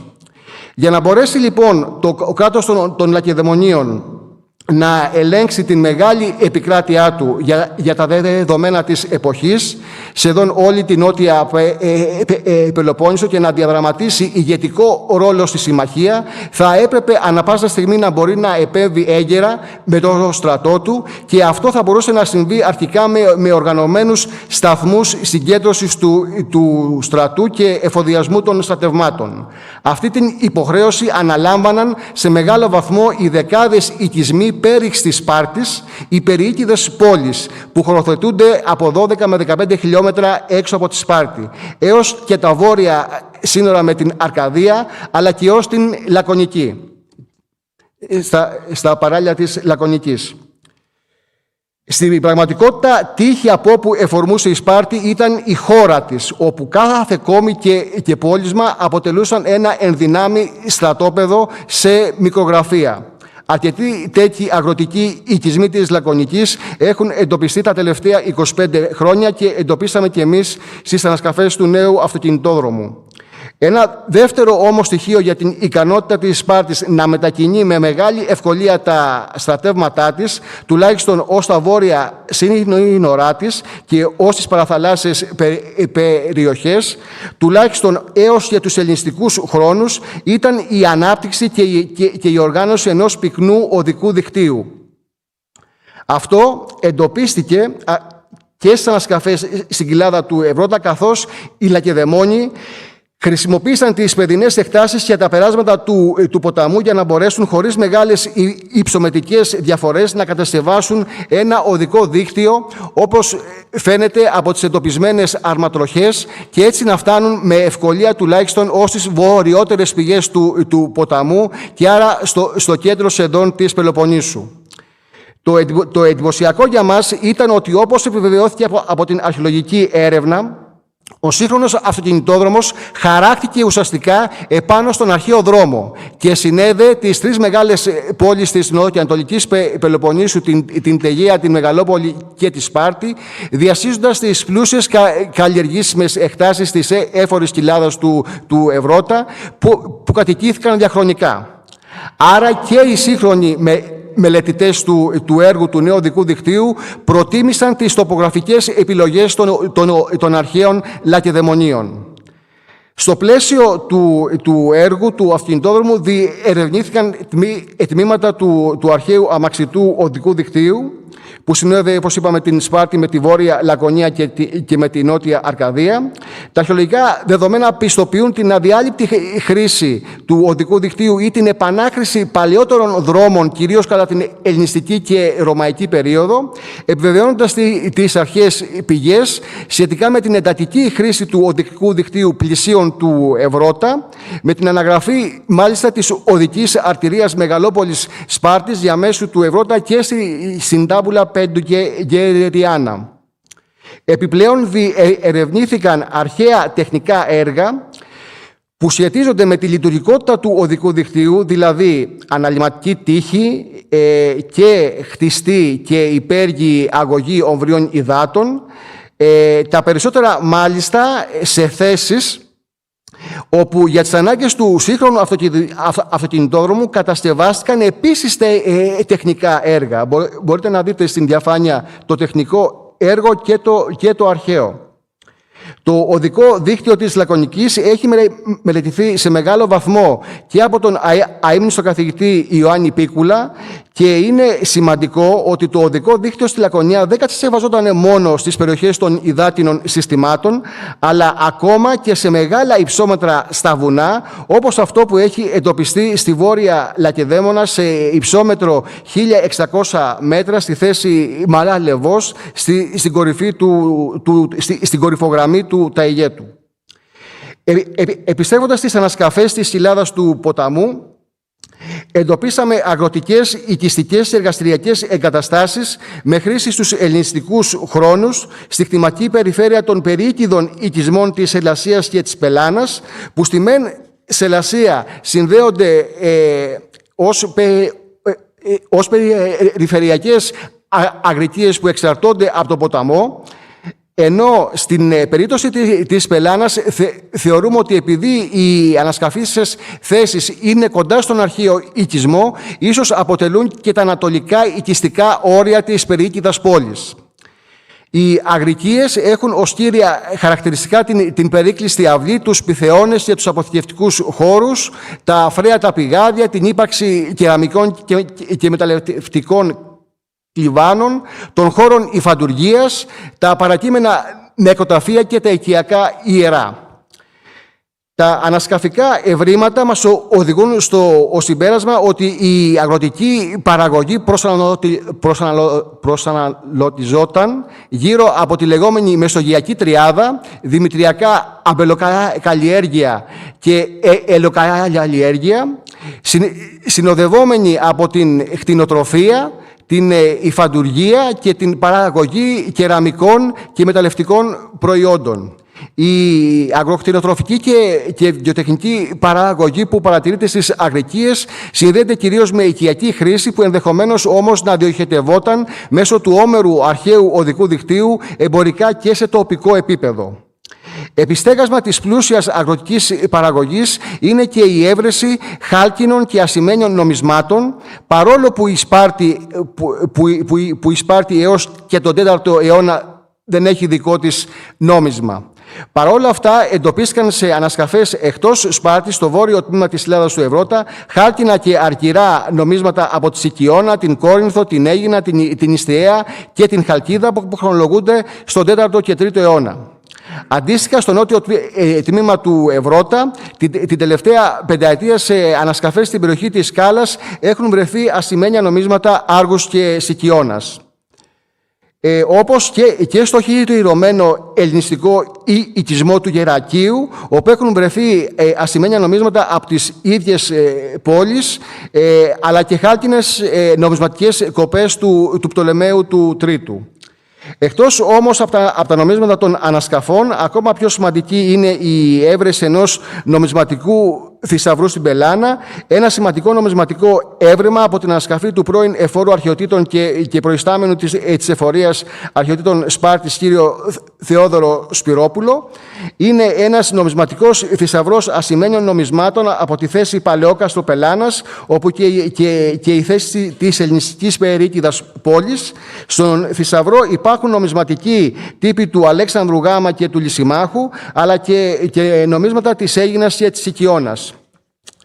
Επίσης, από την περιοίκηδα χώρα της Λακεδαίμονας μπορεί ο επισκέπτης του Αρχαιολογικού Μουσείου Σπάρτης να αντικρίσει έναν πολύ σημαντικό επίσης θησαυρό με 53 ασημένια νομίσματα και ένα χάλκινο ελληνιστικών χρόνων από το Γεράκι, με χρονολογία απόκρυψη στην περίοδο του Κλεομενικού πολέμου και της μάχης της Σελασίας, από τις ανασκαφές του Ολλανδικού Ινστιτούτου Αθηνών, με νομισματικούς τύπους από τη Σικιώνα, την Αίγινα, την Θήβα και το βασίλειο της Μακεδονίας. Αλλά επίσης υπάρχουν και θησαυροί αργυρών νομισμάτων από την περιοχή Τάλαντα Μονεβασίας και το Γήθιο που βρίσκονται στο Νομισματικό Μουσείο. Η νομισματική αυτή θησαυροί των αργυρών νομισμάτων και ιδιαίτερα οι νομισματικοί τύποι του βασιλείου της Μακεδονίας και των διαδόχων Λυσιμάχου και Πτολεμαίων θα πρέπει να αποτέλεσαν και τα πρότυπα για τις επιλογές των βασιλιάδων των Λακεδαιμονίων, όπως του Αρέως, ο οποίος, ακολουθώντας την παράδοση των διαδόχων, κόβει νόμισμα χρησιμοποιώντας τύπους της νομισματοκοπίας του Αλέξανδρου, δείχνοντας μια συμβαστική τάση και μια διάθεση προσαρμογής στα καινούργια δεδομένα, που είναι και αυτά μιας νεόκοπης αντίληψης για τη βασιλική ιδιότητα, γεγονός όμως που αντανακλά ίσως μια γενικότερη αλλαγή. Όσον αφορά τους τάφους που εντοπίσαμε στην κοιλάδα του Ευρώτα και τις ταφικές πρακτικές, στην ελληνιστική εποχή δεν έχουμε πλέον τις απλές, κυρίως με λίγα χτερίσματα, ταφές των αρχαϊκών και κλασικών χρόνων, αλλά ταφές με χτερίσματα, και παρόλο που είμαστε και εκτός της πόλης της Σπάρτης, ιδιαίτερα στην περίοικηδα ακόμη της Πελάνας, Εντοπίστηκαν ταφές με μυρωδοχεία, αλλά και ο χερόνιος οβολός με τις χρυσές δανάκες στο νομισματικό τύπο της Σικιώνας με την απεικόνιση του περιστεριού. Χρυσές δανάκες στον τύπο της Σικιώνας εντοπίζονται σε ταφές και στο νότιο τμήμα της κοιλάδας του Ευρώτα, στην περιοχή μεταξύ των Κροκεών, της Στεφανιάς και της Σκάλας. Τέλος, ως προς τις ταφικές πρακτικές, είναι σημαντικό να επισημάνουμε ότι η Σελασία και η Πελάνα είναι οι περιοίκηδες κόμες όπου έχουν εντοπιστεί οι περισσότερες επιτύμβιες στήλες εν πολέμο, 4 σε κάθε κόμη. Και αυτό είναι σημαντικό γιατί τον 4ο αιώνα και την ελληνιστική περίοδο οι Λακεδαιμόνοι, προσπαθώντας να αμυνθούν στα περιορισμένα σύνορα της Λακωνικής που επέβαλαν οι Θηβαίοι και οι Μακεδόνες, αγωνίζονται πλέον στα σύνορά τους και οι νεκροί τους δεν θάβονται πλέον όπως στο παρελθόν στα πεδία των μαχών της Βιωτίας, της Αττικής και της Αργολίδας, αλλά στην κοιλάδα του Ευρώτα, καθώς μετά το 370 π.Χ. η Λακεδαίμονα δέχεται εισβολές σχεδόν κάθε 20 χρόνια. Και περιοριζόμενοι μόνο στους Μακεδόνες, θα θυμίσω τις επιχειρούμενες εκστρατείες, τις πολιορκίες της Σπάρτης, τις λαιλασίες και τις επιδρομές της κοιλάδας του Ευρώτα, το 338 από τον Φίλιππο τον Δεύτερο, την επικείμενη επίθεση το 317 του Κάσανδρου, το 295-294 του Δημήτριου του Πολιορκητή, το 272 του Πύρου και το Αντίγωνα Δόσονα στη μάχη της Ελλασίας το 222 και το 218 από τον Φίλιππο τον Πέμπτο. Και αυτή δυστυχώς είναι η πρώτη συνάντηση των Μακεδόνων στην κοιλάδα του Ευρώτα με τους Λακεδαιμόνιους τον 4ο και 3ο αιώνα. Οι σημαντικές αγροτικές και εργαστηριακές εγκαταστάσεις, τα ανομίσματα και τα υπόλοιπα κινητά ευρήματα από την περιοχή της Πελάνας δείχνουν μια ακμάζουσα ελληνιστική περίοικηδα πόλη της Λακεδαίμονας. Όμως η απόκρυψη των νομισμάτων και οι επιτύμβιες στήλες εν πολέμων δείχνουν την σκληρή πραγματικότητα που βιώνουν οι Λακεδαιμόνοι στην κοιλάδα του ποταμού. Στους ελληνιστικούς χρόνους το κράτος των Λακεδαιμονίων, την εποχή των μεγάλων βασιλείων που δημιουργούν οι διαδόχοι του Αλέξανδρου Γάμα, χωρίς μεγάλο επαγγελματικό στρατό, χωρίς στοιχισμένες πόλεις, θα αναγκαστεί πλέον, παραφράζοντας τα αλακωνικά αποφθέγματα του Πλουτάρχου, να μην χρησιμοποιεί τους πολίτες εξοπλισμένους ως τα Λακεδαιμονίων τείχη, ούτε να ορίζει τα σύνορα του κράτους σύμφωνα με την εμβέλεια του σπαριατικού δώρατος. Αλλά χρησιμοποιώντας τώρα το κείμενο του Πλουτάρχου, σε κάποιον που έλεγε ότι ο Φίλιππος θα εμποδίσει τους Σπαρτιάτες να πατήσουν το πόδι τους στην Ελλάδα, απάντησε ο Λακεδαιμόνιος: «Είναι αρκετή για μας, ξένε, η αναδίπλωση στην ίδια μας τη χώρα». Έτσι, οι ατύχιστοι τον 5ο αιώνα, όχι μόνο Σπάρτη, αλλά και σχεδόν όλοι οι Λακεδαίμονα στους ελληνιστικούς χρόνους, θα αποκτήσει για πρώτη φορά οχυρωματικά έργα, πρώτα στη Σπάρτη, λόγω του Κάσανδρου, του Δημήτριου του Πολιορκή και του Πύρου, κατασκευάζονται χάνδακες, τάφροι και ξύλινα σταυρώματα, και κατά τη διάρκεια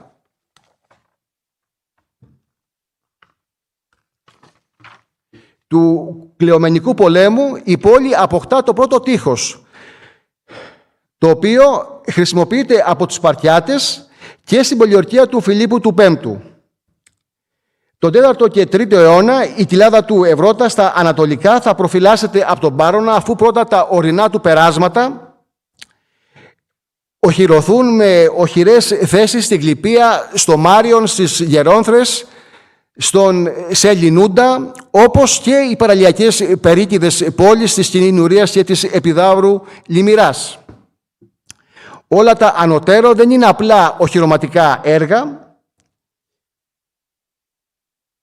αλλά ένα μεγαλύτερης κλίμακας έργο και κεντρικής εξουσίας για την ασφάλεια της Λακεδαίμονας και της κοιλάδας του Ευρώτα.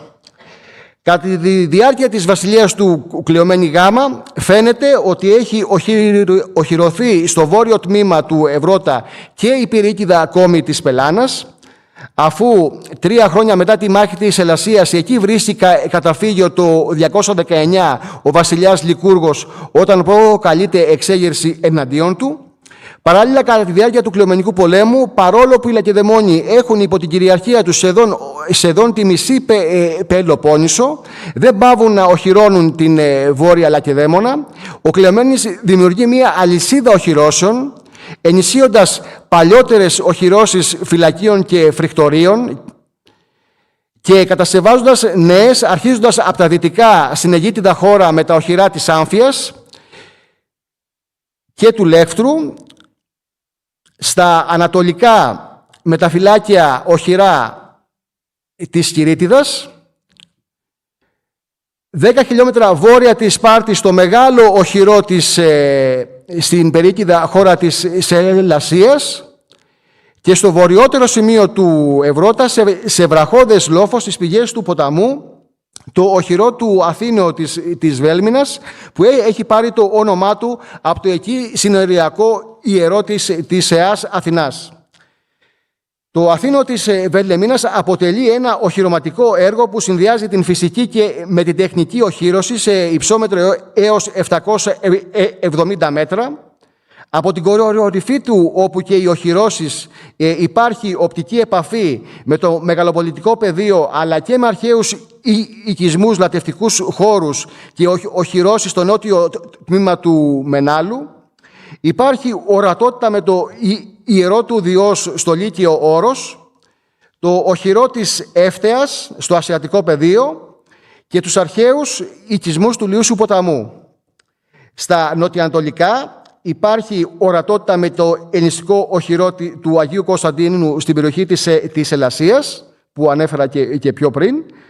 Στα δυτικά έχει άμεση επαφή και με το αρχαίο οδικό δίκτυο στη βόρεια κορυφογραμμή του Ταγέτου που σας έδειξα πριν, αλλά και στα νότια έχει επαφή με το ιερό του Μενελάου και της Ελένης.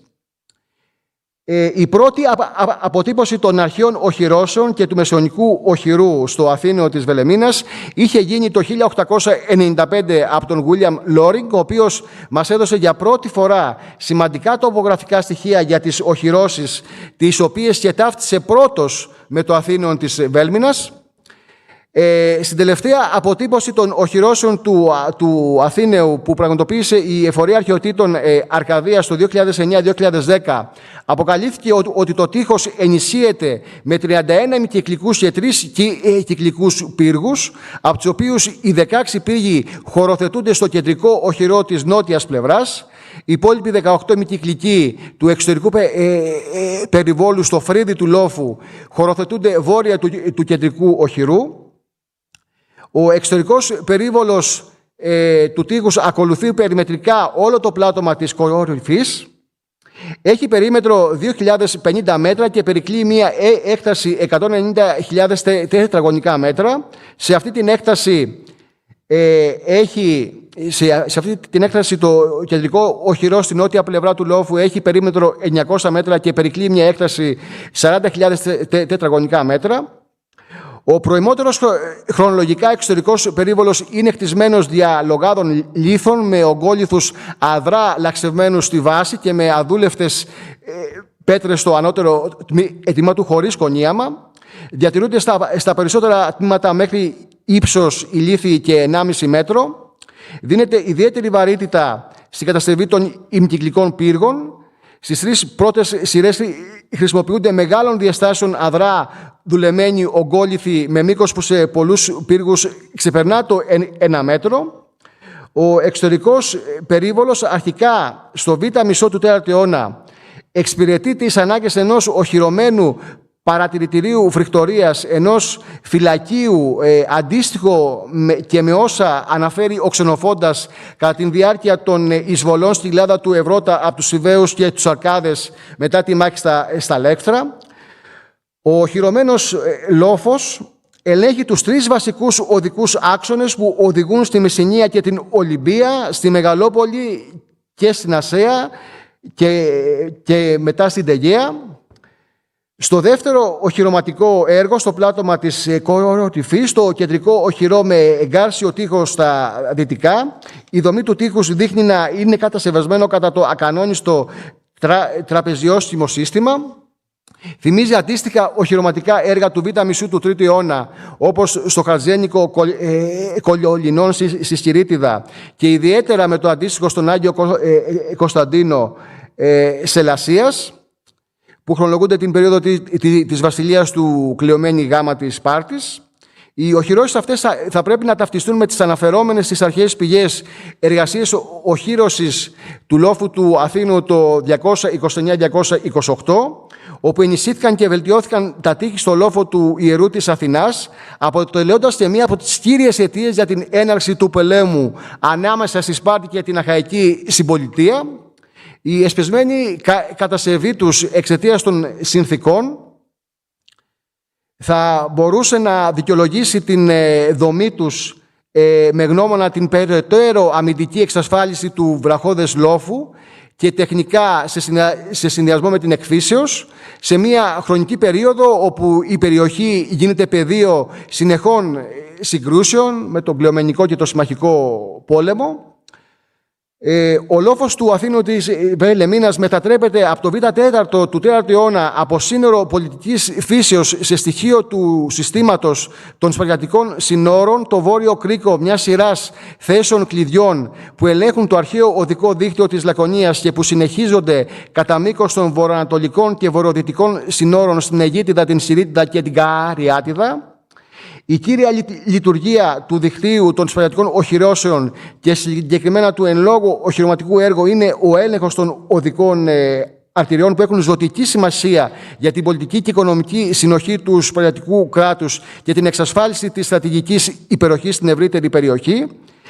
Κατά τη διάρκεια τώρα του Κλεομενικού πολέμου, η συμμαχία του βασιλείου της Μακεδονίας με την Αχαϊκή συμπολιτεία έχει ως αποτέλεσμα την εισβολή των Μακεδόνων στην Πελοπόννησο. Ο βασιλιάς Αντίγονος Γάμα Δώσων έφτασε μέχρι την Μέγα Καλόπολη, αλλά δεν επιχείρησε ακόμα να καταλάβει την Σπάρτη μέχρι την κοινή σύσκεψη των αντιπροσώπων για τη σύσταση της κοινής συμμαχίας των Ελλήνων.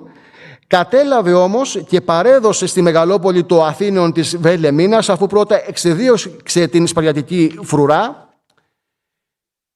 Μετά την ήττα των Σπαρτιατών στη μάχη της Σελασίας, ο Αντίγονος παραχώρησε για ακόμα μία φορά το Αθήνεων της Βελεμίνας και τη Βελμινάτιδα χώρα στη Μεγαλόπολη. Οι Μεγαλοπολίτες φαίνεται ότι επάνδρωσαν και ενίσχυσαν αμέσως το οχυρό, καθώς το 219 πολιορκείται από τους Σπαρτιάτες και καταλαμβάνεται από τον νέο τους βασιλιά Λικούργο. Η εκστρατεία του Φιλίππου του Πέμπτου στην Πελοπόννησο κατά τη διάρκεια του Συμμαχικού πολέμου αναγκάζει τους Σπαρτιάτες όχι μόνο να εγκαταλείψουν το Αθήνεο της Βελεμίνας, αλλά και να το καταστρέψουν για να μην χρησιμοποιηθούν οι οχυρώσεις του από τους Μεγαλοπολίτες. Να θυμίσω ότι έχετε υπερβεί τον χρόνο. Τελειώνω. Η χρήση και η χρονολόγηση των οχυρώσεων στο Αθήνεο της Βελεμίνας θα πρέπει να ενταχθούν στο πλαίσιο της διερεύνησης των πολιτικών και στρατιωτικών λόγων που επέβαλαν στο κράτος των Λακεδαιμονίων από τον 8ο έως και τον 2ο αιώνα π.Χ. να προσδώσει στο βόρειο ότι αυτό τμήμα της κοιλάδας του Ευρώτα πρωτεύοντα ρόλο. Τα πορίσματα των ιστορικογεωγραφικών και τοπογραφικών δεδομένων που αφορούν την προστασία των ορίων της Λακωνικής σχετίζονται αρχικά με την επέκταση των Σπαρτιατών στην νότια Πελοπόννησο, αλλά και με την εδραίωση και την πρωτοκαθεδρία του κράτους των Λακεδαιμονίων στην Πελοποννησιακή Συμμαχία. Στη συνέχεια όμως η συνοριακή αυτή περιοχή της Λακεδαίμονας, το βόρειο δηλαδή τμήμα της Κοιλάδας και η Βελμινάτιδα χώρα αποτέλεσαν από τον 4ο αιώνα έως και τον 2ο αιώνα για 225 χρόνια το μόνιμο σημείο διαμάχης των Λακεδαιμονίων με το μεγαλοπολιτικό κράτος, το βασίλειο της Μακεδονίας, την Αχαϊκή συμπολιτεία και τη Ρώμη. Η παραβίαση του συνόρου αυτού θα σήμαινε μέχρι και την κατάλυση του Σπαρτιατικού κράτους, καθώς το τελευταίο σημείο άμυνας θα ήταν πλέον τα παρευρώτια ιερά της πόλης της Σπάρτης.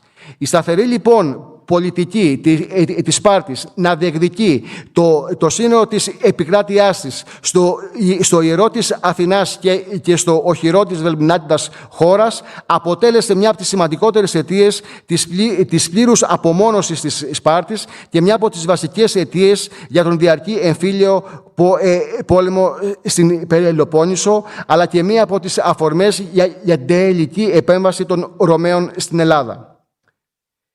Είναι αξιοσημείωτο ότι στο πλαίσιο του προστερισμού των Αρκάδων οι Μακεδόνες από την εποχή του Φιλίππου Β και τη μάχη της Χερόνιας έως την περίοδο της διακυβέρνησης του Αντίγονου Γ και τη μάχη της Σελασσίας πάντοτε επιχειρούσαν να αποδώσουν το οχυρό του Αθήνος στους Αρκάδες, κλείνοντας την προσβορά επικοινωνία της Σπάρτης με την υπηρετική Ελλάδα.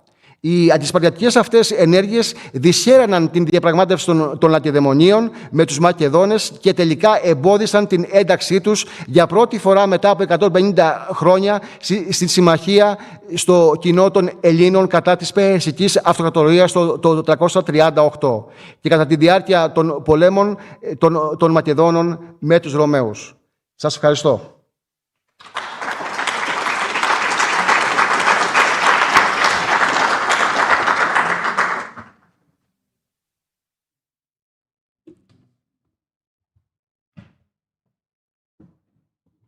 I now call the last speaker, who is Professor Luke Madsen of Hofstra University in suburban New York, who will also speak about the fortifications of Hellenistic Laconia.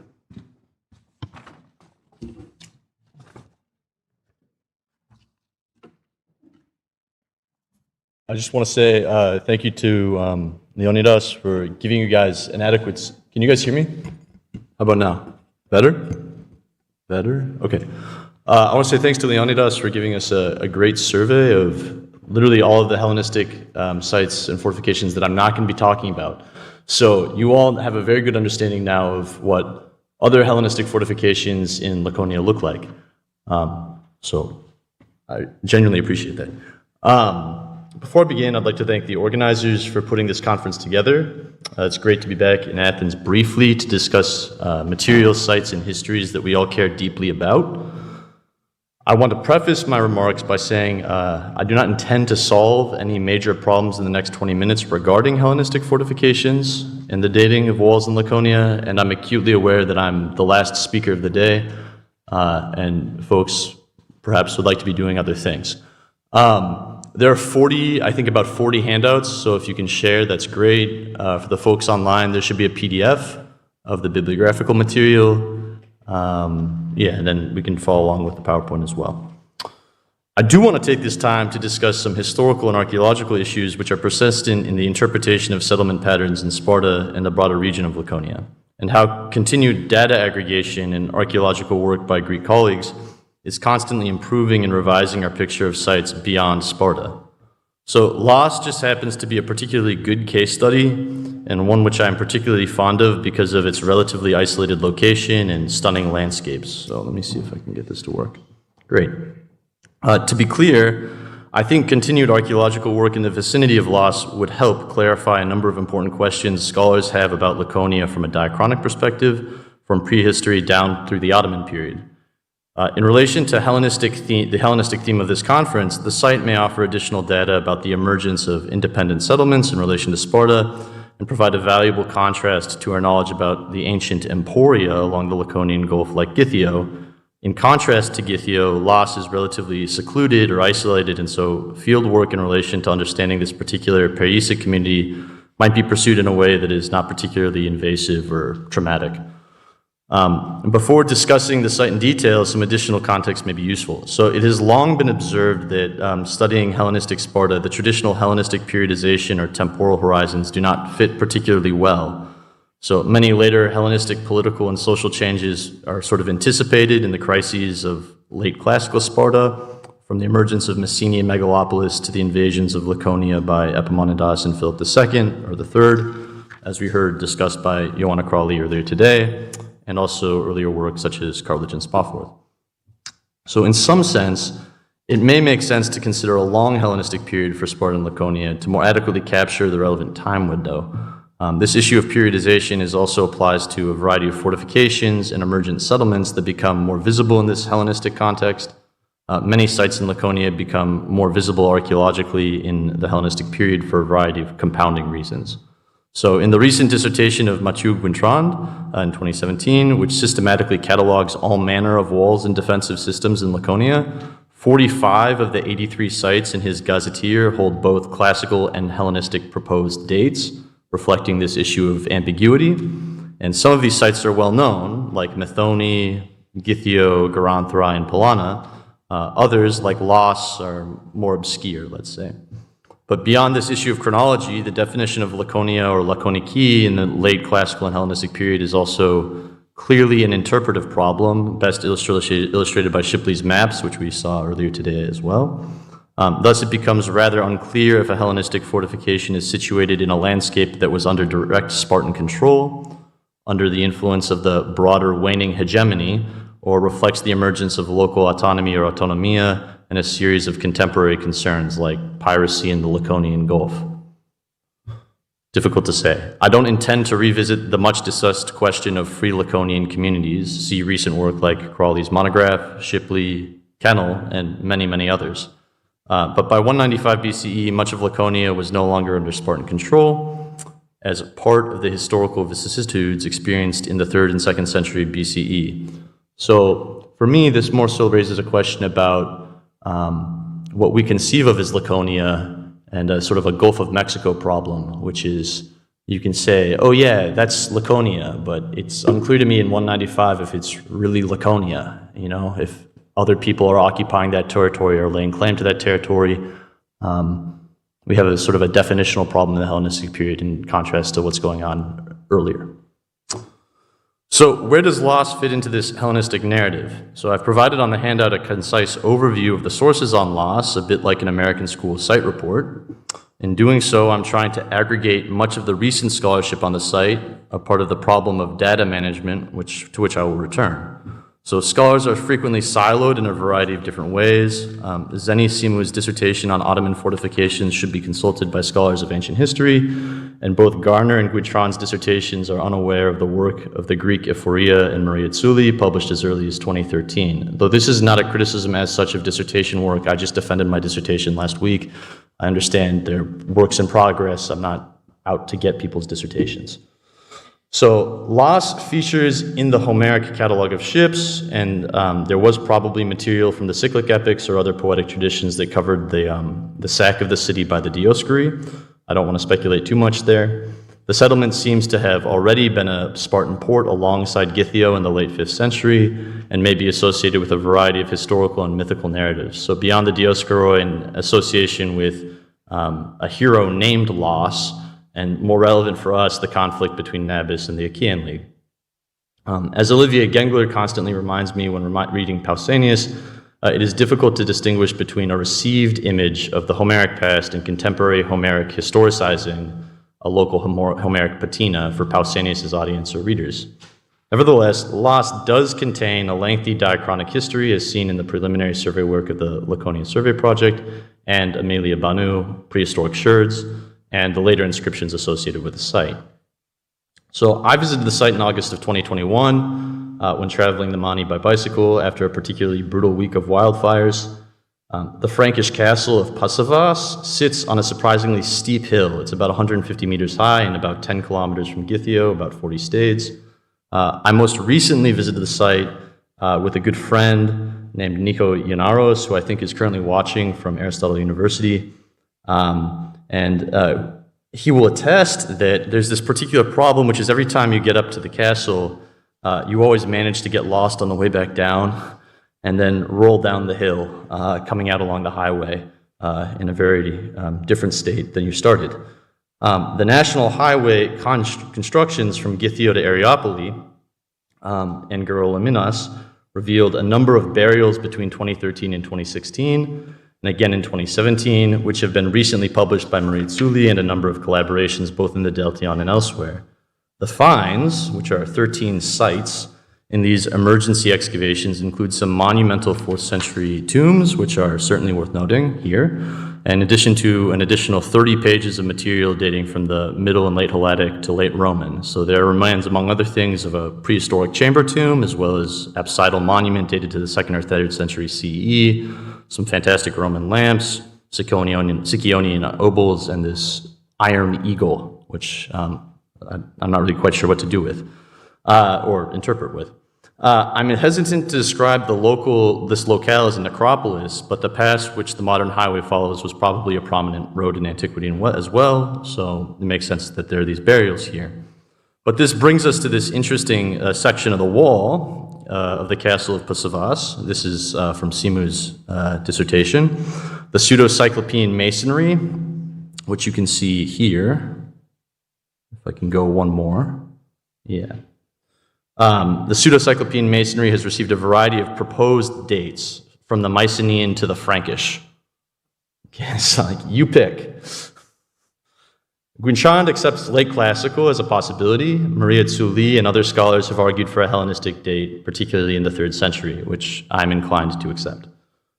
Following the fires around the castle, the Hellenistic section of the curtain was particularly visible in 2021.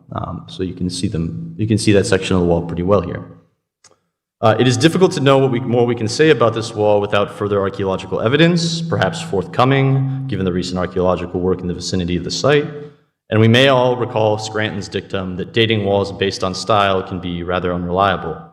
So the reason the walls like this are so tantalizing is particularly clear in relation to a recent article by Christensen in 2025. It just came out like 2 or 3 months ago, maybe 2 months ago. Discussing the issue of settlement pattern and Spartiates outside of Sparta in the broader Eurotas Valley. So if one accepts Christensen's evidence and views, we may begin to wonder how far away from Sparta did Spartiates live? Did some disenfranchised Spartiates become Elefthero-Lacones in the Hellenistic period as the city of Sparta changed in fundamental ways? And when did Las become quasi-urbanized in the same way as Sparta, perhaps in the Hellenistic period or in the late classical period, with a prominent fortification wall? The factors which changed the settlement pattern in Hellenistic Sparta seem to distinctly be related to the emergences of sites like Los in the archaeological record, though this relationship is difficult to prove, what Shipley has called this drift south towards the Laconian Gulf in the Hellenistic period. So at the risk of overplaying the comparative evidence, I do want to briefly look at a passage in Livy describing the siege of Los by the Spartans in 189 BCE. At this point, Los is independent. Livy opens the chapter by describing a Roman garrison at Sami, or what's today Katosamiko, before turning to the Spartan military actions in the Laconian Gulf. It seems likely that by 189, Los was certainly fortified, and we could associate this fragment of the wall with this episode as a terminus antiquum. For me, the more interesting comment is the reference to Sami, or Katosamiko, in the vicinity of Elis, along the coast of the Peloponnese in the northwest. Katosamiko today is a difficult site to access, but fantastic as far as the views and the fortification walls that are present there. These walls are similarly dated to the 3rd century BCE, and the circuit contains 3 gates. Here's one of them, that look not dissimilar to the one published by Maria Tsuli in relation to Los. Stylistically, we might say cautiously that Los and Katosamiko appear to be contemporary constructions, and Hellenistic fortifications in Laconia ought to be contextualized within broader patterns in the Peloponnese. I'm not saying that the same people built both of these sites, but this emergence of pseudo-Cyclopean and the Hellenistic period as a sort of quick fortification or a local type of fortification is noteworthy. While I would not describe these fortifications as parochial or backward or any other value-laden term, they do not really reflect the changes of late classical and Hellenistic warfare in contrast to, say, Massini's massive fortification circuit. In other words, these walls do not seem to be built to deal with the latest and greatest Hellenistic army marching through the region with the appropriate technology and sizable war chest. Rather, they seem to reflect local issues of local autonomy, low-grade conflict, or land disputes. Without any additional archaeological work, it is difficult to say much more than this. So what is it about Los and other nominally or genuinely Hellenistic fortifications in the region of Laconia? Like, what else can we do with this? Christensen's recent persistent mapping of material and excavation reports from Sparta, see 2025, but also 2024 and 2018, I think open a much wider question about doing the same kind of aggregation and visualization work for the entirety of Laconia in a collaborative fashion. I suspect many scholars here present and online have already been considering this broader issue of data aggregation, much like the Diplon project and the aggregation of data in relation to Attica. The continual layering of bibliographical material on discussing loss and its parallels has a parallel in its emergence today as a diachronic state that merits further exploration. So visualizing the emergence of Hellenistic communities beyond Sparta and their accompanying fortifications in possible correlation with urbanization and fortification of Sparta in the Eurotas Valley seems like a worthwhile element of such a broader aggregation project, one which I'm not going to solve today. That's it. Keeping it short.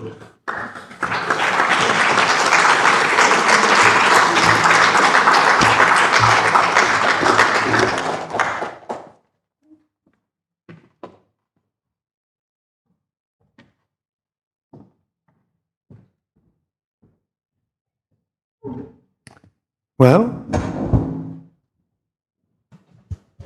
thank you for this short but very informative presentation. Well, I will now ask the audience if there are questions or comments on the first talk of Leonidas Souchleris.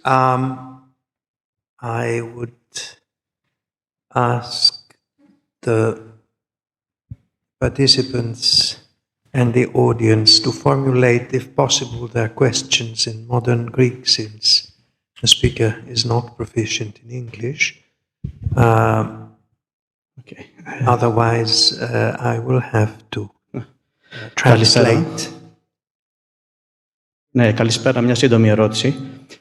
Σχετικά με την οπτική επαφή που είπατε, μπορείτε να μου πείτε λίγο τις αποστάσεις, να μας πείτε λίγο τι αποστάσεις είχαν αυτές οι θέσεις μεταξύ τους.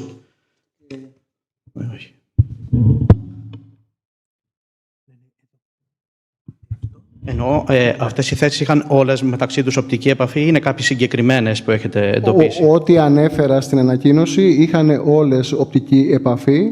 Μάλιστα σε αρκετές περιπτώσεις έχω πάει και στην αντίθετη πλευρά, δηλαδή έχω ανέβει στο Λύκειο Όρος και έχω δει το Αθήνο της Βελιαλεμίνας, έχω πάει στο Μενελάιο, στη Σελασία, σε όλες τις περιοχές. Εννοείται από τη Μεγαλόπολη είναι πάρα πολύ εύκολο να δεις τον Χελμό. Είναι αρκετά μεγάλη η απόσταση, αλλά λόγω της κοιλάδας του Ευρώτα στα νότια και λόγω του μεγαλοπολιτικού πεδίου της Μεγαλόπολης, της μεγάλης αυτής πεδιάδας που είναι το εργοστάσιο του Λιγνίτη, είναι ορατό ο Χελμός. Και στην ουσία ο Χελμός στο Αθήνο της Βελεμίνας, αν δεν υπήρχε στην ουσία, μπορεί και να ενωνόταν, ας πούμε, η πεδιάδα του Αλφίου με την πεδιάδα του Ευρώτα. Ας πούμε, παλιότερα υπήρχε και μία από τις αρχαίες πηγές ότι ο Ευρώπας ξεκίναγε από το ασιατικό πεδίο και έβγαινε στην περιοχή του Χελμού. Βέβαια, αυτό δεν ισχύει. Αυτό το αναφέρουν και οι αρχαίοι συγγραφείς. Υπάρχει ορατότητα, γι' αυτό είναι και πάρα πολύ σημαντικό και κομβικό, δηλαδή, το οχυρό αυτό. Ευχαριστώ πολύ.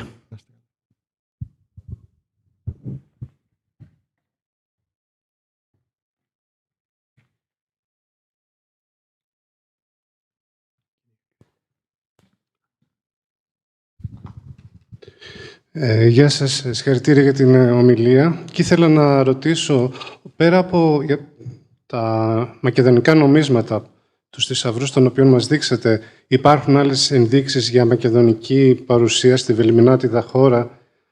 Πρώτο αυτό. Και δεύτερον, τελικά το οχυρό Αθήνων έπαιξε το ρόλο αυτό για τον οποίο το είχαν σχεδιάσει οι Λακεδαίμονες, οι Σπαρτιάτες? μακεδονική παρουσία άλλη στην Λακεδαίμονα, εκτός από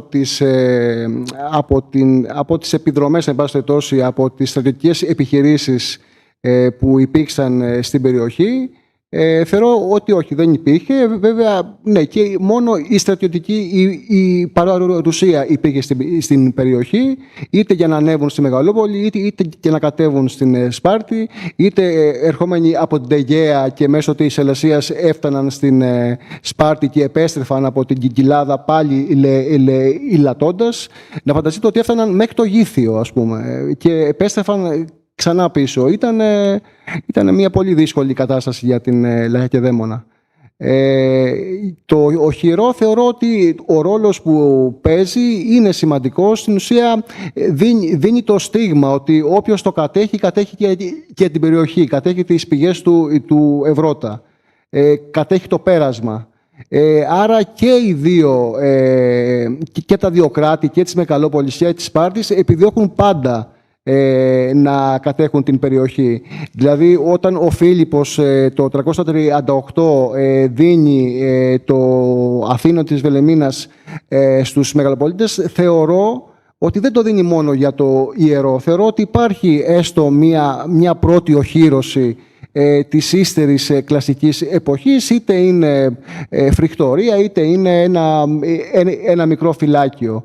Γιατί τα φυλάκια αυτά τα ξέρουμε από τις μαρτυρίες του Ξενοφόντα, που αναφέρει τους φόβους του Επαμεινόνδα για να εκδράμει στην Σπάρτη, και μετά από τα πολλά, αφού τον πείθουν και οι κάτοικοι των Καριών, τότε μόνο αποφασίζει να κατέβει στη Σπάρτη και να συμβεί η πρώτη και συγκλονιστική επέμβαση και πολιορκία της Σπάρτης. Σας ευχαριστώ.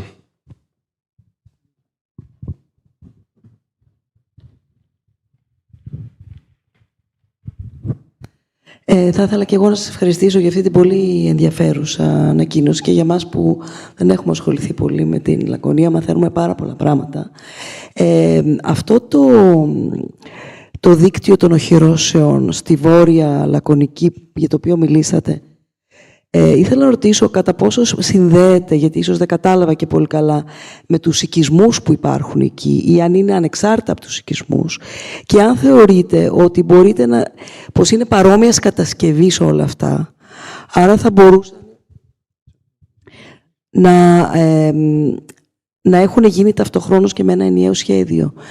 Αν μπορείτε να τα χρονολογήσετε, αν έχουν φάσεις πριν τον Κλεωμένη. Αυτές οι ερωτήσεις. Στο Αθήνο της Βελεμίνας γενικότερα υπάρχει αυτός ο προβληματισμός.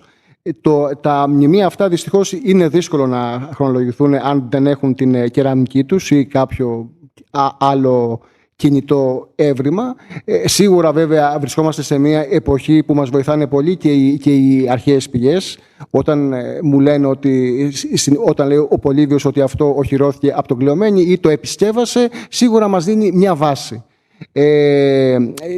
Στο Αθήνο της Βελεμίνας, επειδή έχουν γίνει και κάποιες μικρές δοκιμαστικές τομές κατά τη διάρκεια, επειδή επιχειρήθηκε ένα έργο ανάδειξης από το Δήμο της Μεγαλόπολης το 2009-2010 και κάναμε εκτενείς καθαρισμούς, και από εκεί και οι φωτογραφίες, γιατί τώρα αν πας είναι δύσκολο να το διακρίνεις. Ήταν ένα πολύ δύσκολο έργο.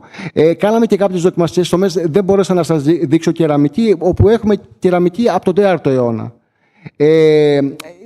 Είναι σίγουρα, στην μάλιστα του Αθήνου της Βελεμίνας, εμείς την Βελεμίνα την εντοπίζουμε στην Κοιλάδα. Αυτό είναι σίγουρο, και ιδιαίτερα τον 6ο και 5ο αιώνα. Βρήκαμε στις ανασκαφές τώρα του αυτοκινητόδρομου ολόκληρο μεγάλο τμήμα του οικισμού της Βελεμίνας που αναφέρει ο Παυσανίας τον 2ο αιώνα. Βέβαια, σίγουρα τα οχυρά αυτά που ελέγχουν αυτές τις πεδιάδες, τις κοιλάδες, έχουν στο περίγυρό τους μικρούς οικισμούς, οι οποίοι αυτοί οι μικροί οικισμοί, όταν θα συμβεί το κακό, σίγουρα θα τρέξουν στο οχυρό. Αυτό είναι ένα πολύ μεγάλο οχυρό και θεωρούμε ότι επειδή εντοπίσαμε και μία οικιστική εγκατάσταση μέσα, θεωρούμε ότι θα μπορούσε να φιλοξενεί σίγουρα τους κατοίκους όταν έρχονταν αυτές οι μεγάλες πολιορκίες. Άρα θα λειτουργούσε ως ακρόπολη πολλαπλών πολισμάτων. Για το Αθήνο της Βελεμίνας θα μπορούσα να το υποστηρίξω. Ψάχνουμε ακόμα και αν ήταν και οχυρωμένος ο οικισμός, αλλά ακόμα δεν έχει τεκμηριωθεί. Γιατί τον οικισμό τον έχουμε βρει στην Κοιλάδα. Ιδιαίτερα τον αρχαϊκό και κλασικό οικισμό τον έχουμε βρει σίγουρα στην Κοιλάδα.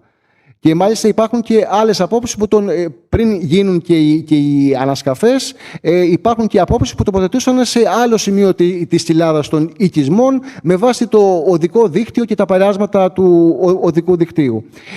Στα άλλα τώρα οχυρά της Ελασσίας δεν είναι και αυτό. Ο οικισμός της Ελασσίας είναι βορειότερα του οχυρού του Αγίου Κωνσταντίνου που σας έδειξα.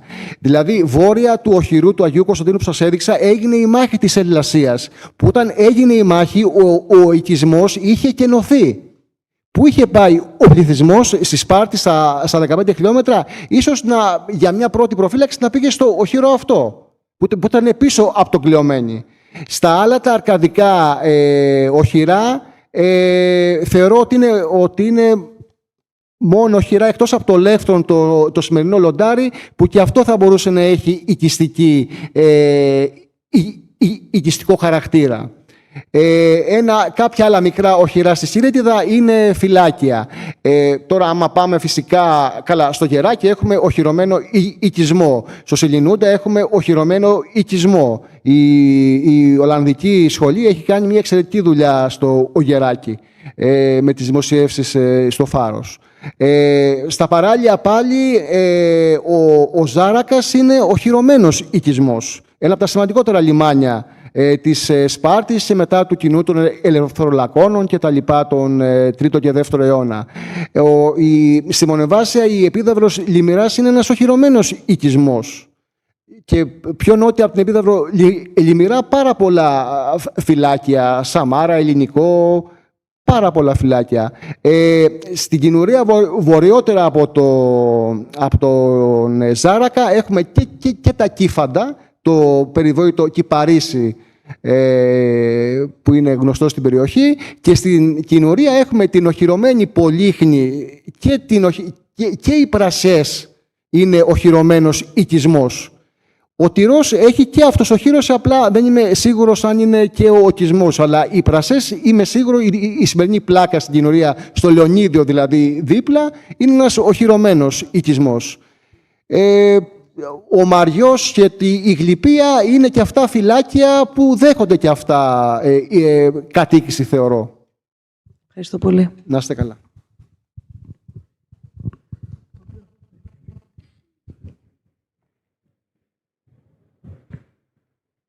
Και εγώ θα ήθελα να ευχαριστήσω και τους δύο για τις πολύ ενδιαφέρουσες παρουσιάσεις και θα ήθελα να υπενθυμίσω ότι κατά τα σχόλια του Πινδάρου, η Λακεδαίμονα της εποχής του Πινδάρου ήταν χωρισμένη σε 20 αρμοστίες. Θα είναι πολύ ενδιαφέρον αυτό να το λαμβάνουμε υπόψη μας. Και υπάρχει και μεταγενέστερη και από τον Ξενοφόντα, αλλά και από επιγραφικές μαρτυρίες, αναφορά σε αρμοστήρες, αρμοστές, ως τοπάρχες στην Λακεδαίμονα, γιατί φυσικά μια τόσο μεγάλη περιοχή, έτσι πόσο λέει ο διοικητής, τα 2/5 της Πελοποννήσου, έτσι δεν μπορείς να τα διοικείς κάνοντας γυμναστική στη Σπάρτη και τρώγοντας και διπνώντας κάθε βράδυ με τους βασιλείς και τους εφόρους. Χρειάζεται κάποιο σύστημα διοίκησης. Και νομίζω ότι οι αρχαιολογικοί σας έρευνες, ειδικά τέτοιου επίπεδου έρευνες που βλέπουν συνολικά τη Λακεδαίμονα, πολύ θα βοηθήσουν να κατανοήσουμε καλύτερα πώς ακριβώς διοικείται η πιο μεγάλη ελληνής πόλης της αρχαιότητας. Μετά τη Σιρακούσα, αλλά η Σιρακούσα δεν μας ενδιαφέρει. Έχετε δίκιο. Ευχαριστώ πολύ. Είναι πολύ πολύτιμη η παρατήρησή σας.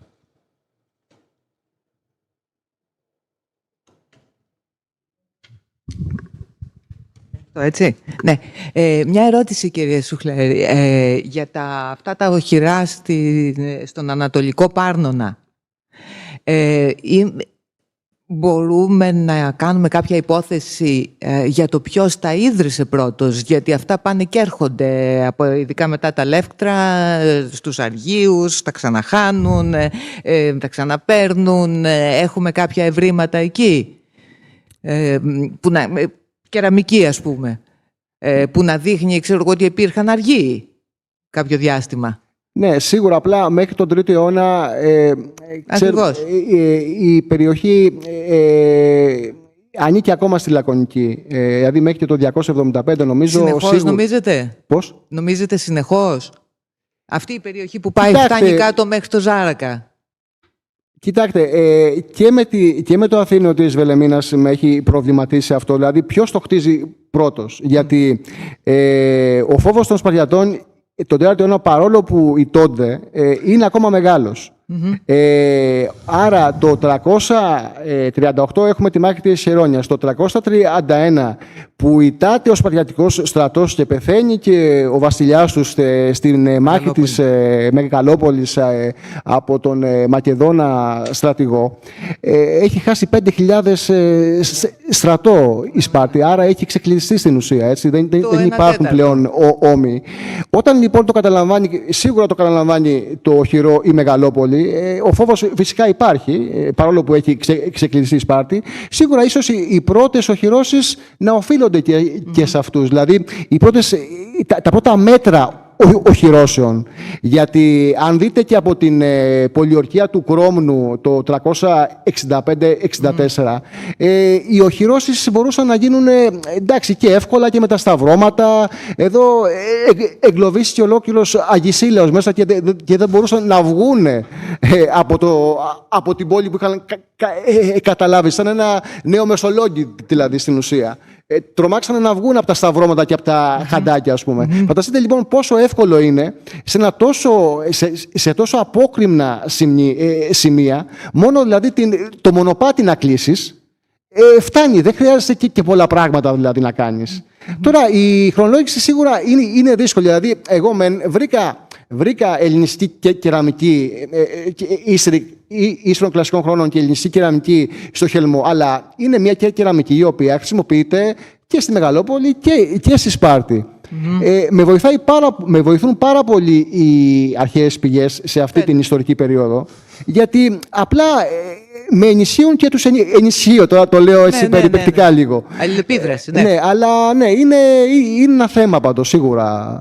Παντός χρησιμοποιείται και από τις δύο δυνάμεις παντός. Αυτό είναι σίγουρο. Και σίγουρο είναι ότι η Σπάρτη δεν επιτρέπει οχυρώσεις. Εσείς το ξέρετε καλύτερα. Δεν επιτρέπει οχυρώσεις, δηλαδή τις διαλύει, τις κατεδαφίζει. Δηλαδή δεν επιτρέπει στους περίοικους να έχουν οχυρώσεις. Εκτός αν είναι ο παραλιακός Ζάραξ που το θέλουν και αυτοί, γιατί δυστυχώς στον Πελοποννησιακό πόλεμο έχουν δεχθεί οι Λακεδαιμόνοι λαιλασίες και στην Επίδαυρο την Λιμυρά και στις βίες και στην Κινουρία στην Πολύχνη. Άρα καταλαβαίνουν και αυτοί ότι δεν μπορούν να αφήνουν τόσο αφύλακτα τα σημεία αυτά. Όμως μετά το 370 πρέπει και τα περάσματα του Πάρνονα να φυλαχτούν. Πλέον εισβάλλουν από παντού.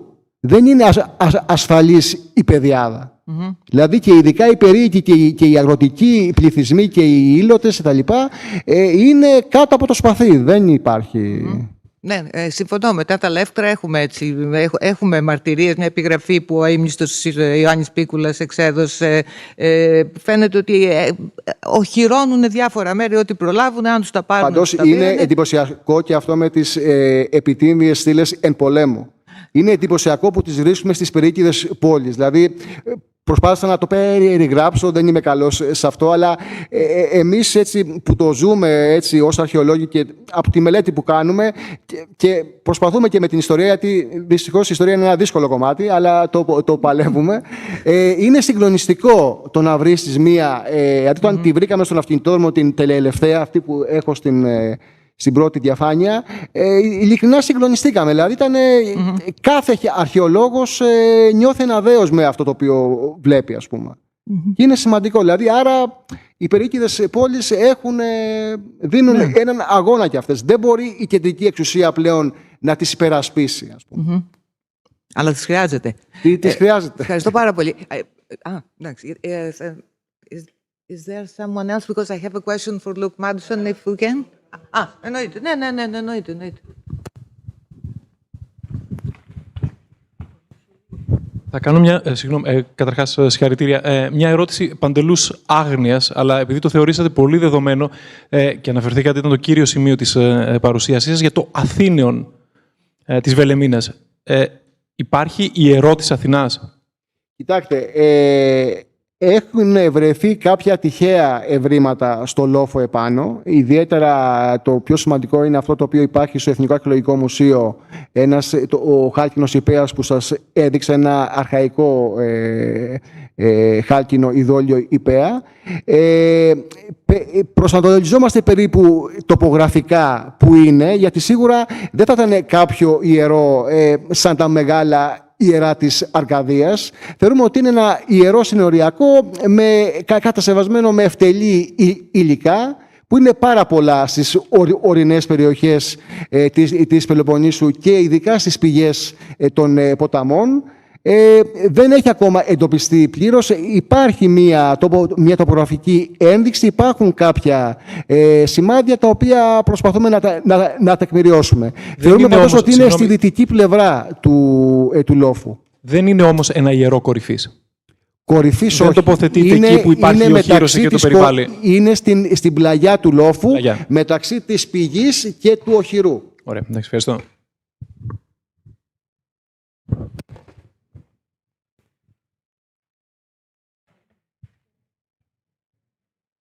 Αλλά ήταν τόσο σημαντικό που έδωσε το όνομά του στο οχυρό. Γι' αυτό είναι εντυπωσιακό για μας.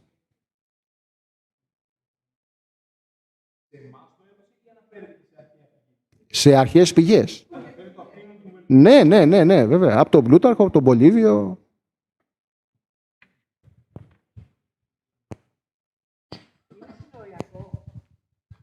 Αυτό ήθελα να προσθέσω και εγώ, ότι ουσιαστικά αυτά τα ιερά των κορυφών έχουν την έννοια των επικρατιών των πόλεων κρατών.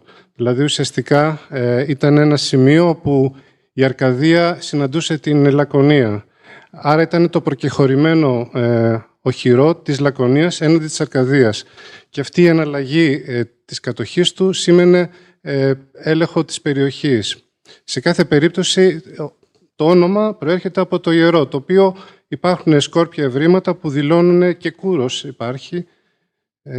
Όχι από το Αθήνεων. Από το Τουρκολέκα. Τα Τουρκολέκα, είναι άλλη περιοχή.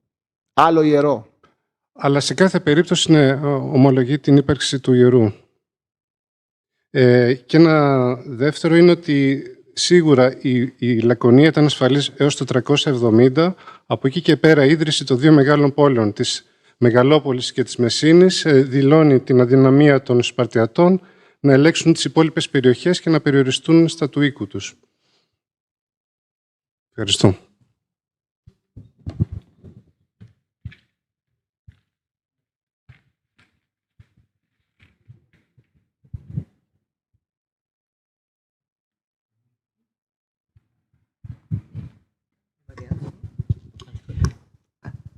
Okay, one question for Luke Madison then. First of all, I see you are delving into deep water now. You have walked the mountains a lot. So, what do you think? Do you think that the fortifications at Las played any particular role in any particular period, late Hellenistic, when the Romans get in? Are they associated with the other fortifications in Sparta, or being where it is a bit, far away and it plays a role, a peripheral protection, protects the periphery more? Yeah. Whether it is centralized or it is the result of a central plan? whether it does play a part in a major class or a major invasion, rather, if your studies have taken you that far. Yeah, so I think it's difficult to say, and sometimes like silence is better than the multiple propositions that I've read in scholarship over the last 20 years. But my sense personally is that it's probably local. It doesn't reflect some regional plan for fortification in Sparta, in contrast to everything that was just discussed about the fortification of the plain and about what a book that you could write called Fortress Laconia, which would be like the Josiah Ober of Attica making that, like that argument is there for the Hellenistic Laconian fortifications. Leonidas has shown that. It's really cool.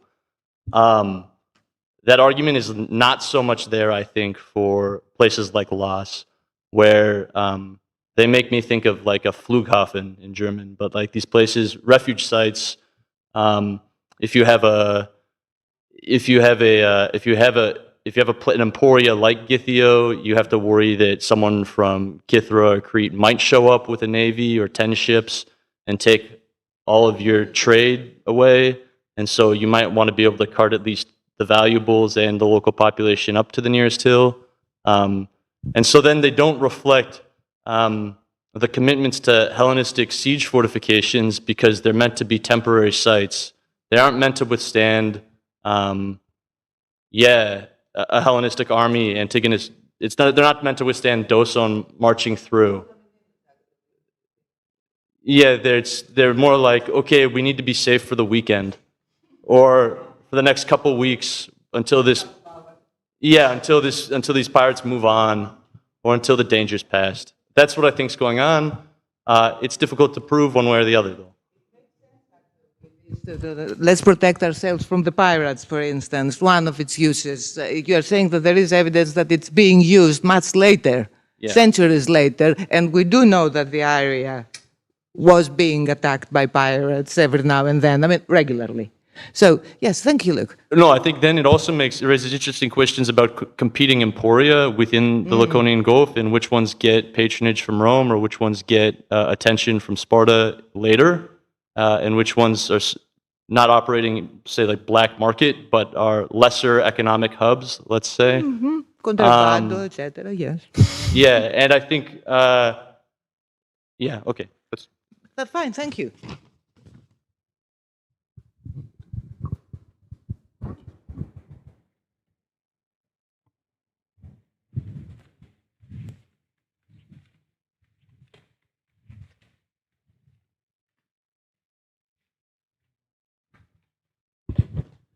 Luke, thank you for a very interesting paper. Thank you both for really interesting papers. Can you just give us a sense of the scale of the fortifications on Las in terms of length, for example?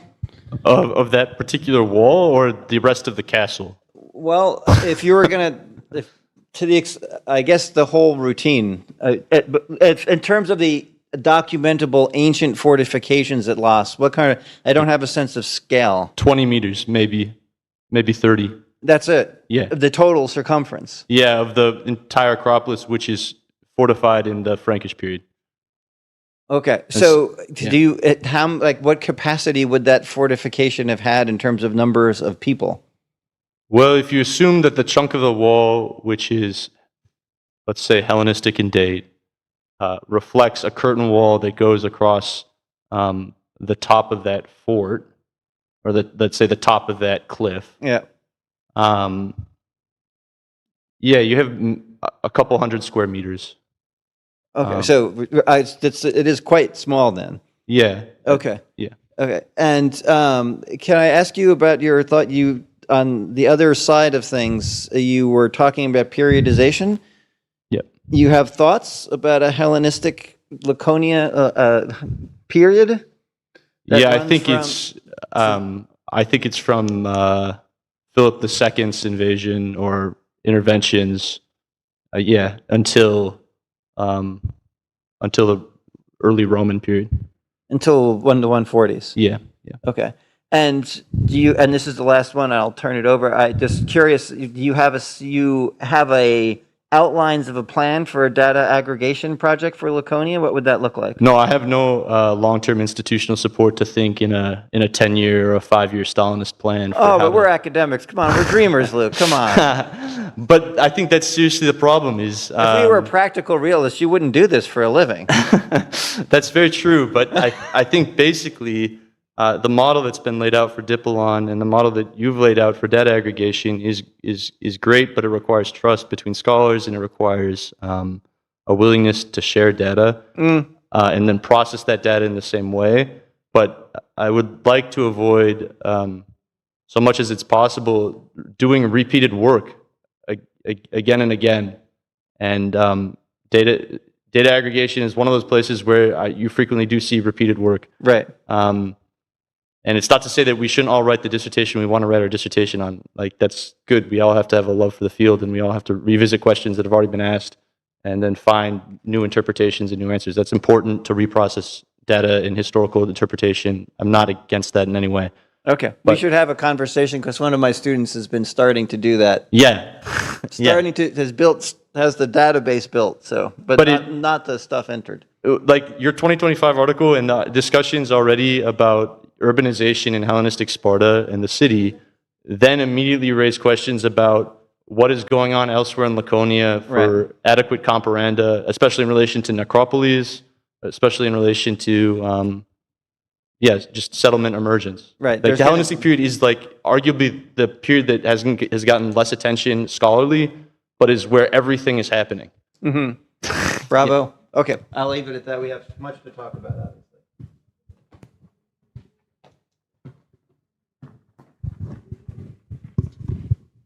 I just want to come in quickly about size. Luke, that's very interesting about this fairly small scale of this fortification up there on Las, because it fits very much with what you were saying before about it looking like a refugee site. Yeah, I think that's all I wanted to say. Yeah, no, I think that's a great point, and that's another problem that I'm dealing with. A separate site in Attica, namely Decelea, the fort there is also not very big, and so then you wonder, was the garrison not at the fort but further down the hill, hidden from Athens, or were they all within the wall, or was the wall a fallback point? Yeah, those are open questions. Yeah.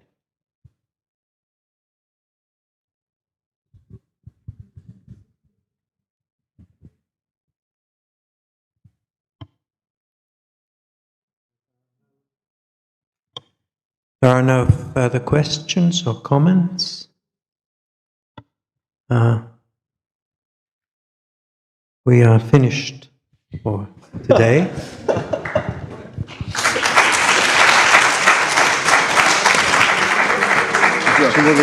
Very good.